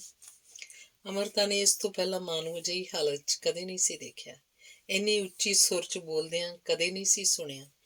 ਉਹਨੇ ਰਜਾਈ ਠੀਕ ਕਰਨੀ ਚਾਹੀ। ਦਵਿੰਦਰ ਨੇ ਅਗਾਂਹ ਹੋ ਕੇ ਉਹਦਾ ਹੱਥ ਝਟਕ ਦਿੱਤਾ। ਪਰਾਂ ਹੋ ਜਾ, ਪਰਾਂ ਹੋ ਜਾ। ਤਾੜ ਦੀ ਤਾੜ, ਤੂੰ ਵੀ ਮੇਰੀ ਜਾਨ ਦੀ ਦੁਸ਼ਮਣ ਏ, ਦਵਿੰਦਰ ਨੇ ਗਹਿਰੀਆਂ ਅੱਖਾਂ ਨਾਲ ਬੇਟੀ ਨੂੰ ਘੂਰਦਿਆਂ ਕਿਹਾ। ਮਾਂ ਦੀ ਝਿੜਕ ਸੁਣ ਕੇ ਅੰਮ੍ਰਿਤਾ ਨੂੰ ਹੈਰਾਨੀ ਭਰੀ ਖੁਸ਼ੀ ਹੋਈ। ਸਦਾ ਸਹਿਮੀ ਸਹਿਮੀ ਡਰੀ ਡਰੀ ਮਾਂ ਅੰਮ੍ਰਿਤਾ ਅੱਜ ਉਹਦਾ ਨਵਾਂ ਰੂਪ ਵੇਖ ਰਹੀ ਸੀ। ਦਫਾ ਹੋ ਜਾ ਮੇਰੇ ਕਮਰੇ 'ਚੋਂ, ਸ਼ਰਾਬੀ ਬਾਪ ਦੀ ਔਲਾਦ, ਦਵਿੰਦਰ ਨੇ ਕੰਬਦੀ ਉਂਗਲੀ ਨਾਲ ਦਰਵਾਜ਼ੇ ਵੱਲ ਇਸ਼ਾਰਾ ਕੀਤਾ। ਅੰਮ੍ਰਿਤਾ ਨੇ ਪਲ ਭਰ ਧਿਆਨ ਨਾਲ ਮਾਂ ਵੱਲ ਵੇਖਿਆ। ਉਹਦੇ ਕੰਨਾਂ ਦੀ ਲੋ ਹੁਣ ਲਾਲ ਸੀ, ਬੁੱਲਾਂ ਦਾ ਰੰਗ ਵੀ ਪੂਰਾ ਪਰਤ ਆਇਆ ਸੀ। ਬਰਾਂਡੀ ਨੇ ਖੂਨ 'ਚ ਸਿੱਧਾ ਜਜ਼ਬ ਹੋ ਕੇ ਉਹਦਾ ਠੰਡਾ ਸਰੀਰ ਤਪਾ ਦਿੱਤਾ ਸੀ। ਗਲਤੀ ਨਾਲ ਅੰਮ੍ਰਿਤਾ ਕੋਲੋਂ ਬਰਾਂਡੀ ਦੀ ਮਿਕਦਾਰ ਲੋੜ ਨਾਲੋਂ ਕੁਝ ਵੱਧ ਪੈ ਗਈ ਸੀ। ਸਾਲਾਂ ਤੋਂ ਦਵਿੰਦਰ ਦੇ ਮਨ ਅੰਦਰ ਦੱਬਿਆ ਰੋਹ ਉਲਝਦੇ ਸ਼ਬਦਾਂ ਰਾਹੀਂ ਫੁੱਟ ਪਿਆ ਸੀ। ਇੰਨੀ ਵੇਦਨਾ, ਇੰਨੀ ਭੜਾਸ, ਇੰਨੀ ਤਪਸ਼, ਕਿਵੇਂ ਜਿਉਂਦੀ ਰਹੀ ਏ ਮਾਂ? ਇਹ ਸਭ ਕੁਝ ਚੁੱਪਚਾਪ ਆਪਣੀ ਛਾਤੀ 'ਚ ਦਬਾ ਕੇ ਇੱਕ ਪ੍ਰਸ਼ਨ ਹੌਲੀ ਹੌਲੀ ਅੰਮ੍ਰਿਤਾ ਦੀਆਂ ਸੋਚਾਂ 'ਚ ਵਿਸਥਾਰ ਲੈਣ ਲੱਗ ਪਿਆ। ਕਿਹੜਾ ਘਰ ਹੈ ਔਰਤ ਦਾ? ਕੁਝ ਦੇਰ ਅੰਮ੍ਰਿਤਾ ਦਰਵਾਜ਼ੇ ਦਾ ਪਰਦਾ ਫੜ ਕੇ ਖਲੋਤੀ ਰਹੀ। ਉਹਦੀਆਂ ਅੱਖਾਂ ਦੇ ਕੋਇਆਂ 'ਚ ਅੱਥਰੂ ਟਪਕ ਪਏ। ਉਹ ਆਪਣੇ ਕਮਰੇ 'ਚ ਜਾ ਕੇ ਬਿਸਤਰੇ ਉੱਤੇ ਮੂਧੇ ਮੂੰਹ ਪੈ ਗਈ। ਮਾਂ ਦੀ ਪੀੜ ਭਰੂਨੀ ਆਵਾਜ਼ ਉਹਦੇ ਕੰਨਾਂ 'ਚ ਗੂੰਜਦੀ ਰਹੀ। ਅੱਥਰੂ ਵਹਿ ਵਹਿ ਸਰਾਣਾ ਭਿਉਂਦੇ ਰਹੇ। ਬੇਟੀ ਤੋਂ ਵੱਧ ਮਾਂ ਦਾ ਦਰਦ ਤੇ ਮਾਂ ਤੋਂ ਵੱਧ ਬੇਟੀ ਦੀ ਪੀੜ ਹੋਰ ਕੋਈ ਨਹੀਂ ਜਾਣ ਸਕਦਾ। ਅੰਮ੍ਰਿਤਾ ਨੇ 2-3 ਵਾਰੀ ਹੌਲੀ ਜਿਹੇ ਪਰਦਾ ਹਟਾ ਕੇ ਮਾਂ ਵੱਲ ਵੇਖਿਆ। ਉਹ ਲਗਾਤਾਰ ਬੋਲੀ ਜਾ ਰਹੀ ਸੀ, ਭਾਵੇਂ ਹੁਣ ਉਹਦੀ ਆਵਾਜ਼ ਹੌਲੀ ਹੋ ਗਈ ਸੀ। ਰਾਤ ਦੇ 9 ਵਜੇ ਅੰਮ੍ਰਿਤਾ ਖਾਣਾ ਲੈ ਕੇ ਮਾਂ ਦੇ ਕਮਰੇ 'ਚ ਗਈ, ਪਰ ਉਹ ਗੂੜੀ ਨੀਂਦਰੇ ਸੁੱਤੀ ਹੋਈ ਸੀ। ਉਹਦੇ ਹਲਕੇ ਹਲਕੇ ਘਰਾੜਿਆਂ ਦੀ ਆਵਾਜ਼ ਆ ਰਹੀ ਸੀ। ਪਲੰਗ ਤੋਂ ਥੱਲੇ ਲਟਕਦੀ ਬਾਂਹ ਦੀ ਬੰਦ ਮੁੱਠੀ 'ਚ ਜਿਵੇਂ ਉਹਨੇ ਬਚਿਆ ਖੁਚਿਆ ਗੁੱਸਾ ਦਬਾਇਆ ਹੋਇਆ ਸੀ। ਸੁੱਕੇ ਤੇ ਅੱਧ ਖੁੱਲੇ ਬੁੱਲਾਂ ਤੇ ਪੇਪੜੀ ਜੰਮੀ ਹੋਈ ਸੀ। ਇੱਕ ਹੰਝੂ ਉਹਦੇ ਲੌਂਗ ਨਾਲ ਲੱਗ ਕੇ ਖੜਾ ਸੀ। ਅੰਮ੍ਰਿਤਾ ਨੂੰ ਸੁੱਤੀ ਪਈ ਮਾਂ ਕਿਸੇ ਰੁੱਸੇ ਹੋਏ ਬੱਚੇ ਵਾਂਗ ਭੋਲੀ ਲੱਗੀ। ਉਹਨੇ ਮਾਂ ਦੀਆਂ ਅੱਖਾਂ 'ਚ ਅਟਕੇ ਅੱਥਰੂ ਪੂੰਝੇ, ਫਿਰ ਉਹਦਾ ਸਿਰ ਚੁੱਕ ਕੇ ਸੁੱਕ ਚੁੱਕੇ ਵਾਲ ਲਪੇਟ ਦਿੱਤੇ। ਹਿਲਾਏ ਜਾਣ ਤੇ ਗੂੜੀ ਨੀਂਦ ਵਿੱਚ ਹੋਣ ਤੇ ਵੀ ਉਹਦੇ ਮੱਥੇ ਤੇ ਵਾਲ ਪੈ ਗਏ, ਜਿਵੇਂ ਕੋਈ ਅੰਤਰੀ ਪੀੜ ਉਹਨੂੰ ਹੁਣ ਵੀ ਦੁਖੀ ਕਰ ਰਹੀ ਹੋਵੇ। ਟਰੇ ਚੁੱਕ ਕੇ ਅੰਮ੍ਰਿਤਾ ਕਮਰੇ 'ਚੋਂ ਬਾਹਰ ਚਲੀ ਗਈ। ਅਣਛੋਇਆ ਖਾਣਾ ਸਾਰੀ ਰਾਤ ਮੇਜ਼ ਤੇ ਪਿਆ ਰਿਹਾ। ਅੰਮ੍ਰਿਤਾ ਨੂੰ ਯਾਦ ਆਇਆ ਜਦੋਂ ਚੌਥੀ ਜਮਾਤ 'ਚ ਪੜ੍ਹਦੀ ਸੀ। ਮੈਂ ਸਕੂਲ ਨਹੀਂ ਜਾਣਾ, ਨਹੀਂ ਜਾਣਾ, ਨਹੀਂ ਜਾਣਾ, ਉਹ ਜ਼ਿੱਦ ਤੇ ਅੜੀ ਹੋਈ ਸੀ। ਕਿਉਂ ਨਹੀਂ ਜਾਣਾ ਬੇਟਾ? ਮਾਂ ਨੇ ਹਮੇਸ਼ਾ ਦੀ ਤਰ੍ਹਾਂ ਮਿੱਠੇ ਤੇ ਧੀਮੇ ਬੋਲ 'ਚ ਪੁੱਛਿਆ ਸੀ। ਕੱਲ ਕਲਾਸ 'ਚ ਦੀਪਾ ਨੇ ਸਾਰਿਆਂ ਨੂੰ ਦੱਸ ਦਿੱਤਾ ਕਿ ਨਵੇਂ ਸਾਲ ਦੀ ਪਾਰਟੀ 'ਚ ਮੇਰੇ ਪਾਪਾ ਸ਼ਰਾਬ ਪੀ ਕੇ ਮੇਜ਼ ਤੇ ਰੱਖੀ ਰੰਜਨਾ ਆਂਟੀ ਦੇ ਖਾਣੇ ਦੀ ਪਲੇਟ ਤੇ ਬੈਠ ਗਏ ਤੇ ਉਹਨਾਂ ਦੀ ਪੈਂਟ ਲਿਬੜ ਗਈ, ਉਹਨੇ ਭਰੇ ਗਲੇ ਨਾਲ ਕਿਹਾ ਸੀ। ਬੀਤੇ ਪਲ, ਖਾਸ ਕਰ ਅਣਸੁਖਾਵੇਂ ਪਲ, ਬੜੀ ਦੇਰ ਤੱਕ ਪਿੱਛਾ ਨਹੀਂ ਛੱਡਦੇ। ਕਈ ਵਾਰ ਤਾਂ ਉਹ ਉਮਰ ਭਰ ਪਰਛਾਵੇਂ ਵਾਂਗ ਤੁਹਾਡੇ ਪਿੱਛੇ ਲੱਗੇ ਰਹਿੰਦੇ ਹਨ। ਅੰਮ੍ਰਿਤਾ ਦੀਆਂ ਅੱਖਾਂ ਦੇ ਸਾਹਮਣੇ ਸਾਲਾਂ ਪੁਰਾਣੀ ਉਹ ਘਟਨਾ ਸਜੀਵ ਹੋ ਉੱਠੀ। ਉਹ ਪਹਿਲਾ ਮੌਕਾ ਸੀ ਜਦੋਂ ਉਹਨੇ ਸਾਰਿਆਂ ਦੇ ਸਾਹਮਣੇ ਆਪਣੇ ਆਪ ਨੂੰ ਅਪਮਾਨਿਤ ਮਹਿਸੂਸ ਕੀਤਾ ਸੀ। ਬਚਪਨ ਦੀ ਇੱਕ ਕੋਮਲ ਤੰਦ ਕਿਤੋਂ ਟੁੱਟ ਗਈ ਸੀ। ਉਹਨੂੰ ਯਾਦ ਹੈ ਉਸ ਰਾਤ ਉਹ ਮਾਂ ਦੀ ਗੋਦੀ 'ਚ ਲੇਟੀ ਕਿੰਨਾ ਚਿਰ ਰੋਂਦੀ ਰਹੀ ਸੀ। ਮਾਂ ਦੇ ਵੀ ਕੁਝ ਅੱਥਰੂ ਉਹਦੀਆਂ ਗੱਲਾਂ ਤੇ ਡਿੱਗ ਪਏ ਸਨ। ਉਸ ਘਟਨਾ ਤੋਂ ਬਾਅਦ ਉਹ ਕਦੇ ਆਪਣੇ ਮਾਤਾ ਪਿਤਾ ਨਾਲ ਕਿਸੇ ਪਾਰਟੀ ਤੇ ਨਹੀਂ ਸੀ ਗਈ। ਹੁਣ ਉਹ ਮਾਂ ਨਾਲੋਂ ਗਿੱਠ ਉੱਚੀ ਹੋ ਗਈ ਸੀ। ਸਵਾਲ ਜਵਾਬ ਕਰਨ ਲੱਗ ਪਈ ਸੀ। ਮੰਮੀ, ਤੁਸੀਂ ਕਿਉਂ ਕੁਝ ਨਹੀਂ ਕਹਿੰਦੇ? ਕਿਉਂ ਸਭ ਕੁਝ ਸੁਣਦੇ ਸਹਿੰਦੇ ਰਹਿੰਦੇ ਹੋ? ਮੰਮਾ, ਸ਼ਰਾਬ ਪੀ ਕੇ ਬੰਦਾ ਕਦੀ ਆਪਣੀ ਬੇਟੀ ਨੂੰ ਗਾਲਾਂ ਕਿਉਂ ਨਹੀਂ ਕੱਢਦਾ? ਕਿਉਂ ਪਰਾਈ ਬੇਟੀ ਉਹਦਾ ਨਿਸ਼ਾਨਾ ਬਣਦੀ ਏ? ਮਾਂ ਉਹਦੇ ਕਿਸੇ ਵੀ ਸਵਾਲ ਦਾ ਉੱਤਰ ਨਹੀਂ ਸੀ ਦਿੰਦੀ। ਸ਼ਾਇਦ ਉਸ ਕੋਲ ਉੱਤਰ ਹੁੰਦਾ ਹੀ ਨਹੀਂ ਸੀ। ਅੰਮ੍ਰਿਤਾ ਨੂੰ ਸਮਝ ਨਹੀਂ ਸੀ ਆਉਂਦਾ ਕਿ ਉਹ ਕਿਹੜੀ ਤਾਰ ਏ ਜਿਹੜੀ ਔਰਤ ਨੂੰ ਇਹੋ ਜਿਹੇ ਆਦਮੀ ਨਾਲ ਜੋੜੀ ਰੱਖਦੀ ਏ, ਜਿਹੜਾ ਉਹਨੂੰ ਪੈਰ ਦੀ ਜੁੱਤੀ ਸਮਝਦਾ ਹੈ, 4 ਲਾਵਾਂ ਦਾ ਢਕੌਂਸਲਾ ਜਾਂ ਪੁਰਸ਼ ਤੇ ਆਰਥਿਕ ਨਿਰਭਰਤਾ। ਪਰ ਮਾਂ ਤਾਂ ਪੜ੍ਹੀ ਲਿਖੀ ਸੀ, ਨੌਕਰੀ ਕਰ ਸਕਦੀ ਸੀ। ਇਹ ਜ਼ਿੰਦਗੀ ਦਾ ਕੌੜਾ ਸੱਚ ਏ ਜਿਹੜਾ ਇਨਸਾਨ ਇੱਕ ਵਾਰ ਵਿਛ ਜਾਂਦਾ, ਲੋਕ ਉਸ ਉੱਤੋਂ ਸਾਫ਼ ਪੈਰ ਵੀ ਪੂੰਝ ਕੇ ਜਾਣ ਲੱਗ ਪੈਂਦੇ ਨੇ। ਕਿੱਥੇ ਵੇ ਤੇਰੀ ਮਾਂ? ਖਾਣਾ ਨਹੀਂ ਸੀ ਗਰਮ ਕਰਨਾ? ਅੰਮ੍ਰਿਤਾ ਨੇ ਕਿਤਾਬ ਤੋਂ ਸਿਰ ਚੁੱਕ ਕੇ ਵੇਖਿਆ। ਉਹਦਾ ਪਿਤਾ ਦੋਨਾਂ ਹੱਥਾਂ ਨਾਲ ਚੁਗਾਟ ਫੜ ਕੇ ਸਿੱਧਾ ਖੜਾ ਰਹਿਣ ਦੀ ਕੋਸ਼ਿਸ਼ ਕਰ ਰਿਹਾ ਸੀ। ਉਹਦਾ ਮਨ ਗੁੱਸੇ ਨਾਲ ਭਰ ਗਿਆ। ਪਾਪਾ, ਮਾਂ ਹੁਣ ਰਾਤ ਦੇ 1-1 ਵਜੇ ਤੱਕ ਨਹੀਂ ਜਾਗ ਸਕਦੀ। ਚਲੋ ਮੈਂ ਖਾਣਾ ਗਰਮ ਕਰ ਦਿੰਦੀ ਹਾਂ। ਹੁਣ ਸਮੀਕਰਨ ਬਦਲਣ ਲੱਗ ਪਏ ਸਨ। ਪਾਪਾ, ਚੁੱਪਚਾਪ ਖਾਣਾ ਖਾਓ ਤੇ ਸੌਂ ਜਾਓ। ਪਾਪਾ, ਸ਼ੋਰ ਨਾ ਕਰੋ, ਇਹ ਘਰ ਏ। ਜੇ ਖਾਣਾ ਨਹੀਂ ਖਾਣਾ ਤਾਂ ਕਮਰੇ 'ਚ ਜਾ ਕੇ ਸੌਂ ਜਾਓ। ਪਾਪਾ, ਸਾਨੂੰ ਉਹ ਕਰਨ ਲਈ ਮਜਬੂਰ ਨਾ ਕਰੋ ਜੋ ਸਾਨੂੰ ਨਹੀਂ ਕਰਨਾ ਚਾਹੀਦਾ। ਹੁਣ ਅੱਧੀ ਰਾਤ ਤੱਕ ਕੋਈ ਡਾਕਟਰ ਸਾਹਿਬ ਦੀ ਰਾਹ ਨਹੀਂ ਸੀ ਦੇਖਦਾ। ਉਹਨਾਂ ਦਾ ਖਾਣਾ ਮਾਈਕ੍ਰੋਵੇਵ 'ਚ ਰੱਖਿਆ ਹੁੰਦਾ, ਕਦੇ ਉਹ ਗਰਮ ਕਰਕੇ ਖਾ ਲੈਂਦੇ, ਕਦੇ ਭੁੱਖੇ ਹੀ ਸੌਂ ਜਾਂਦੇ। 7 ਜਨਮਾਂ ਦੇ ਬੰਧਨ ਦੀ ਪੱਕ ਚੁੱਕੀ ਧਾਰਨਾ ਨੂੰ ਪਿਛਲੀ ਪੀੜ੍ਹੀ ਦੀ ਔਰਤ ਦੇ ਮਨ ਵਿੱਚੋਂ ਕੱਢਣਾ ਅਸੰਭਵ ਨਹੀਂ ਤਾਂ ਮੁਸ਼ਕਿਲ ਜ਼ਰੂਰ ਹੈ। ਜਿਸ ਰਾਤ ਡਾਕਟਰ ਸਾਹਿਬ ਨੂੰ ਘਰ ਆਉਣ 'ਚ ਦੇਰ ਹੋ ਜਾਂਦੀ, ਅੰਮ੍ਰਿਤਾ ਦੇ ਮਜਬੂਰ ਕਰਨ ਤੇ ਮਾਂ ਉਹਦੇ ਕਮਰੇ 'ਚ ਸੌਂ ਜਾਂਦੀ, ਪਰ ਅੰਮ੍ਰਿਤਾ ਵੇਖਦੀ ਕਿ ਜਦ ਤੱਕ ਉਹਦੇ ਪਿਤਾ ਦੀ ਗੱਡੀ ਦੀ ਆਵਾਜ਼ ਸੁਣਾਈ ਨਾ ਦਿੰਦੀ, ਮਾਂ ਪਾਸੇ ਪਰਤਦੀ ਰਹਿੰਦੀ। ਜਿਸ ਆਦਮੀ ਨੂੰ ਤੁਹਾਡੀ ਚਿੰਤਾ ਨਹੀਂ, ਜਿਸ ਦੀ ਬੇਰੁਖੀ ਨਾਲ ਤੁਹਾਡਾ ਦਿਲ ਤਾਰ-ਤਾਰ ਏ, ਉਸ ਲਈ ਤੁਸੀਂ ਕਿਉਂ ਫਿਕਰਮੰਦ ਹੋ? ਕੀ ਸਾਰੀਆਂ ਘਰੇਲੂ ਔਰਤਾਂ ਇੰਝ ਹੀ ਹੁੰਦੀਆਂ ਨੇ? ਅੰਮ੍ਰਿਤਾ ਸੋਚਦੀ। ਅੰਮ੍ਰਿਤਾ ਨੇ ਆਪਣੇ PhD ਦੇ ਗਾਈਡ ਨੂੰ ਮਿਲਣ ਵਾਸਤੇ ਚੰਡੀਗੜ੍ਹ ਜਾਣਾ ਸੀ। ਉਹ ਸਵੇਰੇ ਜਲਦੀ ਜਾਗ ਗਈ। ਚੰਦਨ ਦੀ ਅਗਰਬੱਤੀ ਦੀ ਸੁਗੰਧ 'ਚ ਲਿਪਟੀ ਘੰਟੀਆਂ ਦੀ ਆਵਾਜ਼ ਆ ਰਹੀ ਸੀ। ਅੰਮ੍ਰਿਤਾ ਦੀ ਦਾਦੀ ਹਿੰਦੂ ਪਰਿਵਾਰ 'ਚੋਂ ਸੀ। ਉਹਨਾਂ ਦੇ ਗੁਜ਼ਰ ਜਾਣ ਤੋਂ ਬਾਅਦ ਵੀ ਮਾਂ ਨੇ ਉਹਨਾਂ ਦਾ ਛੋਟਾ ਜਿਹਾ ਮੰਦਰ ਉਸੇ ਤਰ੍ਹਾਂ ਹੀ ਰੱਖਿਆ ਹੋਇਆ ਸੀ, ਜਿੱਥੇ ਉਹ ਰੋਜ਼ ਸਵੇਰੇ ਧੂਫ ਦੀਪ ਨਾਲ ਪੂਜਾ ਕਰਦੀ ਸੀ। ਅੰਮ੍ਰਿਤਾ ਨੇ ਮੰਦਰ ਵਿੱਚ ਖੜੀ ਮਾਂ ਵੱਲ ਵੇਖਿਆ। ਕਿੰਨੀ ਕਮਜ਼ੋਰ ਹੋ ਗਈ ਏ ਮੰਮਾ। ਉਹਦੇ ਨਾਸ਼ਤਾ ਕਰਨ ਤੱਕ ਮਾਂ ਦੀ ਪੂਜਾ ਖਤਮ ਹੋ ਗਈ। ਆਰਤੀ ਦੀ ਥਾਲੀ ਲੈ ਕੇ ਉਹ ਬੇਟੀ ਦੇ ਕੋਲ ਆਈ। Mamma, why do you waste your time? ਇਹ ਪੂਜਾ ਪਾਠ, ਵਰਤ, ਸਾਧੂ ਸੰਤ, ਹਰੇ ਕ੍ਰਿਸ਼ਨ ਦਾ ਜਾਪ ਕੀ ਦਿੱਤਾ ਇਹਨਾਂ ਨੇ ਤੁਹਾਨੂੰ? ਇੰਝ ਨਹੀਂ ਕਹੀਦਾ ਬੇਟਾ, ਕ੍ਰਿਸ਼ਨ ਤਾਂ ਸਰਵੇ ਸਰਵੈ, ਜਾਣੀ ਜਾਣ ਹੈ। ਮਾਂ ਨੇ ਪੂਜਾ ਦੀ ਥਾਲੀ ਬੇਟੀ ਵੱਲ ਵਧਾ ਦਿੱਤੀ। ਅੰਮ੍ਰਿਤਾ ਨੇ ਜੋਤ ਉੱਤੇ ਹੱਥ ਫੇਰ ਕੇ ਅੱਖਾਂ ਨਾਲ ਲਗਾ ਲਏ। ਸਭ ਕੁਝ ਉਹਦੇ ਹੱਥ ਵਿੱਚ ਹੈ। ਤਾਂ ਹੁਣ ਤੱਕ ਉਹਨੇ ਕੁਝ ਕੀਤਾ ਕਿਉਂ ਨਹੀਂ? ਸਾਲਾਂ ਤੋਂ ਮੈਂ ਤੁਹਾਨੂੰ ਉਹਦੇ ਸਾਹਮਣੇ ਅੱਥਰੂ ਵਹਾਉਂਦਿਆਂ ਵੇਖ ਰਹੀ ਹਾਂ।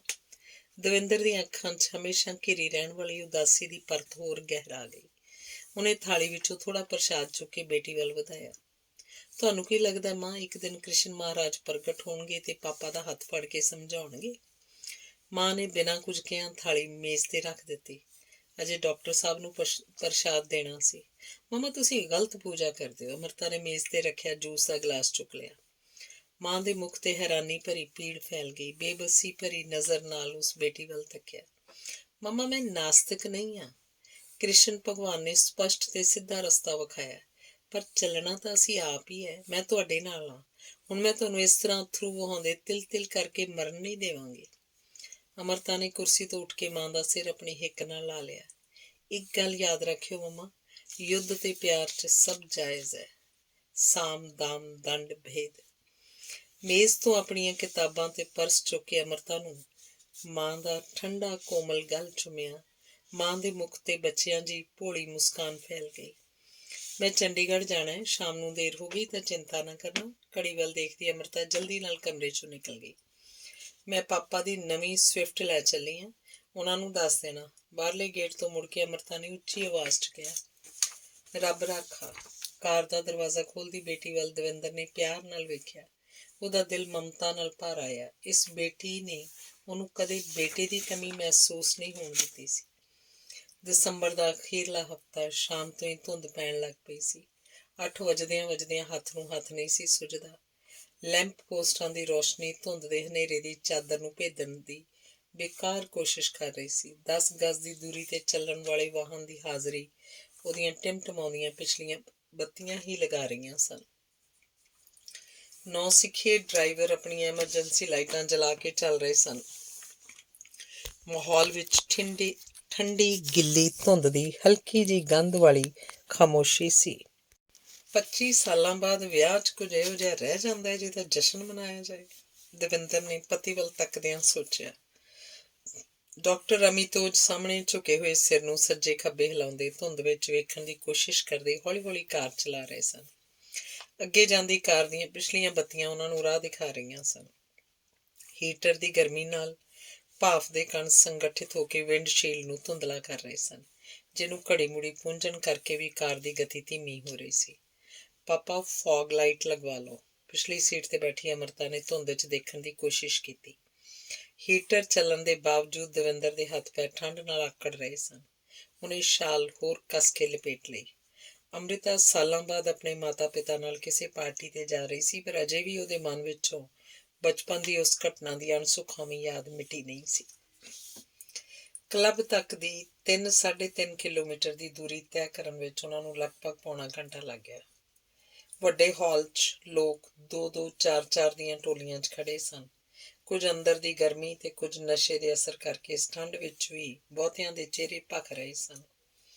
ਹਾਲ 'ਚ ਪਹੁੰਚਦਿਆਂ ਡਾਕਟਰ ਸਾਹਿਬ ਨੇ ਕੋਲੋਂ ਨਿਕਲਦੀ ਬਹਿਰੇ ਦੀ ਟਰੇ 'ਚੋਂ ਵਿਸਕੀ ਦਾ ਗਲਾਸ ਚੁੱਕ ਲਿਆ ਤੇ ਇੱਕੋ ਸਾਹ ਪੀ ਗਏ। ਫਿਰ ਉਹਨਾਂ ਨੂੰ ਇੰਝ ਤ੍ਰਿਪਤੀ ਦਾ ਲੰਬਾ ਸਾਹ ਲਿਆ ਜਿਵੇਂ ਕਿਸੇ ਪਿਆਸੇ ਨੂੰ ਘੰਟਿਆਂ ਬਾਅਦ ਪਾਣੀ ਨਸੀਬ ਹੋਇਆ ਹੋਵੇ। ਡਾਕਟਰ ਹੈ, ਹੋਈ ਨਾ ਗੱਲ? ਆਉਂਦਿਆਂ ਹੀ ਬਾਟਮਸ ਅਪ ਹੱਥ ਵਿੱਚ ਸਿਗਾਰ ਫੜੀ ਇੱਕ ਲੰਬੇ ਬੰਦੇ ਨੇ ਡਾਕਟਰ ਦੇ ਮੋਢੇ ਤੇ ਹੱਥ ਮਾਰਿਆ। ਬੜਾ ਕੰਪਲੀਕੇਟਿਡ ਕੇਸ ਸੀ ਯਾਰ, ਕਈ ਘੰਟੇ ਆਪਰੇਸ਼ਨ ਥੀਏਟਰ 'ਚ ਖਲੋਣਾ ਪਿਆ। ਡਾਕਟਰ ਨੇ ਦੂਸਰਾ ਪੈਗ ਚੁੱਕ ਕੇ ਪਹਿਲਾਂ ਨੀਟ ਪੀਣ ਦੀ ਸਫਾਈ ਦਿੱਤੀ। ਅਮਰਤਾ ਨੇ ਗਹਿਰੀ ਨਜ਼ਰ ਨਾਲ ਪਿਤਾ ਵੱਲ ਵੇਖਿਆ। ਤਾਈਓ ਜੜਾਊ ਗਹਿਣਿਆਂ ਨਾਲ ਲੱਦੀ ਜਾਮਨੀ ਰੰਗ ਦੀ ਬਨਾਰਸੀ ਸਾੜੀ ਬੰਨੀ ਸ਼੍ਰੀਮਤੀ ਅਰੁਣਾ ਉਹਨਾਂ ਦੇ ਕੋਲ ਆ ਗਈ। ਡਾਕਟਰ ਸਾਹਿਬ ਨੂੰ ਨਮਸਤੇ ਬੁਲਾ ਕੇ ਉਹਨੇ ਦਵਿੰਦਰ ਨੂੰ ਜੱਫੀ ਪਾ ਲਈ। ਦਵਿੰਦਰ ਨੇ ਉਹਨੂੰ ਸ਼ਾਦੀ ਦੀ ਸਿਲਵਰ ਜੁਬਲੀ ਦੀ ਮੁਬਾਰਕ ਦਿੱਤੀ। ਯੂ ਆਰ ਲੁਕਿੰਗ ਗੌਰਜੀਅਸ ਆਂਟੀ, ਕਹਿੰਦੇ ਅਮਰਤਾ ਨੇ ਆਪਣਾ ਗਲ ਅਰੁਣਾ ਦੀ ਗੱਲ ਨਾਲ ਲਗਾ ਦਿੱਤਾ।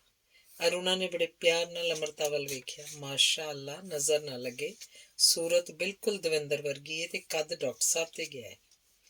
ਅਮਰਤਾ ਦੇ ਦੁਧੀਆ ਰੰਗ 'ਚ ਲਾਲੀ ਦੀ ਤਰੰਗ ਲਹਿਰਾ ਗਈ। ਕੋਲ ਹੀ ਖੜੇ ਰਿਟਾਇਰਡ ਬ੍ਰਿਗੇਡੀਅਰ ਕਮਲਨਾਥ ਜੀ ਨੂੰ ਇਹ ਵੇਖ ਕੇ ਸੁੱਖਾਂ ਵੀ ਹੈਰਾਨੀ ਹੋਈ। My dear, you are blushing. ਮੈਂ ਤਾਂ ਸਮਝਿਆ ਸੀ ਇਹ ਜੀਨ ਹੁਣ ਕੁੜੀਆਂ ਦੇ ਲਹੂ 'ਚੋਂ ਗਾਇਬ ਹੀ ਹੋ ਗਈ ਹੈ। ਉਹਨਾਂ ਅਮਰਤਾ ਦੇ ਸੋਹਣੇ ਚਿਹਰੇ ਤੇ ਨਜ਼ਰ ਟਿਕਾਉਂਦਿਆਂ ਕਿਹਾ। ਹੁਣ ਅਮਰਤਾ ਦਾ ਪੂਰਾ ਚਿਹਰਾ ਸੰਧੂਰੀ ਹੋ ਗਿਆ। ਅਰੁਣਾ ਅਮਰਤਾ ਦਾ ਹੱਥ ਫੜ ਕੇ ਮਾਂ ਬੇਟੇ ਨੂੰ ਉਸ ਮੇਜ਼ ਕੋਲ ਲੈ ਗਈ ਜਿੱਥੇ ਇੱਕ ਭਾਰੀ ਭਰਕਮ ਔਰਤ ਬੈਠੀ ਖਾਣ 'ਚ ਮਗਨ ਸੀ। ਕੁਝ ਦੇਰ ਬਾਅਦ ਦੋ ਹੋਰ ਔਰਤਾਂ ਨਾਲ ਦੀਆਂ ਖਾਲੀ ਕੁਰਸੀਆਂ ਤੇ ਆ ਕੇ ਬੈਠ ਗਈਆਂ। ਪਿਛਲੀ ਸਦੀ ਦਾ ਦੁਆਰ ਬੰਦ ਹੋਣ ਤੱਕ ਸਾਡੇ ਸਮਾਜ ਨੇ, ਖਾਸ ਕਰਕੇ ਸ਼ਹਿਰੀ ਸਮਾਜ ਨੇ, ਬੜੀ ਤਰੱਕੀ ਕੀਤੀ ਹੈ। ਔਰਤਾਂ ਵਿੱਚ ਵਿਸ਼ੇਸ਼ ਤੌਰ ਤੇ ਜਾਗਰਤੀ ਆਈ ਹੈ। ਰਾਜਨੀਤੀ ਤੋਂ ਲੈ ਕੇ ਕੂਟਨੀਤੀ, ਸਿੱਖਿਆ ਤੋਂ ਲੈ ਕੇ ਸਵਾਸਥ, ਹਰ ਖੇਤਰ ਵਿੱਚ ਔਰਤ ਅੱਗੇ ਵਧ ਰਹੀ ਹੈ। ਹੁਣ ਉਹ ਹਰ ਪਾਸੇ ਪੁਰਸ਼ ਦੀ ਬਰਾਬਰੀ ਕਰ ਰਹੀ ਹੈ। ਪੈਂਟ ਕੋਟ 'ਚ ਲੈਸ, ਪੁਰਸ਼ ਕੱਟ ਵਾਲਾਂ ਵਾਲੀ ਸ਼ੀਲਾ ਦੇਵੀ ਦਾ ਉੱਚਾ ਸਵਰ ਦੂਰ ਤੱਕ ਜਾ ਰਿਹਾ ਸੀ। ਉਹਦੇ ਹੱਥ 'ਚ ਫੜੇ ਗਲਾਸ 'ਚ ਵਿਸਕੀ ਦੇ 2 ਘੁੱਟ ਹੀ ਬਚੇ ਸਨ। ਬਰਾਬਰੀ ਮਰਦਾਂ ਦੇ ਮੋਢੇ ਨਾਲ ਮੋਢਾ ਮਿਲਾ ਕੇ ਚੱਲਣ ਨਾਲ ਹੀ ਆਏਗੀ, ਮਰਦਾਂ ਦੀ ਤਰ੍ਹਾਂ ਵਿਹਾਰ ਕਰਨ ਨਾਲ ਨਹੀਂ। ਪ੍ਰਕਿਰਤੀ ਨੇ ਔਰਤ ਨੂੰ ਜੋ ਵਿਸ਼ੇਸ਼ ਗੁਣ ਦਿੱਤੇ ਹਨ, ਉਹਨਾਂ ਨੂੰ ਬਰਕਰਾਰ ਰੱਖਣਾ ਹੋਏਗਾ। ਪੈਂਟ ਪਾ ਕੇ ਵੀ ਔਰਤ ਦੀ ਗਰਿਮਾ ਕਾਇਮ ਰੱਖਣੀ ਹੋਏਗੀ। ਤਾਂ ਹੀ ਉਹ ਮਰਦ ਦੇ ਸੁਭਾਅ ਦੇ ਜਨਮਜਾਤ ਤਿੱਖੇ ਚੁਭਵੇਂ ਕੋਣਾਂ ਨੂੰ ਗੁਲਾਈ ਦੇ ਸਕੇਗੀ। ਫੇਰ ਹੀ ਔਰਤ ਦੇ ਜੀਵਨ ਦੇ ਮੁਸ਼ਕਿਲ ਪੜਾਅ ਸੁਖਾਵੇਂ ਹੋ ਸਕਣਗੇ। ਨਵ ਜਾਗਰਣ ਕਲੱਬ ਦੀ ਪ੍ਰਧਾਨ ਅਮਰਦੀਪ ਗਿੱਲ ਦੀ ਗੱਲ ਸੁਣ ਕੇ ਸ਼ੀਲਾ ਦੇਵੀ ਗੋਲ ਮੇਜ਼ ਦੇ ਦੁਆਲੇ ਬੈਠੀਆਂ ਔਰਤਾਂ ਦਾ ਗਰੁੱਪ ਛੱਡ ਕੇ ਹਾਲ ਦੇ ਦੂਜੇ ਪਾਸੇ ਚਲੀ ਗਈ, ਜਿੱਥੇ ਕੁਝ ਆਦਮੀ ਕਿਸੇ ਗੱਲ ਤੇ ਉੱਚੀ ਉੱਚੀ ਹੱਸ ਰਹੇ ਸਨ। ਅਮਰਤਾ ਨੇ ਹਾਲ 'ਚ ਮੌਜੂਦ ਲੋਕਾਂ ਵੱਲ ਧਿਆਨ ਨਾਲ ਦੇਖਿਆ। ਕੁਝ ਖਾਣ ਪੀਣ 'ਚ ਮਗਨ ਤੇ ਕਈ ਗੱਲਾਂ 'ਚ ਰੁੱਝੇ ਹੋਏ ਸਨ। ਉਹਦੇ ਸਾਹਮਣੇ ਬੈਠੀ ਮੋਟੀ ਔਰਤ ਦੀਆਂ ਬਾਹਾਂ ਦਾ ਮਾਸ ਖਮੀਰੇ ਆਟੇ ਵਾਂਗ ਲਟਕ ਰਿਹਾ ਸੀ। ਉਹ ਲੋਕਾਂ ਦੀ ਮੌਜੂਦਗੀ ਤੋਂ ਬੇਖਬਰ ਦੋਵੇਂ ਹੱਥਾਂ ਨਾਲ ਫੜ ਕੇ ਮੁਰਗੇ ਦੀ ਲੱਤ ਚਬਾ ਰਹੀ ਸੀ। ਉਹਦੇ ਸਾਹਮਣੇ ਰੱਖੀ ਪਲੇਟ 'ਚ ਪਹਿਲਾਂ ਹੀ 5-6 ਸੰਖੀਆਂ ਪਈਆਂ ਸਨ। ਇਸ ਵਾਰ ਉਹਨੇ ਖਾ ਕੇ ਹੱਡੀ ਮੇਜ਼ ਦੇ ਥੱਲੇ ਸੁੱਟ ਦਿੱਤੀ ਤੇ ਲਿਬੜੇ ਹੱਥ ਮੇਜ਼ਪੋਸ਼ ਨਾਲ ਪੂੰਝ ਦਿੱਤੇ। ਮੇਜ਼ ਤੇ ਰੱਖੇ ਪੇਪਰ ਨੈਪਕਿਨ ਹੈਰਾਨੀ ਨਾਲ ਉਸ ਵੱਲ ਵੇਖਦੇ ਰਹਿ ਗਏ। ਡਿਸਗਸਟਿੰਗ, ਕਹਿੰਦੀ ਕੱਟੇ ਵਾਲਾਂ ਵਾਲੀ ਔਰਤ ਆਪਣੀ ਸੋਹਣੀ ਛੋਟੀ ਜਿਹੀ ਨੱਕ ਕੋੜਦੀ ਉੱਥੋਂ ਉੱਠ ਗਈ। ਉਹਦੇ ਪਿੱਛੇ ਪਿੱਛੇ ਇੰਨੀ ਠੰਡ ਵਿੱਚ ਵੀ ਬਿਨਾਂ ਬਾਹਾਂ ਦੇ ਬਲਾਊਜ਼ ਵਾਲੀ ਔਰਤ ਵੀ ਚਲੀ ਗਈ। ਕਿਹੋ ਜਿਹੇ ਲੋਕ ਬੁਲਾਏ ਹੋਏ ਨੇ, ਅਰੁਣਾ ਨੇ। ਬਾਬਕਟ ਔਰਤ ਨੇ ਕੋਲੋਂ ਨਿਕਲਦੇ ਬਹਿਰੇ ਦੀ ਟਰੇ 'ਚੋਂ ਇੱਕ ਗਲਾਸ ਚੁੱਕ ਲਿਆ। ਹੁਣ ਤੱਕ ਦੂਸਰਾ ਬਹਿਰਾ ਉੱਥੇ ਪਹੁੰਚ ਗਿਆ ਸੀ। ਸਲੀਵਲੈਸ ਬਲਾਊਜ਼ ਵਾਲੀ ਔਰਤ ਨੇ ਤਲੀ ਮੱਛੀ ਦਾ ਇੱਕ ਟੁਕੜਾ ਦੂਰੇ ਨੈਪਕਿਨ ਤੇ ਰੱਖ ਲਿਆ। ਫਿਰ ਆਪਣੀਆਂ ਲੰਮੀਆਂ ਨਾਜ਼ੁਕ ਉਂਗਲਾਂ ਨਾਲ ਥੋੜਾ ਥੋੜਾ ਨੋਚ ਕੇ ਇੰਝ ਖਾਣ ਲੱਗੀ ਜਿਵੇਂ ਉਹਨੂੰ ਮੱਛੀ ਦੀ ਪੀੜ ਦਾ ਅਹਿਸਾਸ ਹੋ ਰਿਹਾ ਹੋਵੇ। ਤਾਈਓ ਹਾਲ ਦੇ ਇੱਕ ਪਾਸਿਓਂ ਕਿਸੇ ਔਰਤ ਦਾ ਉੱਚਾ ਹਾਸਾ ਸੁਣਾਈ ਦਿੱਤਾ। ਦੋਹਾਂ ਔਰਤਾਂ ਨੇ ਮੁੜ ਕੇ ਉੱਧਰ ਵੇਖਿਆ। ਦਵਿੰਦਰ ਦੇ ਹੱਥ 'ਚ ਵਿਸਕੀ ਦਾ ਭਰਿਆ ਗਲਾਸ ਫੜਿਆ ਆਇਆ ਸੀ। ਕੀ ਹਾਲ ਏ ਤੁਹਾਡਾ?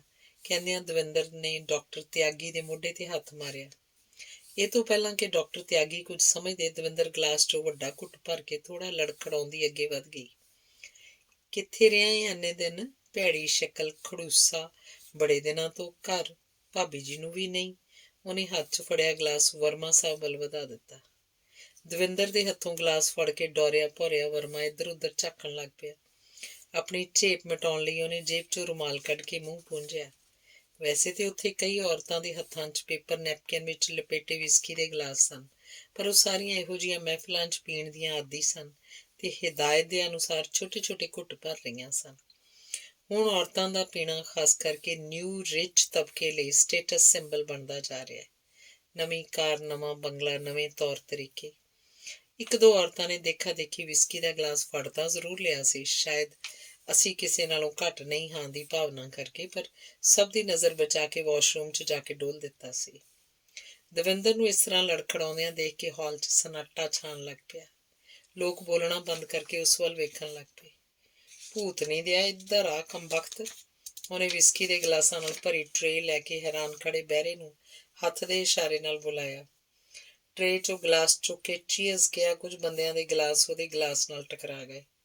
ਹੁਣ ਤੱਕ ਡਾਕਟਰ ਅਮਿਤੋਜ ਦਾ ਧਿਆਨ ਪਤਨੀ ਵੱਲ ਜਾ ਚੁੱਕਾ ਸੀ, ਜਿਵੇਂ ਘਰ ਨੂੰ ਅੱਗ ਲੱਗੀ ਵੇਖ ਲਈ ਹੋਵੇ। ਆਪਣਾ ਗਲਾਸ ਮੇਜ਼ ਤੇ ਰੱਖ ਕੇ ਉਸ ਪਾਸੇ ਤੇਜ਼ੀ ਨਾਲ ਗਏ ਜਿੱਧਰ ਦਵਿੰਦਰ ਹੁਣ ਵਕੀਲ ਹਰਦਿਆਲ ਸਿੰਘ ਦੀਆਂ ਬਾਹਾਂ ਵਿੱਚ ਝੂਲ ਰਹੀ ਸੀ। ਪਤਨੀ ਨੂੰ ਇਸ ਹਾਲਤ 'ਚ ਵੇਖ ਕੇ ਡਾਕਟਰ ਅਮਿਤੋਜ ਦੇ ਸੱਤੇ ਪੈਗਾਂ ਦਾ ਨਸ਼ਾ ਇੱਕ ਛਿੰਨ 'ਚ ਹਰਨ ਹੋ ਗਿਆ। ਦਵਿੰਦਰ! ਡਾਕਟਰ ਸਾਹਿਬ ਦੀ ਆਵਾਜ਼ ਗੁੱਸੇ 'ਚ ਕੰਬ ਰਹੀ ਸੀ। ਉਹਨਾਂ ਨੇ ਬਾਹਾਂ ਤੋਂ ਫੜ ਕੇ ਪਤਨੀ ਨੂੰ ਸਿੱਧਾ ਖੜਾ ਕੀਤਾ। ਦਵਿੰਦਰ ਦੇ ਹੱਥ 'ਚ ਫੜਿਆ ਗਲਾਸ ਟੇਢਾ ਹੋ ਗਿਆ। ਕੁਝ ਵਿਸਕੀ ਡੁੱਲ ਗਈ। ਤੂੰ ਸ਼ਰਾਬ ਪੀਤੀ ਹੈ? ਡਾਕਟਰ ਸਾਹਿਬ ਦਾ ਬੋਲ ਫੁਫਕਾਰ ਵਰਗਾ ਸੀ। ਹਾਂ, ਅੱਜ ਮੈਂ ਬਹੁਤ। ਲਓ, ਤੁਸੀਂ ਵੀ ਹੋਰ ਪੀਓ। ਦਵਿੰਦਰ ਨੇ ਆਪਣੀ ਬਾਂਹ ਛੁਡਾ ਕੇ ਗਲਾਸ ਪਤੀ ਦੇ ਮੂੰਹ ਵੱਲ ਵਧਾਉਂਦਿਆਂ ਭਰੇ ਗਲੇ ਨਾਲ ਆਖਿਆ। ਇਹ ਤੋਂ ਪਹਿਲਾਂ ਕਿ ਉਹ ਗਲਾਸ ਫਿਰ ਆਪਣੇ ਮੂੰਹ ਨੂੰ ਲਾਉਂਦੀ, ਡਾਕਟਰ ਨੇ ਉਹਦੇ ਹੱਥੋਂ ਗਲਾਸ ਫੜ ਲਿਆ। ਡਾਕਟਰ ਦਾ ਰੰਗ ਪੁਰਾਣੇ ਮੁਰਦੇ ਵਾਂਗ ਸਫੈਦ ਹੋ ਗਿਆ। ਤੂੰ ਇਹ ਕੀ ਕੀਤਾ ਦਵਿੰਦਰ? ਮੇਰੀ ਇੱਜ਼ਤ ਇਸ ਤਰ੍ਹਾਂ? ਜਿਵੇਂ ਬਿਜਲੀ ਦਾ ਝਟਕਾ ਲੱਗਾ ਹੋਵੇ। ਦਵਿੰਦਰ ਛਿਟਕ ਕੇ ਡਾਕਟਰ ਤੋਂ ਪਰਾਂ ਹਟ ਗਈ। ਇੱਜ਼ਤ? ਤੁਹਾਡੀ ਇੱਜ਼ਤ? ਦਵਿੰਦਰ ਜਿਵੇਂ ਸ਼ਬਦਾਂ ਦੇ ਹਿੱਜੇ ਕਰ ਰਹੀ ਹੋਵੇ। ਇੱਕ ਇੱਕ ਸ਼ਬਦ ਤੇ ਜ਼ੋਰ ਦਿੰਦਿਆਂ ਉਸ ਆਖਿਆ, ਤੇ ਮੇਰੀ ਇੱਜ਼ਤ? ਕਿੱਥੇ ਹੈ ਮੇਰੀ ਇੱਜ਼ਤ, ਜਿਹਨੂੰ ਤੱਕ ਤੁਸੀਂ ਰੋਜ਼ ਪੀ ਕੇ ਬੇਇੱਜ਼ਤ ਕਰਦੇ ਹੋ? ਉਸ ਕੋਲੋਂ ਇੱਜ਼ਤ? ਵਾਕ ਦਾ ਅਖੀਰਲਾ ਹਿੱਸਾ ਉਹਦੇ ਅਥਰੂਆਂ 'ਚ ਡੁੱਬ ਗਿਆ। ਫਿਰ ਉਹ ਕਿਸੇ ਬੱਚੇ ਵਾਂਗ ਉੱਚੀ ਉੱਚੀ ਰੋਣ ਲੱਗ ਗਈ। ਸਾਰੇ ਹਾਲ 'ਚ ਫੈਲਿਆ ਸਨਾਟਾ ਛੱਤ ਨਾਲ ਟਕਰਾ ਕੇ ਥੱਲੇ ਡਿੱਗ ਰਿਹਾ ਸੀ। ਲੋਕ ਬੁੱਤ ਬਣੇ ਖੜੇ ਸਨ। ਅਮ੍ਰਿਤਾ ਹਾਲ ਦੇ ਦੂਸਰੇ ਪਾਸੇ ਬੈਠੀ ਸਭ ਕੁਝ ਇੰਝ ਵੇਖ ਰਹੀ ਸੀ ਜਿਵੇਂ ਨਿਰਦੇਸ਼ਕ ਨਵੇਂ ਕਲਾਕਾਰ ਨੂੰ ਪਹਿਲੀ ਵਾਰ ਸਟੇਜ ਤੇ ਪਰਫਾਰਮ ਕਰਦਿਆਂ ਵੇਖਦਾ ਹੈ। ਡਾਕਟਰ ਅਮਿਤੋਜ ਨੇ ਬੇਟੀ ਵੱਲ ਵੇਖਿਆ। ਉਹਨਾਂ ਦਾ ਚਿਹਰਾ ਪ੍ਰਸ਼ਨ ਚਿੰਨ੍ਹ ਬਣਿਆ ਹੋਇਆ ਸੀ। ਅਮ੍ਰਿਤਾ ਇਸੇ ਪਲ ਦੀ ਉਡੀਕ ਕਰ ਰਹੀ ਸੀ। ਉਹਨੇ ਮੇਜ਼ ਤੇ ਰੱਖਿਆ ਗਲਾਸ ਚੁੱਕਿਆ, ਇੱਕੋ ਘੁੱਟ 'ਚ ਅੱਧਾ ਖਾਲੀ ਕਰਤਾ। ਇਹ ਵੇਖ ਕੇ ਡਾਕਟਰ ਅਮਿਤੋਜ ਦੀ ਰੀੜ੍ਹ ਦੀ ਹੱਡੀ ਤੱਕ ਕੰਬਣੀ ਫੈਲ ਗਈ। ਬਾਕੀ ਬਚਿਆ ਕੋਕਾ ਕੋਲਾ ਮੇਜ਼ ਤੇ ਰੱਖ ਕੇ ਅਮ੍ਰਿਤਾ ਨੇ ਆਪਣਾ ਪਰਸ ਚੁੱਕਿਆ ਤੇ ਉੱਥੇ ਬੈਠੀਆਂ ਔਰਤਾਂ ਨੂੰ ਗੁੱਡ ਨਾਈਟ ਆਖਿਆ। ਫਿਰ ਸਦੇ ਕਦਮਾਂ ਨਾਲ ਆਪਣੇ ਮਾਤਾ ਪਿਤਾ ਵੱਲ ਚਲੀ ਗਈ। ਪਾਪਾ ਚਾਬੀਆਂ ਦਿਓ, ਮੈਂ ਕਾਰ ਕੱਢਦੀ ਹਾਂ। ਤੁਸੀਂ ਮੰਮਾ ਨੂੰ ਲੈ ਕੇ ਆਓ। ਕਦੇ ਘਰ ਆਓ। ਇਸ ਸਾਲ ਬੜੇ ਰੰਗਾਂ ਦੀ ਗੁਲਦੌਦੀ ਖਿੜੀ ਏ। ਮੰਮਾ ਨੇ ਕਈ ਨਰਸਰੀਆਂ ਘੁੰਮ ਕੇ ਤੁਹਾਡੇ ਲਈ ਬਰਡ ਆਫ ਪੈਰਾਡਾਈਜ਼ ਦਾ ਪੌਦਾ ਲੱਭਿਆ ਹੈ। ਉਮੀਦ ਹੈ ਤੁਹਾਨੂੰ ਪਸੰਦ ਆਏਗਾ। ਅਮ੍ਰਿਤਾ ਨੇ ਬੜੇ ਠਰਮੇ ਨਾਲ ਅਰੁਣਾ ਜੀ ਨੂੰ ਕਿਹਾ। ਅਮ੍ਰਿਤਾ ਦੀ ਗੱਲ ਸੁਣ ਕੇ ਅਰੁਣਾ ਜੀ ਨੇ ਭੈੜੇ ਸੁਪਨੇ ਵਿੱਚੋਂ ਜਾਗੀ। Okay bye everybody. ਹੈਰਾਨ ਖੜੇ ਲੋਕਾਂ ਵੱਲ ਹੱਥ ਹਿਲਾਉਂਦੀ ਅਮ੍ਰਿਤਾ ਸਿਰ ਉੱਚਾ ਚੁੱਕੀ ਹਾਲ 'ਚੋਂ ਬਾਹਰ ਨਿਕਲ ਗਈ। ਡਾਕਟਰ ਅਮਿਤੋਜ ਪਤਨੀ ਨੂੰ ਸੰਭਾਲਦੇ ਕਾਰ ਦੇ ਪਿਛਲੇ ਦਰਵਾਜ਼ੇ ਕੋਲ ਖੜੇ ਸਨ। ਦਵਿੰਦਰ ਦੀ ਸ਼ਾਲ ਦਾ ਇੱਕ ਕਿਨਾਰਾ ਧਰਤੀ ਤੇ ਲਟਕ ਰਿਹਾ ਸੀ। ਕਾਰ ਦਾ ਦਰਵਾਜ਼ਾ ਖੋਲ੍ਹਣ ਤੋਂ ਪਹਿਲਾਂ ਅਮ੍ਰਿਤਾ ਨੇ ਸ਼ਾਲ ਚੁੱਕ ਕੇ ਅੱਛੀ ਤਰ੍ਹਾਂ ਮਾਂ ਦੇ ਮੋਢਿਆਂ ਤੇ ਲਪੇਟਿਆ। ਬੰਦ ਅੱਖਾਂ 'ਚੋਂ ਵਗਦੇ ਅੱਥਰੂ ਪੂੰਝੇ। ਹੁਣ ਕਾਰ ਉਹ ਆਪ ਚਲਾ ਰਹੀ ਸੀ। ਹਵਾ ਚੱਲਣ ਨਾਲ ਧੁੰਦ ਛੱਟਣੀ ਸ਼ੁਰੂ ਹੋ ਗਈ ਸੀ। ਧੰਨਵਾਦ।